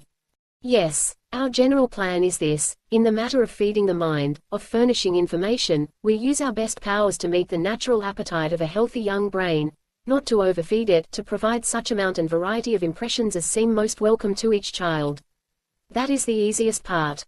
The other division is in arranging a properly graduated series of exercises which will best develop each mind, the common faculties we all have, and most carefully, the especial faculties some of us have. You do this also, do you not? In a way, I said rather lamely. We have not so subtle and highly developed a system as you, not approaching it, but tell me more. As to the information, how do you manage? It appears that all of you know pretty much everything, is that right? This she laughingly disclaimed. By no means. We are, as you soon found out, extremely limited in knowledge. I wish you could realize what a ferment the country is in over the new things you have told us, the passionate eagerness among thousands of us to go to your country and learn. But what we do know is readily divisible into common knowledge and special knowledge. The common knowledge we have long since learned to feed into the minds of our little ones with no waste of time or strength. The special knowledge is open to all, as they desire it. Some of us specialize in one line only. But most take up several, some for their regular work, some to grow with. To grow with. Yes. When one settles too close in one kind of work, there is a tendency to atrophy in the disused portions of the brain. We like to keep on learning, always. What do you study? As much as we know of the different sciences, we have, within our limits, a good deal of knowledge of anatomy, physiology, nutrition, all that pertains to a full and beautiful personal life. We have our botany and chemistry, and so on, very rudimentary, but interesting, our own history, with its accumulating psychology. You put psychology with history, not with personal life. Of course. It is ours, it is among and between us, and it changes with the succeeding and improving generations. We are at work, slowly and carefully, developing our whole people along these lines. It is glorious work, splendid. To see the thousands of babies improving, showing stronger, clearer minds, sweeter dispositions, higher capacities, don't you find it so in your country? This I evaded flatly. I remembered the cheerless claim that the human mind was no better than in its earliest period of savagery, only better informed, a statement I had never believed. We try most earnestly for two powers, Summel continued. The two that seem to us basically necessary for all noble life, a clear, far-reaching judgment, and a strong well-used will. We spend our best efforts, all through childhood and youth, in developing these faculties, individual judgment and will. As part of your system of education, you mean? Exactly. As the most valuable part. With the babies, as you may have noticed, we first provide an environment which feeds the mind without tiring it, all manner of simple and interesting things to do. As soon as they are old enough to do them, physical properties, of course, come first. But as early as possible, going very carefully, not to tax the mind, we provide choices, simple choices, with very obvious causes and consequences. You've noticed the games. I had. The children seemed always playing something, or else, sometimes, engaged in peaceful researches of their own. I had wondered at first when they went to school, but soon found that they never did, to their knowledge. It was all education but no schooling. We have been working for some 1600 years, devising better and better games for children, continued Summel. I sat aghast. Devising games, I protested. Making up new ones, you mean? Exactly, she answered. Don't you? Then I remembered the kindergarten, and the material, devised by Signora Montessori, and guardedly replied, to some extent. But most of our games, I told her, were very old, came down from child to child, along the ages, from the remote past. And what is their effect? She asked. Do they develop the faculties you wish to encourage? Again I remembered the claims made by the advocates of sports, and again replied guardedly that that was, in part, the theory. But do the children like it? I asked. Having things made up and set before them that way. Don't they want the old games? You can see the children, she answered. Are yours more contented, more interested, happier? Then I thought, as in truth I never had thought before, of the dull, bored children I had seen, whining, what can I do now? Of the little groups and gangs hanging about, of the value of some one strong spirit who possessed initiative and would start something, of the children's parties and the onerous duties of the older people set to amuse the children, also of that troubled ocean of misdirected activity we call mischief, the foolish, destructive, sometimes evil things done by unoccupied children. No, said I grimly. I don't think they are. The Herland child was born not only into a world carefully prepared, full of the most fascinating materials and opportunities to learn, but into the society of plentiful numbers of teachers, teachers born and trained, whose business it was to accompany the children along that, to us, impossible thing, the royal road to learning. There was no mystery in their methods. Being adapted to children, it was at least comprehensible to adults. I spent many days with the little ones, sometimes with Elidor, sometimes without, and began to feel a crushing pity for my own childhood, and for all others that I had known. The houses and gardens planned for babies had in them nothing to hurt, no stairs, no corners, no small loose objects to swallow, no fire, just a baby's paradise. They were taught, as rapidly as feasible, to use and control their own bodies, and never did I see such sure-footed, steady-handed, clear-headed little things. It was a joy to watch a row of toddlers learning to walk, not only on a level floor, but, a little later, on a sort of rubber rail raised an inch or two above the soft turf or heavy rugs, and falling off with shrieks of infant joy, to rush back to the end of the line and try again. Surely we have noticed how children love to get up on something and walk along it. But we have never thought to provide that simple and inexhaustible form of amusement and physical education for the young. Water they had, of course, and could swim even before they walked. If I feared at first the effects of a too intensive system of culture, that fear was dissipated by seeing the long sunny days of pure physical merriment and natural sleep in which these heavenly babies passed their first years. They never knew they were being educated. They did not dream that in this association of hilarious experiment and achievement they were laying the foundation for that close beautiful group feeling into which they grew so firmly with the years. This was education for citizenship. Chapter 10. Their religions and our marriages. It took me a long time, as a man, a foreigner, and a species of Christian, I was that as much as anything, to get any clear understanding of the religion of Herland. Its deification of motherhood was obvious enough, but there was far more to it than that, or, at least, than my first interpretation of that. I think it was only as I grew to love Ellador more than I believed anyone could love anybody, as I grew faintly to appreciate her inner attitude and state of mind, that I began to get some glimpses of this faith of theirs. When I asked her about it, she tried at first to tell me, and then, seeing me flounder, asked for more information about ours. She soon found that we had many, that they varied widely, but had some points in common. A clear methodical luminous mind had my Ellador, not only reasonable, but swiftly perceptive. She made a sort of chart, superimposing the different religions as I described them, with a pin run through them all, as it were, their common basis being a dominant power or powers, and some special behavior, mostly taboos, to please or placate. There were some common features in certain groups of religions, but the one always present was this power, and the things which must be done or not done because of it. It was not hard to trace our human imagery of the divine force up through successive stages of bloodthirsty, sensual, proud, and cruel gods of early times to the conception of a common father with its corollary of a common brotherhood. This pleased her very much, and when I expatiated on the omniscience, omnipotence, omnipresence, and so on, of our God, and of the loving kindness taught by his Son, she was much impressed. The story of the virgin birth naturally did not astonish her, but she was greatly puzzled by the sacrifice, and still more by the devil, and the theory of damnation. When in an inadvertent moment I said that certain sects had believed in infant damnation, and explained it, she sat very still indeed.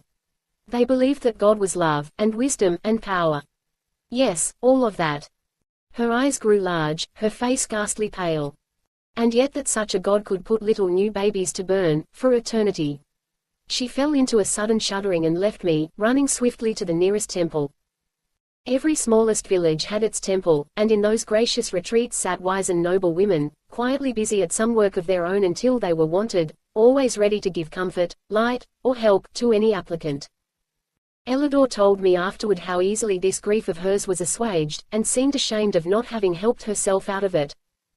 You see, we are not accustomed to horrible ideas, she said, coming back to me rather apologetically. We haven't any. And when we get a thing like that into our minds it's like, oh, like red pepper in your eyes. So I just ran to her, blinded and almost screaming, and she took it out so quickly, so easily. How? I asked, very curious. Why, you blessed child, she said, you've got the wrong idea altogether. You do not have to think that there ever was such a God, for there wasn't. Or such a happening, for there wasn't. Nor even that this hideous false idea was believed by anybody. But only this, that people who are utterly ignorant will believe anything, which you certainly knew before. Anyhow, pursued Ellador, she turned pale for a minute when I first said it. This was a lesson to me. No wonder this whole nation of women was peaceful and sweet in expression, they had no horrible ideas. Surely you had some when you began, I suggested. Oh, yes, no doubt. But as soon as our religion grew to any height at all we left 'em out, of course. From this, as from many other things, I grew to see what I finally put in words. Have you no respect for the past? For what was thought and believed by your foremothers? Why, no, she said. Why should we? They are all gone. They knew less than we do. If we are not beyond them, we are unworthy of them, and unworthy of the children who must go beyond us. This set me thinking in good earnest. I had always imagined, simply from hearing it said, I suppose, that women were by nature conservative. Yet these women, quite unassisted by any masculine spirit of enterprise, had ignored their past and built daringly for the future. Ellador watched me think. She seemed to know pretty much what was going on in my mind. It's because we began in a new way, I suppose. All our folks were swept away at once, and then, after that time of despair, came those wonder children, the first. And then the whole breathless hope of us was for their children, if they should have them. And they did. Then there was the period of pride and triumph till we grew too numerous, and after that, when it all came down to one child apiece, we began to really work to make better ones. But how does this account for such a radical difference in your religion? I persisted. She said she couldn't talk about the difference very intelligently, not being familiar with other religions, but that theirs seemed simple enough. Their great mother spirit was to them what their own motherhood was, only magnified beyond human limits. That meant that they felt beneath and behind them an upholding, unfailing, serviceable love. Perhaps it was really the accumulated mother love of the race they felt, but it was a power. Just what is your theory of worship? I asked her. Worship, what is that? I found it singularly difficult to explain. This divine love which they felt so strongly did not seem to ask anything of them, any more than our mothers do, she said. But surely your mothers expect honor, reverence, obedience, from you. You have to do things for your mothers, surely. Oh, no, she insisted, smiling, shaking her soft brown hair. We do things from our mothers, not for them. We don't have to do things for them, they don't need it, you know. But we have to live on, splendidly, because of them, and that's the way we feel about God. I meditated again. I thought of that God of battles of ours, that jealous God, that vengeance is mine God. I thought of our world nightmare, hell. You have no theory of eternal punishment then, I take it. Elidor laughed. Her eyes were as bright as stars, and there were tears in them, too. She was so sorry for me. How could we? She asked, fairly enough. We have no punishments in life, you see, so we don't imagine them after death. Have you no punishments? Neither for children nor criminals, such mild criminals as you have? I urged. Do you punish a person for a broken leg or a fever? We have preventive measures, and cures. Sometimes we have to send the patient to bed, as it were, but that's not a punishment, it's only part of the treatment, she explained. Then studying my point of view more closely, she added, you see, we recognize, in our human motherhood, a great tender limitless uplifting force, patience and wisdom and all subtlety a delicate method. We credit God, our idea of God, with all that and more. Our mothers are not angry with us, why should God be? Does God mean a person to you? This she thought over a little. Why, in trying to get close to it in our minds we personify the idea, naturally, but we certainly do not assume a big woman somewhere, who is God. What we call God is a pervading power, you know, an indwelling spirit, something inside of us that we want more of. Is your God a big man? She asked innocently. Why, yes, to most of us, I think. Of course we call it an indwelling spirit just as you do, but we insist that it is him, a person, and a man, with whiskers. Whiskers. Oh yes, because you have them. Or do you wear them because he does? On the contrary, we shave them off, because it seems cleaner and more comfortable. Does he wear clothes, in your idea, I mean? I was thinking over the pictures of God I had seen, rash advances of the devout mind of man, representing his omnipotent deity as an old man in a flowing robe, flowing hair, flowing beard, and in the light of her perfectly frank and innocent questions this concept seemed rather unsatisfying. I explained that the God of the Christian world was really the ancient Hebrew God, and that we had simply taken over the patriarchal idea, that ancient one which quite inevitably clothed its thought of God with the attributes of the patriarchal ruler, the grandfather. I see, she said eagerly, after I had explained the genesis and development of our religious ideals. They lived in separate groups, with a male head, and he was probably a little domineering. No doubt of that, I agreed. And we live together without any head, in that sense, just our chosen leaders, that does make a difference. Your difference is deeper than that, I assured her. It is in your common motherhood. Your children grow up in a world where everybody loves them. They find life made rich and happy for them by the diffused love and wisdom of all mothers. So it is easy for you to think of God in the terms of a similar diffused and competent love. I think you are far nearer right than we are. What I cannot understand, she pursued carefully, is your preservation of such a very ancient state of mind. This patriarchal idea you tell me is thousands of years old. Oh yes, 4, 5, 6,000, every so many. And you have made wonderful progress in those years, in other things.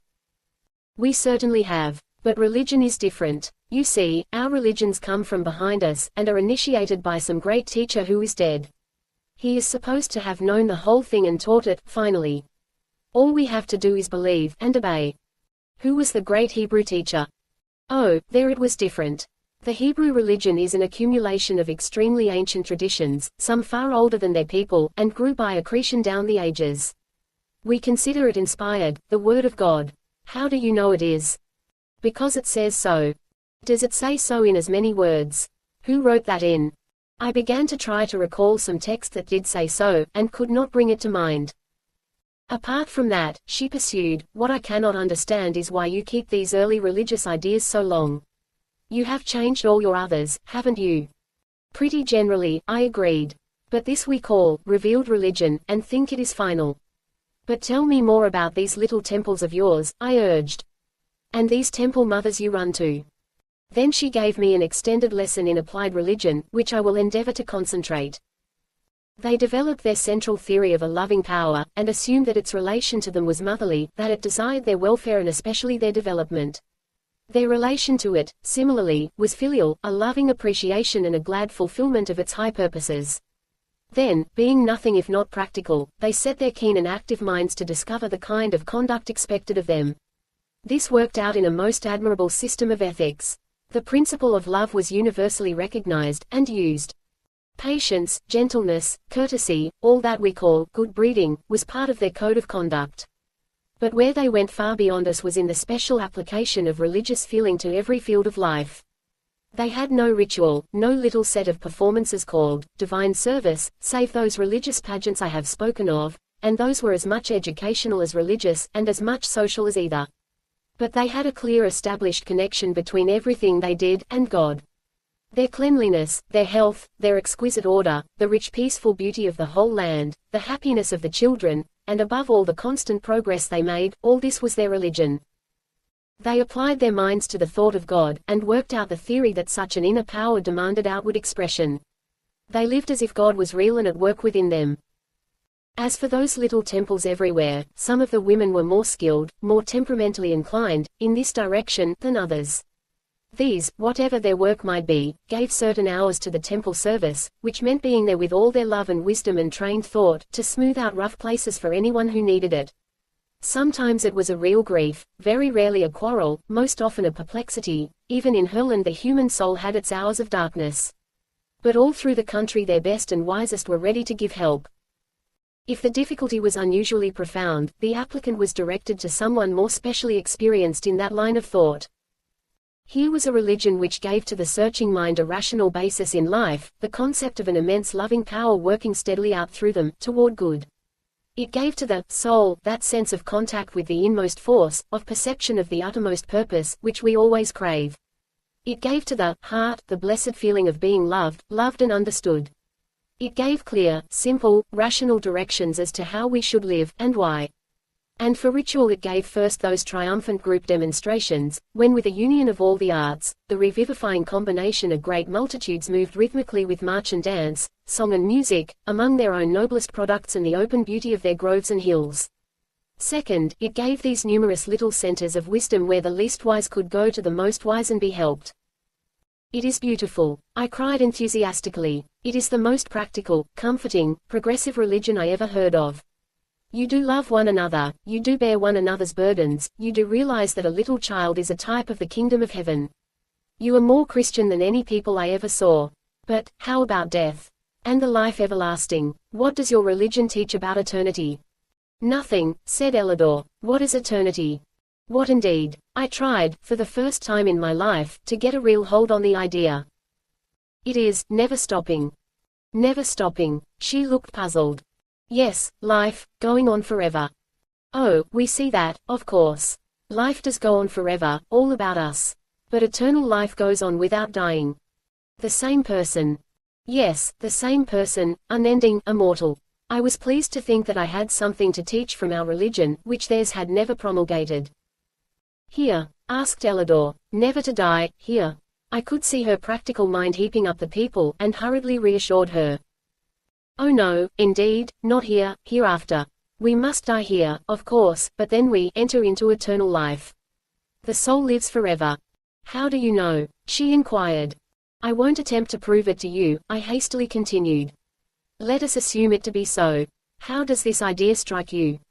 Again she smiled at me, that adorable, dimpling, tender, mischievous, motherly smile of hers. Shall I be quite honest?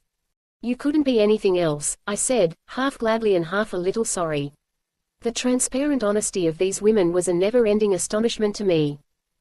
It seems to me a singularly foolish idea, she said calmly. And if true, most disagreeable. Now I had always accepted the doctrine of personal immortality as a thing established. The efforts of inquiring spiritualists, always seeking to woo their beloved ghosts back again, never seemed to me necessary. I don't say I had ever seriously and courageously discussed the subject with myself even, I had simply assumed it to be a fact. And here was the girl I loved, this creature whose character constantly revealed new heights and ranges far beyond my own, this superwoman of a superland, saying she thought immortality foolish. She meant it, too. What do you want it for? She asked. How can you not want it? I protested. Do you want to go out like a candle? Don't you want to go on, growing and being happy, forever? Why, no, she said. I don't in the least. I want my child, and my child's child, to go on, and they will. Why should I want to? But it means heaven, I insisted. Peace and beauty and comfort and love, with God. I had never been so eloquent on the subject of religion. She could be horrified at damnation, and question the justice of salvation, but immortality, that was surely a noble faith. Why, Van, she said, holding out her hands to me. Why Van, darling, how splendid of you to feel it so keenly. That's what we all want, of course, peace and beauty, and comfort and love, with God. And progress too, remember, growth, always and always. That is what our religion teaches us to want and to work for, and we do. But that is here, I said, only for this life on earth. Well, and do not you in your country, with your beautiful religion of love and service have it here, too, for this life, on earth? None of us were willing to tell the women of Herland about the evils of our own beloved land. It was all very well for us to assume them to be necessary and essential, and to criticize, strictly among ourselves, their all too perfect civilization, but when it came to telling them about the failures and wastes of our own, we never could bring ourselves to do it. Moreover, we sought to avoid too much discussion, and to press the subject of our approaching marriages. Jeff was the determined one on this score. Of course they haven't any marriage ceremony or service, but we can make it a sort of Quaker wedding, and have it in the temple, it is the least we can do for them. It was. There was so little, after all, that we could do for them. Here we were, penniless guests and strangers, with no chance even to use our strength and courage, nothing to defend them from or protect them against. We can at least give them our names, Jeff insisted. They were very sweet about it, quite willing to do whatever we asked to please us. As to the names, Alima, frank soul that she was, asked what good it would do. Terry, always irritating her, said it was a sign of possession. You are going to be Mrs. Nicholson, he said. Mrs. T.O. Nicholson, that shows everyone that you are my wife. What is a wife, exactly? She demanded, a dangerous gleam in her eye. A wife is the woman who belongs to a man, he began. But Jeff took it up eagerly, and a husband is the man who belongs to a woman. It is because we are monogamous, you know. And marriage is the ceremony, civil and religious, that joins the two together, until death do us part, he finished, looking at Celis with unutterable devotion. What makes us all feel foolish, I told the girls, is that here we have nothing to give you, except, of course, our names. Do your women have no names before they are married? Celis suddenly demanded. Why, yes, Jeff explained. They have their maiden names, their father's names, that is. And what becomes of them? Asked Alima. They change them for their husbands, my dear, Terry answered her. Change them? Do the husbands then take the wives' maiden names? Oh, no, he laughed. The man keeps his own and gives it to her, too. Then she just loses hers and takes a new one, how unpleasant. We won't do that, Alima said decidedly. Terry was good-humored about it.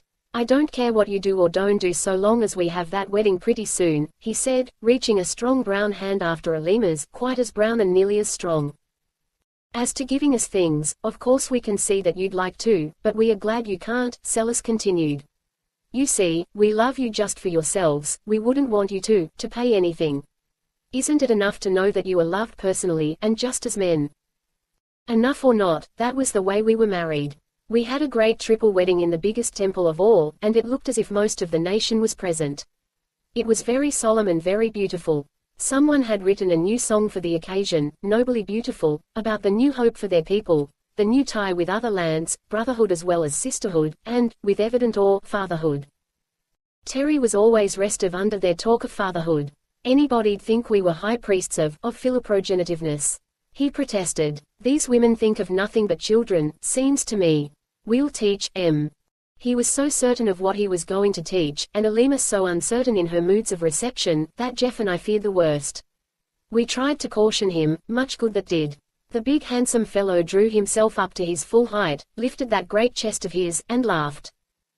There are 3 separate marriages, he said. I won't interfere with yours, nor you with mine. So the great day came, and the countless crowds of women, and we 3 bridegrooms without any supporting, best men, or any other men to back us up, felt strangely small as we came forward. Summel and Zava and Modine were on hand. We were thankful to have them, too. They seemed almost like relatives. There was a splendid procession, wreathing dances, the new anthem I spoke of, and the whole great place pulsed with feeling, the deep awe, the sweet hope, the wondering expectation of a new miracle. There has been nothing like this in the country since our motherhood began. Summel said softly to me, while we watched the symbolic marches. You see, it is the dawn of a new era. You don't know how much you mean to us. It is not only fatherhood, that marvelous dual parentage to which we are strangers, the miracle of union in life-giving, but it is brotherhood. You are the rest of the world. You join us to our kind, to all the strange lands and peoples we have never seen. We hope to know them, to love and help them, and to learn of them. Ah, you cannot know. Thousands of voices rose in the soaring climax of that great hymn of the coming life. By the great altar of motherhood, with its crown of fruit and flowers, stood a new one, crowned as well. Before the great over-mother of the land and her ring of high temple counselors, before that vast multitude of calm-faced mothers and holy-eyed maidens, came forward our own 3 chosen ones, and we, 3 men alone in all that land, joined hands with them and made our marriage vows. Chapter 11. Our difficulties. We say, marriage is a lottery, also, marriages are made in heaven, but this is not so widely accepted as the other. We have a well-founded theory that it is best to marry in one's class, and certain well-grounded suspicions of international marriages, which seem to persist in the interests of social progress, rather than in those of the contracting parties. But no combination of alien races, of color, of caste, or creed, was ever so basically difficult to establish as that between us, 3 modern American men, and these 3 women of Herland. It is all very well to say that we should have been frank about it beforehand. We had been frank. We had discussed, at least Elidor and I had, the conditions of the great adventure, and thought the path was clear before us. But there are some things one takes for granted, supposes are mutually understood, and to which both parties may repeatedly refer without ever meaning the same thing. The differences in the education of the average man and woman are great enough, but the trouble they make is not mostly for the man. He generally carries out his own views of the case. The woman may have imagined the conditions of married life to be different, but what she imagined, was ignorant of, or might have preferred, did not seriously matter. I can see clearly and speak calmly about this now, writing after a lapse of years full of growth and education, but at the time it was rather hard sledding for all of us, especially for Terry. Poor Terry. You see, in any other imaginable marriage among the peoples of the earth, whether the woman were black, red, yellow, brown, or white, whether she were ignorant or educated, submissive or rebellious, she would have behind her the marriage tradition of our general history. This tradition relates the woman to the man. He goes on with his business, and she adapts herself to him and to it. Even in citizenship, by some strange hocus-pocus, that fact of birth and geography was waved aside, and the woman automatically acquired the nationality of her husband. Well, here were we, 3 aliens in this land of women.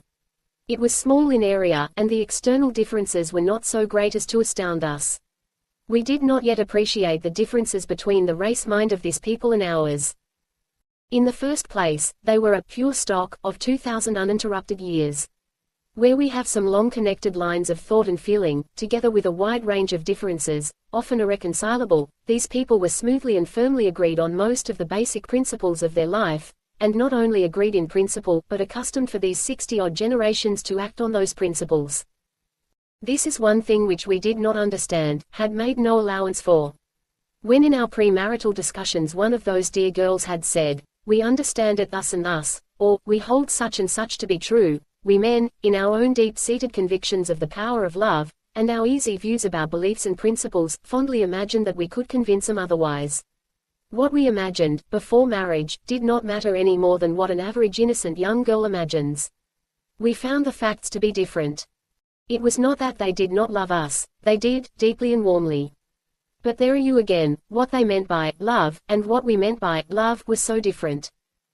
Perhaps it seems rather cold-blooded to say, we and they, as if we were not separate couples, with our separate joys and sorrows, but our positions as aliens drove us together constantly. The whole strange experience had made our friendship more close and intimate than it would ever have become in a free and easy lifetime among our own people. Also, as men, with our masculine tradition of far more than 2,000 years, we were a unit, small but firm, against this far larger unit of feminine tradition. I think I can make clear the points of difference without a too painful explicitness. The more external disagreement was in the matter of the home, and the housekeeping duties and pleasures we, by instinct and long education, supposed to be inherently appropriate to women. I will give two illustrations, one a way up, and the other a way down, to show how completely disappointed we were in this regard. For the lower one, try to imagine a male ant, coming from some state of existence where ants live in pairs, endeavoring to set up housekeeping with a female ant from a highly developed anthill. This female ant might regard him with intense personal affection, but her ideas of parentage and economic management would be on a very different scale from his. Now, of course, if she was a stray female in a country of pairing ants, he might have had his way with her, but if he was a stray male in an anthill. For the higher one, try to imagine a devoted and impassioned man trying to set up housekeeping with a lady angel, a real wings and harp and halo angel, accustomed to fulfilling divine missions all over interstellar space. This angel might love the man with an affection quite beyond his power of return or even of appreciation, but her ideas of service and duty would be on a very different scale from his. Of course, if she was a stray angel in a country of men, he might have had his way with her, but if he was a stray man among angels. Terry, at his worst, in a black fury for which, as a man, I must have some sympathy, preferred the ant simile. More of Terry and his special troubles later. It was hard on Terry. Jeff, well, Jeff always had a streak that was too good for this world. He's the kind that would have made a saintly priest in parentage earlier times. He accepted the angel theory, swallowed it whole, tried to force it on us, with varying effect. He so worshipped Celis, and not only Celis, but what she represented. He had become so deeply convinced of the almost supernatural advantages of this country and people, that he took his medicine like I cannot say, like a man, but more as if he wasn't one. Don't misunderstand me for a moment. Dear old Jeff was no milksop or mollycoddle either. He was a strong, brave, efficient man, and an excellent fighter when fighting was necessary. But there was always this angel streak in him. It was rather a wonder, Terry being so different, that he really loved Jeff as he did. But it happens so sometimes, in spite of the difference, perhaps because of it. As for me, I stood between. I was no such gay Lothario as Terry, and no such Galahad as Jeff. But for all my limitations, I think I had the habit of using my brains in regard to behavior rather more frequently than either of them. I had to use brain power now, I can tell you. The big point at issue between us and our wives was, as may easily be imagined, in the very nature of the relation. Wives. Don't talk to me about wives, stormed Terry. They don't know what the word means. Which is exactly the fact, they didn't. How could they? Back in their prehistoric records of polygamy and slavery there were no ideals of wifehood as we know it, and since then no possibility of forming such. The only thing they can think of about a man is fatherhood, said Terry in high scorn. Fatherhood. As if a man was always wanting to be a father. This also was correct. They had their long, wide, deep, rich experience of motherhood, and their only perception of the value of a male creature as such was for fatherhood. Aside from that, of course, was the whole range of personal love, love which as Jeff earnestly phrased it passeth the love of women. It did, too. I can give no idea, either now, after long and happy experience of it, or as it seemed then, in the first measureless wonder, of the beauty and power of the love they gave us. Even Alima, who had a more stormy temperament than either of the others, and who, heaven knows, had far more provocation, even Alima was patience and tenderness and wisdom personified to the man she loved, until he, but I haven't got to that yet. These, as Terry put it, alleged or so-called wives, of ours, went right on with their profession as foresters. We, having no special learnings, had long since qualified as assistants. We had to do something, if only to pass the time, and it had to be work. We couldn't be playing forever. This kept us out of doors with those dear girls, and more or less together, too much together sometimes. These people had, it now became clear to us, the highest, keenest, most delicate sense of personal privacy, but not the faintest idea of that solitude we are so fond of. They had, every one of them, the 2 rooms and a bath theory realized. From earliest childhood each had a separate bedroom with toilet conveniences, and one of the marks of coming of age was the addition of an outer room in which to receive friends. Long since we had been given our own 2 rooms apiece, and as being of a different sex and race, these were in a separate house. It seemed to be recognized that we should breathe easier if able to free our minds in real seclusion. For food we either went to any convenient eating house, ordered a meal brought in, or took it with us to the woods, always and equally good. All this we had become used to and enjoyed, in our courting days. After marriage there arose in us a somewhat unexpected urge of feeling that called for a separate house, but this feeling found no response in the hearts of those fair ladies. "We are alone, dear," Ellador explained to me with gentle patience. "We are alone in these great forests. We may go and eat in any little summer house, just we 2, or have a separate table anywhere, or even have a separate meal in our own rooms. How could we be aloner?" This was all very true. We had our pleasant mutual solitude about our work, and our pleasant evening talks in their apartments or ours. We had, as it were, all the pleasures of courtship carried right on, but we had no sense of, perhaps it may be called possession. "Might as well not be married at all," growled Terry. "They only got up that ceremony to please us, please Jeff, mostly. They've no real idea of being married." I tried my best to get Ellador's point of view, and naturally I tried to give her mine. Of course, what we, as men, wanted to make 'em see was that there were other, and as we proudly said, higher, users in this relation than what Terry called mere parentage. In the highest terms I knew I tried to explain this to Ellador. Anything higher than for mutual love to hope to give life, as we did. She said, "How is it higher?" "It develops love," I explained. "All the power of beautiful permanent mated love comes through this higher development." "Are you sure?" she asked gently. "How do you know that it was so developed? There are some birds who love each other so that they mope and pine if separated, and never pair again if one dies, but they never mate except in the mating season. Among your people do you find high and lasting affection appearing in proportion to this indulgence? It is a very awkward thing, sometimes, to have a logical mind. Of course I knew about those monogamous birds and beasts too, that mate for life and show every sign of mutual affection, without ever having stretched the sex relationship beyond its original range. But what of it? Those are lower forms of life. I protested. They have no capacity for faithful and affectionate, and apparently happy, but oh, my dear. My dear, what can they know of such a love as draws us together? Why, to touch you, to be near you, to come closer and closer, to lose myself in you, surely you feel it too, do you not? I came nearer. I seized her hands. Her eyes were on mine, tender radiant, but steady and strong. There was something so powerful, so large and changeless, in those eyes that I could not sweep her off her feet by my own emotion as I had unconsciously assumed would be the case. It made me feel as, one might imagine, a man might feel who loved a goddess, not a Venus, though. She did not resent my attitude, did not repel it, did not in the least fear it, evidently. There was not a shade of that timid withdrawal or pretty resistance which are so provocative. "You see, dearest," she said, "you have to be patient with us. We are not like the women of your country. We are mothers, and we are people, but we have not specialized in this line. We, it was so hard to get her to be personal. And, as I thought that, I suddenly remembered how we were always criticizing our women for being so personal. Then I did my earnest best to picture to her the sweet intense joy of married lovers, and the result in higher stimulus to all creative work.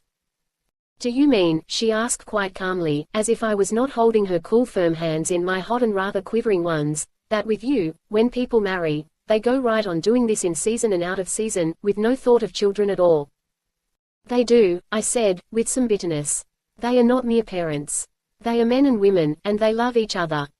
"How long?" asked Ellador, rather unexpectedly. "How long?" I repeated, a little dashed. "Why, as long as they live. There is something very beautiful in the idea," she admitted, still as if she were discussing life on Mars. This climactic expression, which, in all the other life forms, has but the one purpose, has with you become specialized to higher, purer, nobler uses. It has, I judge from what you tell me, the most ennobling effect on character. People marry, not only for parentage, but for this exquisite interchange, and, as a result, you have a world full of continuous lovers, ardent, happy, mutually devoted, always living on that high tide of supreme emotion which we had supposed to belong only to one season and one use. And you say it has other results, stimulating all high creative work. That must mean floods, oceans of such work, blossoming from this intense happiness of every married pair. It is a beautiful idea. She was silent, thinking. So was I. She slipped one hand free, and was stroking my hair with it in a gentle motherly way. I bowed my hot head on her shoulder and felt a dim sense of peace, a restfulness which was very pleasant. You must take me there someday, darling, she was saying. It is not only that I love you so much, I want to see your country, your people, your mother, she paused reverently. Oh, how I shall love your mother. I had not been in love many times, my experience did not compare with Terry's. But such as I had was so different from this that I was perplexed, and full of mixed feelings, partly a growing sense of common ground between us, a pleasant rested calm feeling, which I had imagined could only be attained in one way, and partly a bewildered resentment because what I found was not what I had looked for. It was their confounded psychology.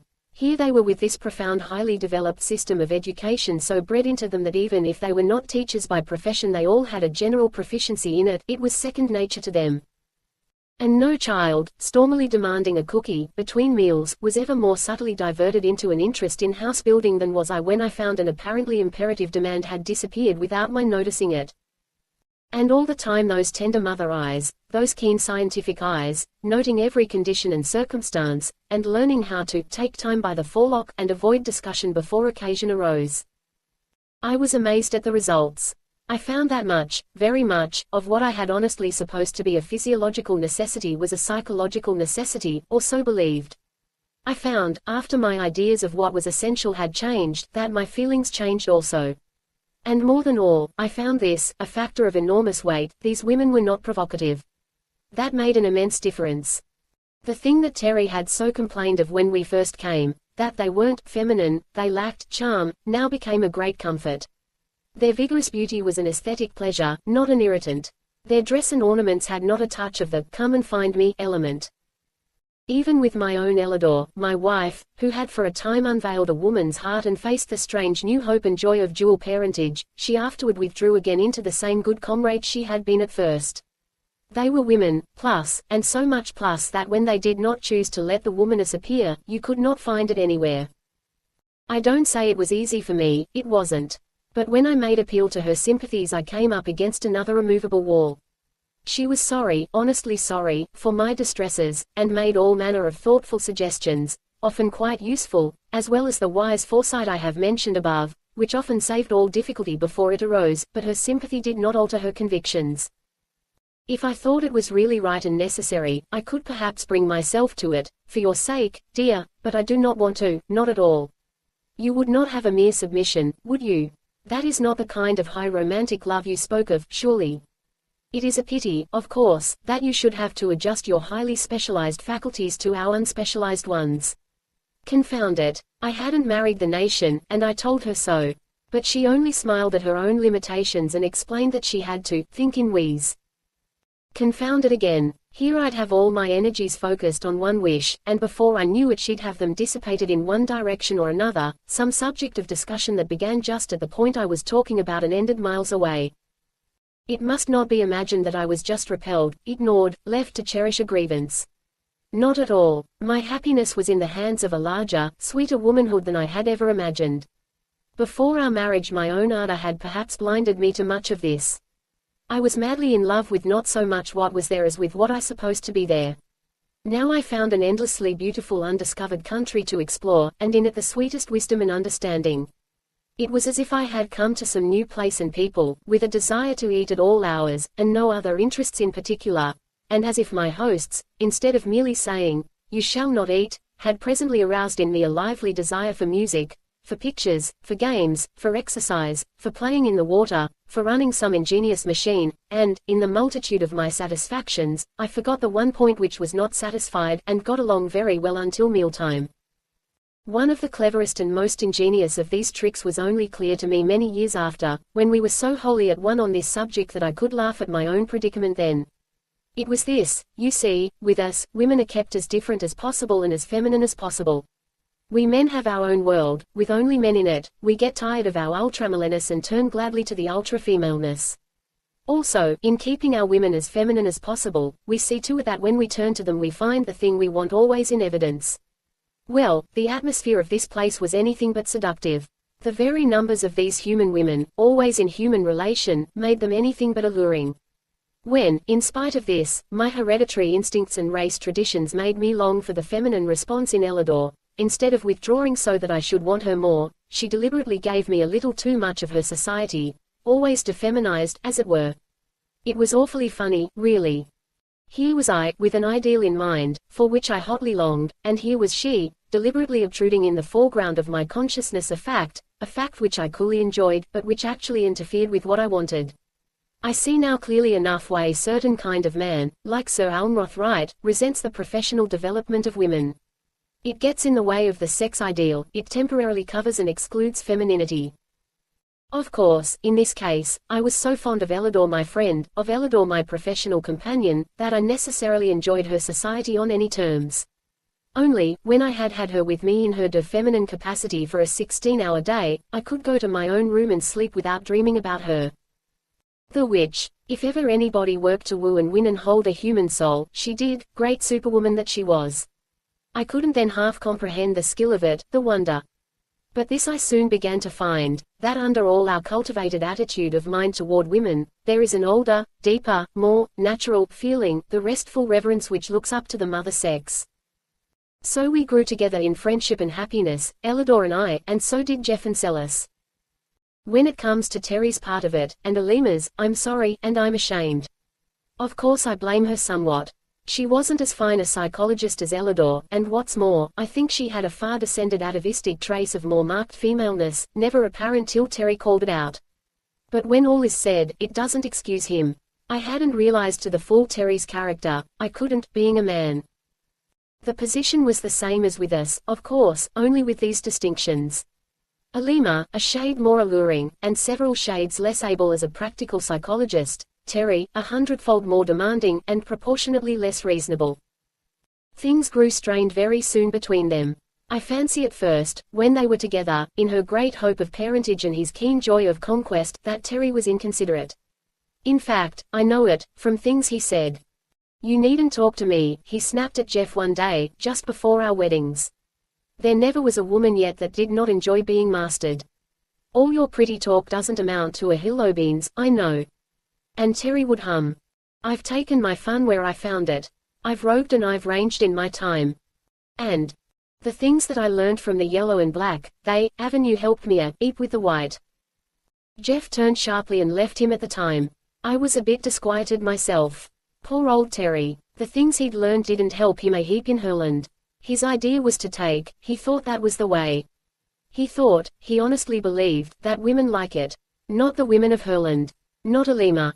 I can see her now, one day in the very first week of their marriage, setting forth to her day's work with long determined strides and hard-set mouth, and sticking close to Ellador. She didn't wish to be alone with Terry, you could see that. But the more she kept away from him, the more he wanted her, naturally. He made a tremendous row about their separate establishments, tried to keep her in his rooms, tried to stay in hers. But there she drew the line sharply. He came away one night, and stamped up and down the moonlit road, swearing under his breath. I was taking a walk that night too, but I wasn't in his state of mind. To hear him rage, you'd not have believed that he loved Alima at all, you'd have thought that she was some quarry he was pursuing, something to catch and conquer. I think that, owing to all those differences I spoke of, they soon lost the common ground they had at first, and were unable to meet sanely and dispassionately. I fancy too, this is pure conjecture, that he had succeeded in driving Alima beyond her best judgment, her real conscience, and that after that her own sense of shame, the reaction of the thing, made her bitter perhaps. They quarreled, really quarreled, and after making it up once or twice, they seemed to come to a real break. She would not be alone with him at all. And perhaps she was a bit nervous, I don't know, but she got Modine to come and stay next door to her. Also, she had a sturdy assistant detailed to accompany her in her work. Terry had his own ideas, as I've tried to show. I dare say he thought he had a right to do as he did. Perhaps he even convinced himself that it would be better for her. Anyhow, he hid himself in her bedroom one night. The women of Herland have no fear of men. Why should they have? They are not timid in any sense. They are not weak, and they all have strong trained athletic bodies. Othello could not have extinguished Alima with a pillow, as if she were a mouse. Terry put in practice his pet conviction that a woman loves to be mastered, and by sheer brute force, in all the pride and passion of his intense masculinity, he tried to master this woman. It did not work. I got a pretty clear account of it later from Elidor, but what we heard at the time was the noise of a tremendous struggle, and Alima calling to Modine. Modine was close by and came at once. 1 or 2 more strong grave women followed. Terry dashed about like a madman. He would cheerfully have killed them, he told me that, himself, but he couldn't. When he swung a chair over his head, 1 sprang in the air and caught it, 2 threw themselves bodily upon him and forced him to the floor. It was only the work of a few moments to have him tied hand and foot, and then, in sheer pity for his futile rage, to anesthetize him. Alima was in a cold fury. She wanted him killed, actually. There was a trial before the local overmother, and this woman, who did not enjoy being mastered, stated her case. In a court in our country he would have been held quite, within his rights, of course. But this was not our country, it was theirs. They seemed to measure the enormity of the offense by its effect upon a possible fatherhood, and he scorned even to reply to this way of putting it. He did let himself go once, and explained in definite terms that they were incapable of understanding a man's needs, a man's desires, a man's point of view. He called them neuters, epicene, bloodless, sexless creatures. He said they could of course kill him, as so many insects could, but that he despised them nonetheless. And all those stern grave mothers did not seem to mind his despising them, not in the least. It was a long trial, and many interesting points were brought out as to their views of our habits, and after a while Terry had his sentence. He waited, grim and defiant. The sentence was, "You must go home." Chapter 12. Expelled. We had all meant to go home again. Indeed we had not meant, not by any means, to stay as long as we had. But when it came to being turned out, dismissed, sent away for bad conduct, we none of us really liked it. Terry said he did. He professed great scorn of the penalty and the trial, as well as all the other characteristics of this miserable half-country. But he knew, and we knew, that in any whole country we should never have been as forgivingly treated as we had been here. If the people had come after us according to the directions we left, there'd have been quite a different story. Said Terry. We found out later why no reserve party had arrived. All our careful directions had been destroyed in a fire. We might have all died there and no one at home have ever known our whereabouts. Terry was under guard now, all the time, known as unsafe, convicted of what was to them an unpardonable sin. He laughed at their chill horror. Parcel of old maids, he called them. They're all old maids, children or not. They don't know the first thing about sex.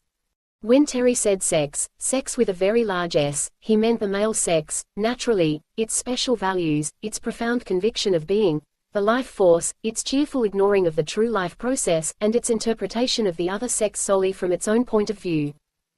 I had learned to see these things very differently since living with Elidor, and as for Jeff, he was so thoroughly Herlandized that he wasn't fair to Terry, who fretted sharply in his new restraint. Modine, grave and strong, as sadly patient as a mother with a degenerate child, kept steady watch on him, with enough other women close at hand to prevent an outbreak. He had no weapons, and well knew that all his strength was of small avail against those grim, quiet women. We were allowed to visit him freely, but he had only his room, and a small high-walled garden to walk in, while the preparations for our departure were underway. 3 of us were to go, Terry, because he must, I, because 2 were safer for our flyer, and the long boat trip to the coast, Elidor, because she would not let me go without her. If Jeff had elected to return, Celis would have gone too. They were the most absorbed of lovers, but Jeff had no desire that way. Why should I want to go back to all our noise and dirt, our vice and crime, our disease and degeneracy? He demanded of me privately. We never spoke like that before the women. I wouldn't take Celis there for anything on earth. He protested. She'd die. She'd die of horror and shame to see our slums and hospitals. How can you risk it with Elidor? You'd better break it to her gently before she really makes up her mind. Jeff was right. I ought to have told her more fully than I did, of all the things we had to be ashamed of. But it is very hard to bridge the gulf of as deep a difference as existed between our life and theirs. I tried to. Look here, my dear, I said to her. If you are really going to my country with me, you've got to be prepared for a good many shocks. It's not as beautiful as this, the cities, I mean, the civilized parts, of course the wild country is. I shall enjoy it all, she said, her eyes starry with hope. I understand it's not like ours. I can see how monotonous our quiet life must seem to you, how much more stirring yours must be. It must be like the biological change you told me about when the second sex was introduced, a far greater movement, constant change, with new possibilities of growth. I had told her of the later biological theories of sex, and she was deeply convinced of the superior advantages of having two, the superiority of a world with men in it. We have done what we could alone, perhaps we have some things better in a quiet way, but you have the whole world, all the people of the different nations, all the long rich history behind you, all the wonderful new knowledge. Oh, I just can't wait to see it. What could I do? I told her in so many words that we had our unsolved problems, that we had dishonesty and corruption, vice and crime, disease and insanity, prisons and hospitals, and it made no more impression on her than it would to tell a South Sea Islander about the temperature of the Arctic Circle. She could intellectually see that it was bad to have those things, but she could not feel it. We had quite easily come to accept the Herland life as normal, because it was normal. None of us make any outcry over mere health and peace and happy industry. And the abnormal, to which we are all so sadly well acclimated, she had never seen. The two things she cared most to hear about, and wanted most to see, were these, the beautiful relation of marriage and the lovely women who were mothers and nothing else. Beyond these her keen, active mind hungered eagerly for the world life. I'm almost as anxious to go as you are yourself, she insisted, and you must be desperately homesick. I assured her that no one could be homesick in such a paradise as theirs, but she would have none of it. Oh, yes, I know. It's like those little tropical islands you've told me about, shining like jewels in the big blue sea. I can't wait to see the sea. The little island may be as perfect as a garden, but you always want to get back to your own big country, don't you? Even if it is bad in some ways. Elidor was more than willing. But the nearer it came to our really going, and to my having to take her back to our civilization, after the clean peace and beauty of theirs, the more I began to dread it, and the more I tried to explain. Of course I had been homesick at first, while we were prisoners, before I had Elidor. And of course I had, at first, rather idealized my country and its ways, in describing it. Also, I had always accepted certain evils as integral parts of our civilization and never dwelt on them at all. Even when I tried to tell her the worst, I never remembered some things, which, when she came to see them, impressed her at once, as they had never impressed me. Now, in my efforts at explanation, I began to see both ways more keenly than I had before, to see the painful defects of my own land, the marvelous gains of this. In missing men we three visitors had naturally missed the larger part of life, and had unconsciously assumed that they must miss it too. It took me a long time to realize, Terry never did realize, how little it meant to them. When we say men, man, manly, manhood, and all the other masculine derivatives, we have in the background of our minds a huge vague crowded picture of the world and all its activities. To grow up and be a man, to act like a man, the meaning and connotation is wide indeed. That vast background is full of marching columns of men, of changing lines of men, of long processions of men steering their ships into new seas, exploring unknown mountains, breaking horses, herding cattle, plowing and sowing and reaping, toiling at the forge and furnace, digging in the mine, building roads and bridges and high cathedrals, managing great businesses, teaching in all the colleges, preaching in all the churches, of men everywhere, doing everything, the world. And when we say women, we think female, the sex. But to these women, in the unbroken sweep of this 2,000-year-old feminine civilization, the word woman called up all that big background, so far as they had gone in social development, and the word man meant to them only male, the sex. Of course we could tell them that in our world men did everything, but that did not alter the background of their minds. That man, the male, did all these things was to them a statement, making no more change in the point of view than was made in ours when we first faced the astounding fact, to us, that in Herland women were the world. We had been living there more than a year. We had learned their limited history, with its straight, smooth, up-reaching lines, reaching higher and going faster up to the smooth comfort of their present life. We had learned a little of their psychology, a much wider field than the history, but here we could not follow so readily. We were now well used to seeing women not as females but as people of all sorts, doing every kind of work. This outbreak of Terry's, and the strong reaction against it, gave us a new light on their genuine femininity. This was given me with great clearness by both Elidor and Summel. The feeling was the same, sick revulsion and horror, such as would be felt at some climactic blasphemy. They had no faintest approach to such a thing in their minds, knowing nothing of the custom of marital indulgence among us. To them the one high purpose of motherhood had been for so long the governing law of life, and the contribution of the father, though known to them, so distinctly another method to the same end, that they could not, with all their effort, get the point of view of the male creature whose desires quite ignore parentage and seek only for what we euphoniously term, the joys of love. When I tried to tell Elidor that women too felt so, with us, she drew away from me, and tried hard to grasp intellectually what she could in no way sympathize with. You mean, that with you, love between man and woman expresses itself in that way, without regard to motherhood. To parentage, I mean, she added carefully. Yes, surely. It is love we think of, the deep sweet love between two. Of course we want children, and children come, but that is not what we think about. But, it seems so against nature. She said, none of the creatures we know do that. Do other animals, in your country? We are not animals, I replied with some sharpness. At least we are something more, something higher. This is a far nobler and more beautiful relation, as I have explained before. Your view seems to us rather, shall I say, practical. Prosaic, merely a means to an end.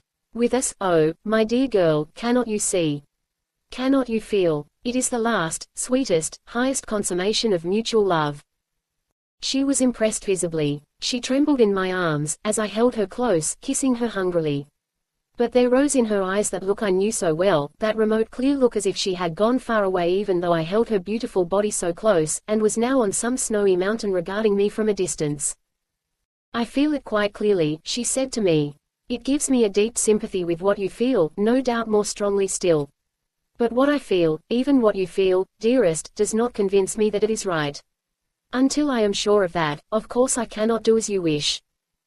Elidor, at times like this, always reminded me of Epictetus. I will put you in prison, said his master. My body, you mean, replied Epictetus calmly. I will cut your head off, said his master. Have I said that my head could not be cut off? A difficult person, Epictetus. What is this miracle by which a woman, even in your arms, may withdraw herself, utterly disappear till what you hold is as inaccessible as the face of a cliff? Be patient with me, dear, she urged sweetly. I know it is hard for you. And I begin to see, a little, how Terry was so driven to crime. Oh, come, that's a pretty hard word for it. After all, Alima was his wife, you know, I urged, feeling at the moment a sudden burst of sympathy for poor Terry.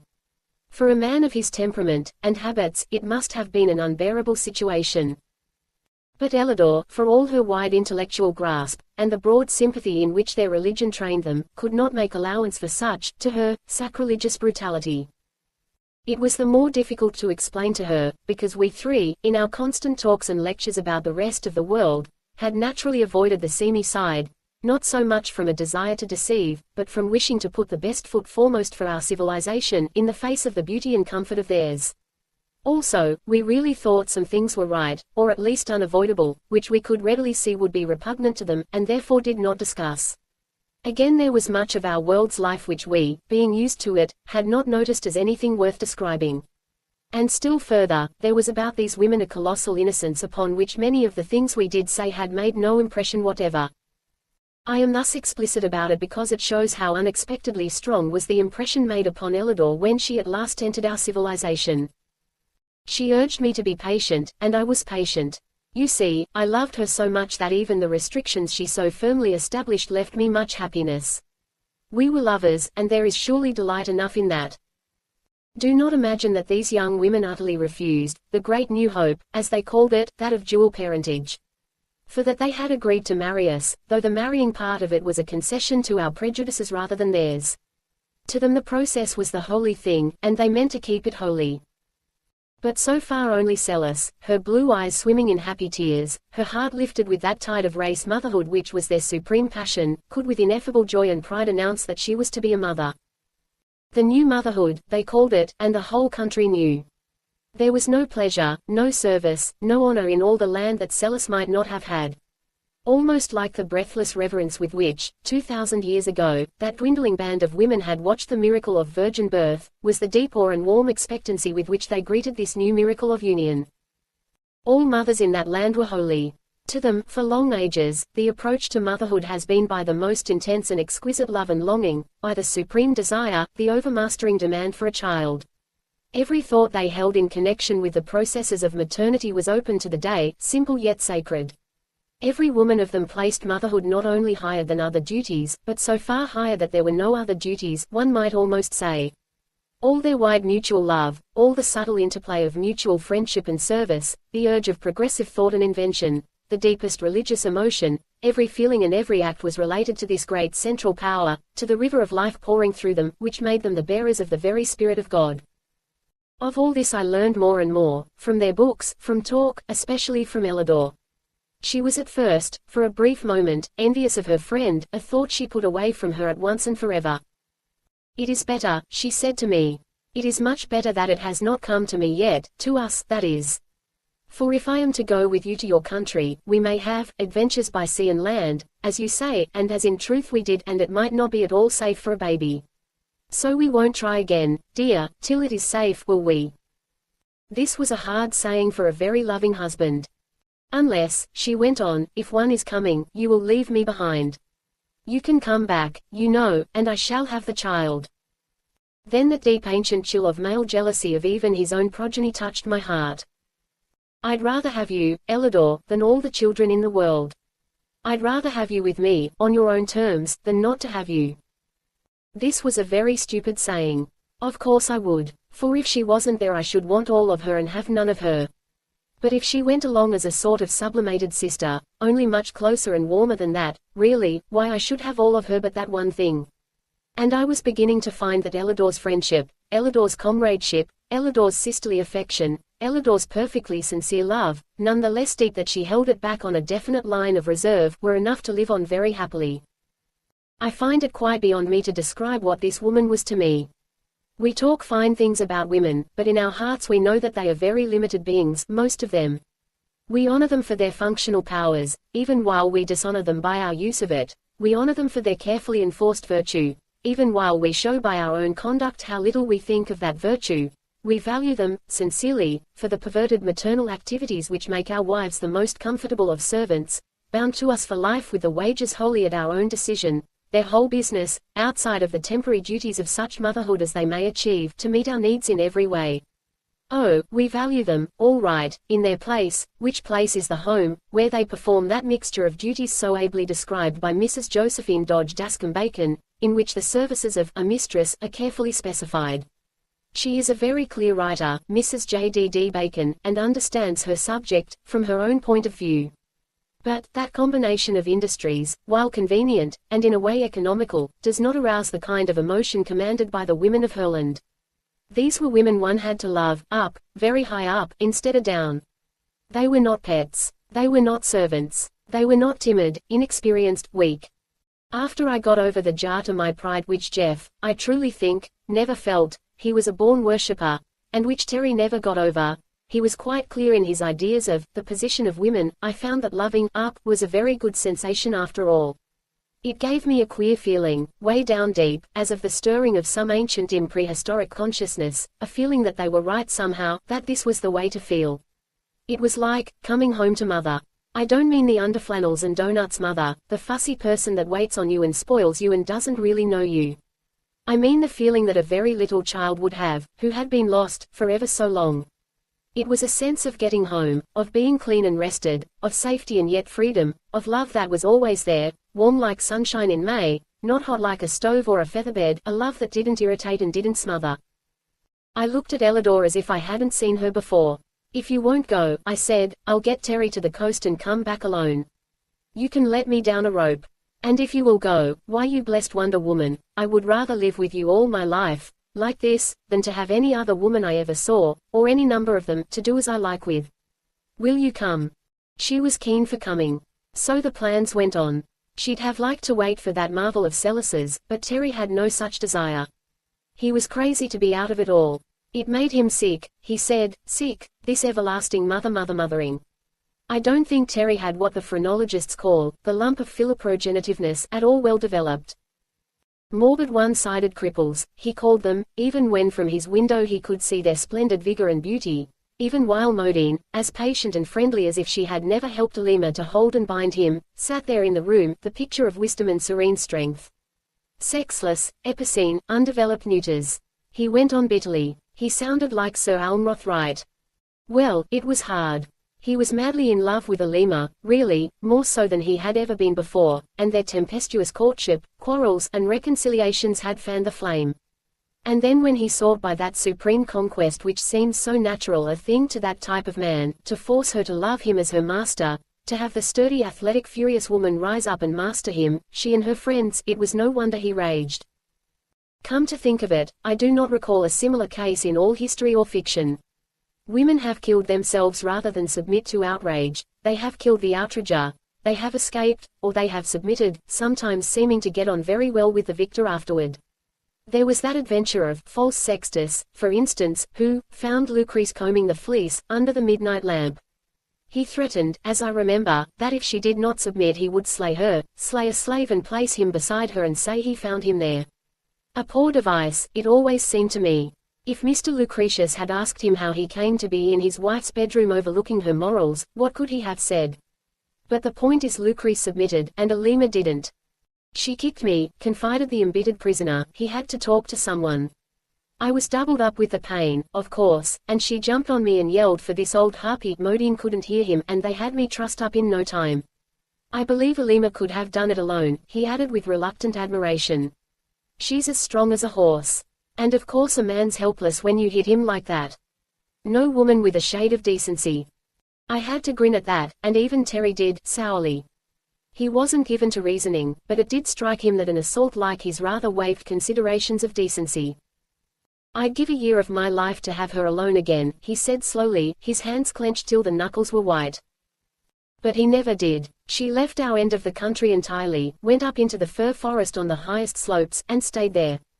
Before we left he quite desperately longed to see her, but she would not come and he could not go. They watched him like lynxes. Do lynxes watch any better than mousing cats, I wonder? Well, we had to get the flyer in order, and be sure there was enough fuel left, though Terry said we could glide all right, down to that lake, once we got started. We'd have gone gladly in a week's time, of course, but there was a great to-do all over the country about Elidor's leaving them. She had interviews with some of the leading ethicists, wise women with still eyes, and with the best of the teachers. There was a stir, a thrill, a deep excitement everywhere. Our teaching about the rest of the world has given them all a sense of isolation, of remoteness, of being a little outlying sample of a country, overlooked and forgotten among the family of nations. We had called it, the family of nations, and they liked the phrase immensely. They were deeply aroused on the subject of evolution, indeed, the whole field of natural science drew them irresistibly. Any number of them would have risked everything to go to the strange unknown lands and study, but we could take only one, and it had to be Elidor, naturally. We planned greatly about coming back, about establishing a connecting route by water, about penetrating those vast forests and civilizing, or exterminating, the dangerous savages. That is, we men talked of that last, not with the women. They had a definite aversion to killing things. But meanwhile there was high council being held among the wisest of them all. The students and thinkers who had been gathering facts from us all this time, collating and relating them, and making inferences, laid the result of their labors before the council. Little had we thought that our careful efforts at concealment had been so easily seen through, with never a word to show us that they saw. They had followed up words of ours on the science of optics, asked innocent questions about glasses and the like, and were aware of the defective eyesight so common among us. With the lightest touch, different women asking different questions at different times, and putting all our answers together like a picture puzzle, they had figured out a sort of skeleton chart as to the prevalence of disease among us. Even more subtly, with no show of horror or condemnation, they had gathered something, far from the truth, but something pretty clear, about poverty, vice, and crime. They even had a goodly number of our dangers all itemized, from asking us about insurance and innocent things like that. They were well posted as to the different races, beginning with their poison arrow natives down below and widening out to the broad racial divisions we had told them about. Never a shocked expression of the face or exclamation of revolt had warned us. They had been extracting the evidence without our knowing it all this time, and now were studying with the most devout earnestness the matter they had prepared. The result was rather distressing to us. They first explained the matter fully to Ellador, as she was the one who purposed visiting the rest of the world. To Celis they said nothing. She must not be in any way distressed, while the whole nation waited on her great work. Finally Jeff and I were called in. Summel and Zava were there, and Ellador, with many others that we knew. They had a great globe, quite fairly mapped out from the small section maps in that compendium of ours. They had the different peoples of the earth roughly outlined, and their status in civilization indicated. They had charts and figures and estimates, based on the facts in the traitorous little book and what they had learned from us. Summel explained, "We find that in all your historic period, so much longer than ours, that with all the interplay of services, the exchange of inventions and discoveries, and the wonderful progress we so admire, that in this widespread other world of yours, there is still much disease, often contagious." We admitted this at once. Also there is still, in varying degree, ignorance, with prejudice and unbridled emotion. This too was admitted. We find also that in spite of the advance of democracy and the increase of wealth, that there is still unrest and sometimes combat. Yes, we admitted it all. We were used to these things and saw no reason for so much seriousness.